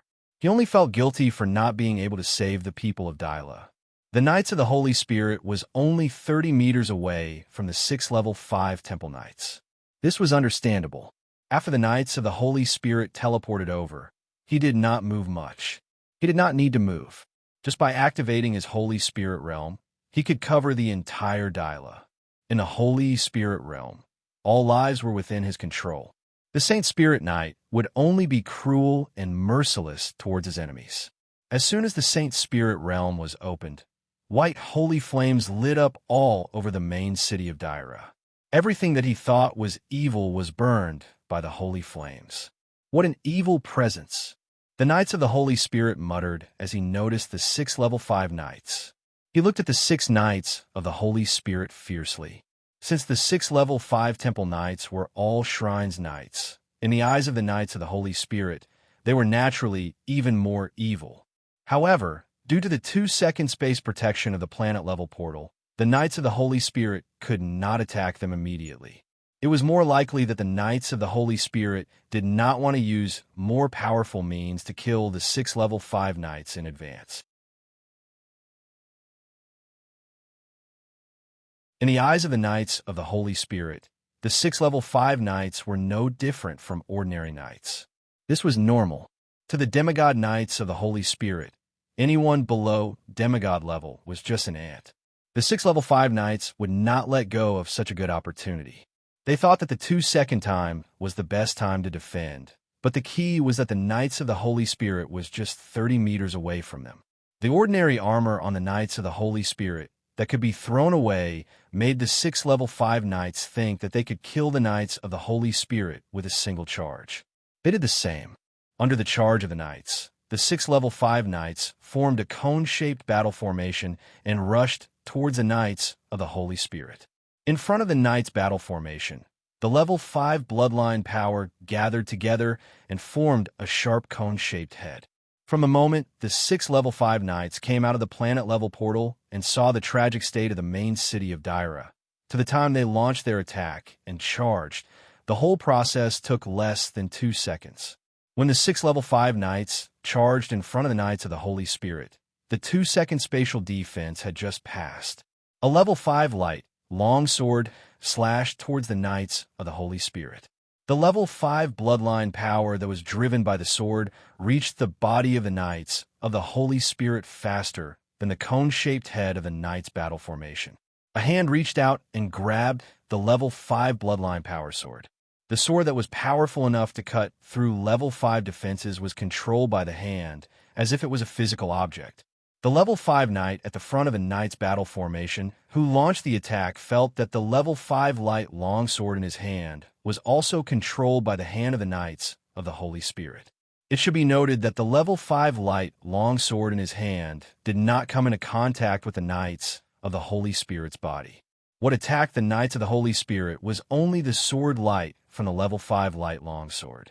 However, when the Knights of the Holy Spirit caught the sword light, he also controlled the source of the sword light, the level 5 Knight's level 5 light longsword. The Knights of the Holy Spirit ignored the Knight's battle formation. With a shake of his hand, the level 5 Knight at the front felt his hand go numb, and the level 5 light longsword slipped out of his hand. Run! This level 5 Knight gave a loud shout without hesitation. He knew better than anyone how powerful the enemy he was facing was. That shake just now had not only affected the level 5 Knight's level 5 light longsword, but also his body. The bones of his right hand holding the sword had already been broken. Even more frightening was that the Knight's battle formation had immediately collapsed under the shake of the Knights of the Holy Spirit. The Knight's battle formation had been broken apart so easily. The level 5 Knight himself did not escape. With a loud shout, his body rapidly expanded, and all the level 5 bloodline power in his spiritual sea space was instantly brought out by him using a secret method. The consequence of this was that even if he survived, he would lose his status as a Temple Knight. An ordinary level 5 Knight would definitely not have been able to be so decisive, but this level 5 Temple Knight was a Temple Knight trained by the Shrines of War. In the face of a threat to his life, he instinctively chose to take the enemy down with him. The reason why a level 5 Knight of the Shrines was so frightening was because of this ability to go all out. No matter how powerful an ordinary level 5 Knight was, they would not be able to bring out all the level 5 bloodline power in their spiritual sea space. This was a secret method of the Shrines, and even the highest nobles did not have such a method. This was also a secret method of going all out. After using this secret method, the Temple Knight would have no way to turn back. Either he would die, or he would lose the ability to fight and drag out an ignoble existence. The Temple Knight wanted to sacrifice himself so that the other 5 level 5 Knights could survive. The level 5 Knight's body rapidly swelled, and a terrifying energy gathered in his body. Knights of the Holy Spirit casually waved his hand, and the level 5 light sword that had been snatched from him struck the level 5 Knight with its hilt. The unrivaled force made the level 5 Knight's swollen body look like a deflated balloon. The energy released from his spiritual sea space was completely leaked by the sword hilt. The attack launched by Knights of the Holy Spirit was naturally not so simple. The level 5 Knight's body was completely shattered from the inside by this attack. Seeing the miserable state of the first level 5 Knight, the second level 5 Knight of the Knight's formation did not hesitate, and also released the level 5 bloodline power in his spiritual sea space. Even if this level of attack had no effect, it was still the most powerful attack of a level 5 Knight. As if they had a tacit understanding, the third, fourth, and fifth level 5 Knight also released the level 5 bloodline power in their spiritual sea space at the same time. After the attacks of the 6 level 5 Knights were easily broken, these level 5 Knights knew how powerful the enemy they were facing was.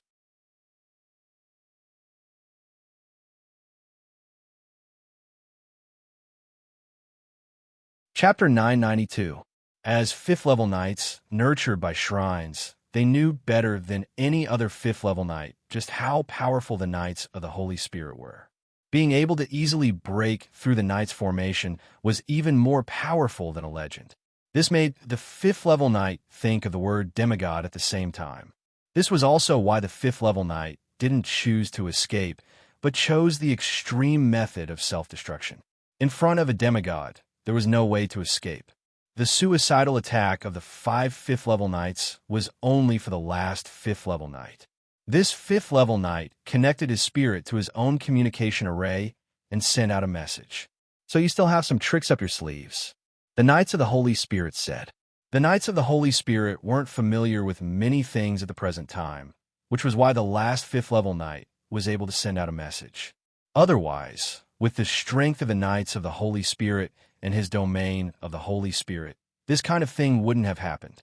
Even if the 5 fifth-level knights self-destructed, they still wouldn't be able to send out the message. Holy word, evil backlash. The Knights of the Holy Spirit said indifferently. The 4 fifth-level knights who were about to self-destruct suddenly stopped their charging bodies. They all turned to look at the last fifth-level knight.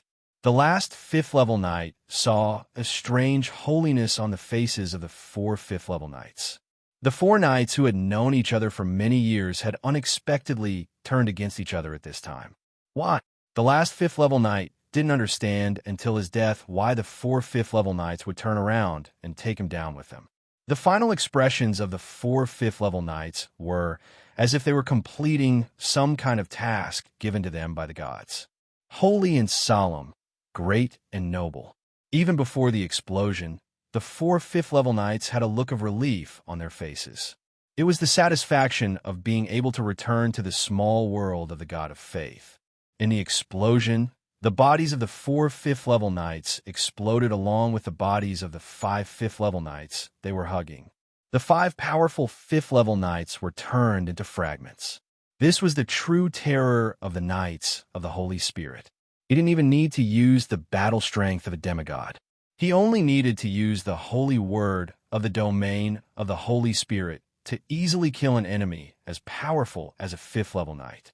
Moreover, this kind of killing could be said to be a heart-wrenching one, controlling the soul of a temple knight of the 5th rank, turning him into a tool for the Saint Knight.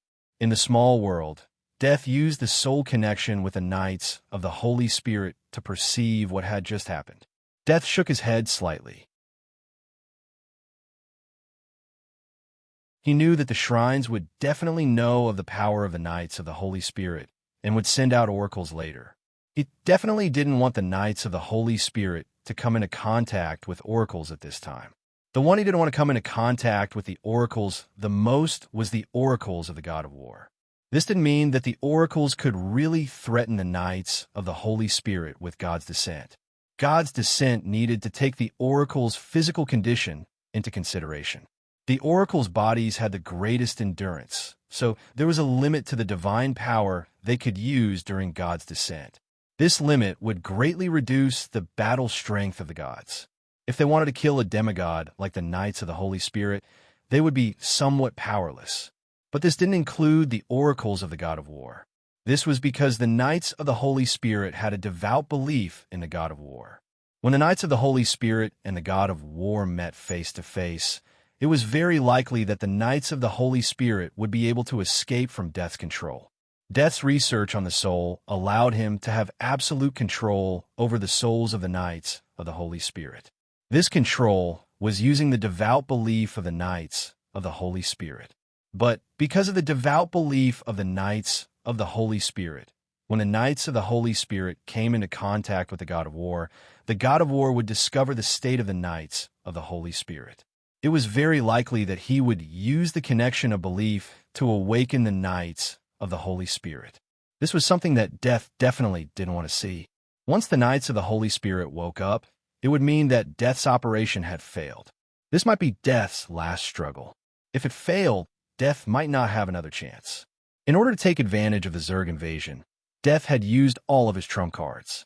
This time, the Knights of the Holy Spirit didn't have any planet-level portal. His body suddenly rose into the sky and quickly disappeared into the horizon. 2 Knights of the Holy Temple have fallen. Bishop McKinley said with an ugly expression.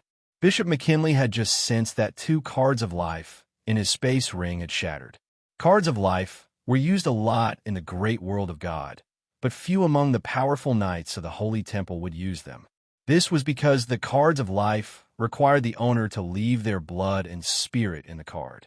This act of leaving blood and spirit in the hands of others was very dangerous. However, the level 5 Holy Temple Knight cultivated by shrines were an exception. They could give up everything for shrines, not to mention leaving their blood and spirit in the card of life. The shattering of the cards of life meant the death of its owner. When the owner died, the life pattern would determine the status of the owner. After the owner died, the blood and spirit would also dissipate. The cards of life would immediately shatter without blood and spirit. 2 level 5 Holy Knights were also very important to the Shrines of War. It was very difficult to cultivate a level 5 Knight. The 2 level 5 Holy Knights were sent out by Bishop McKinley. Now that something had happened, he would definitely have to take responsibility. The knight I sent out has also fallen, Bishop Bolin said in a deep voice. The knight I sent out has also fallen, the other 3 bishops said at the same time. The 5 bishops looked at each other. The 6 level 5 knights formed a knight formation, and the cards of life had only been broken in less than 10 seconds. To kill 6 level 5 holy knights in 10 seconds, and 6 level 5 knights in a formation at that.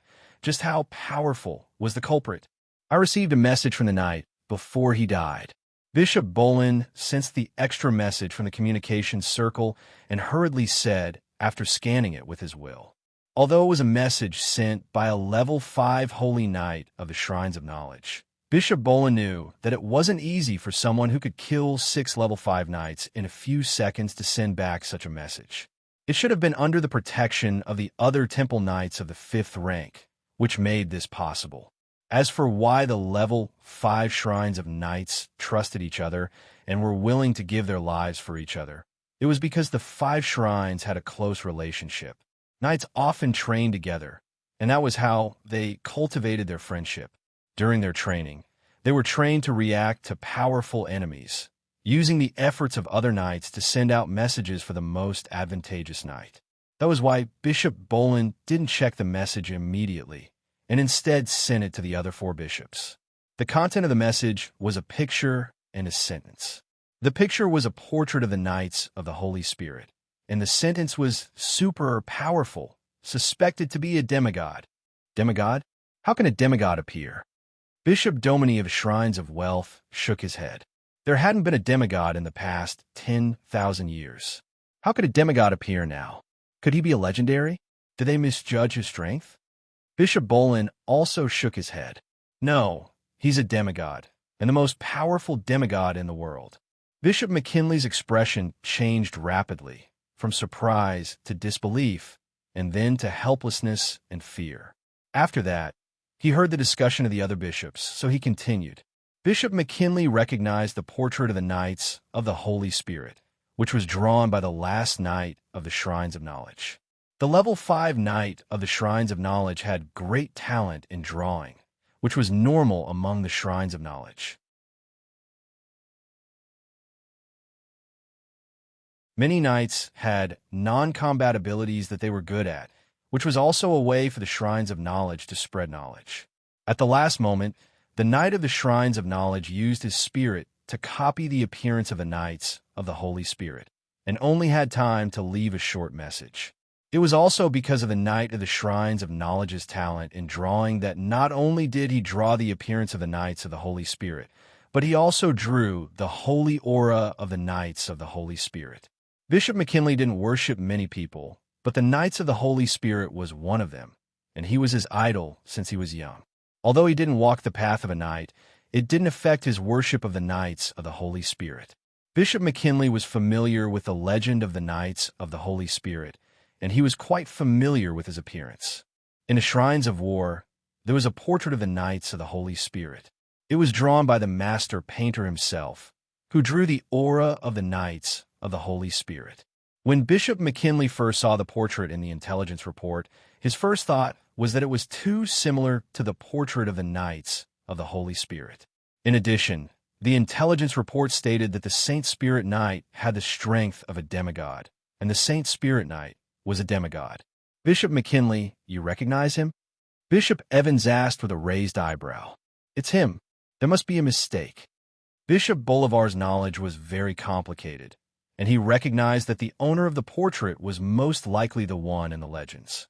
Tell us, who is this person? Bishop Bolivar asked in a deep voice.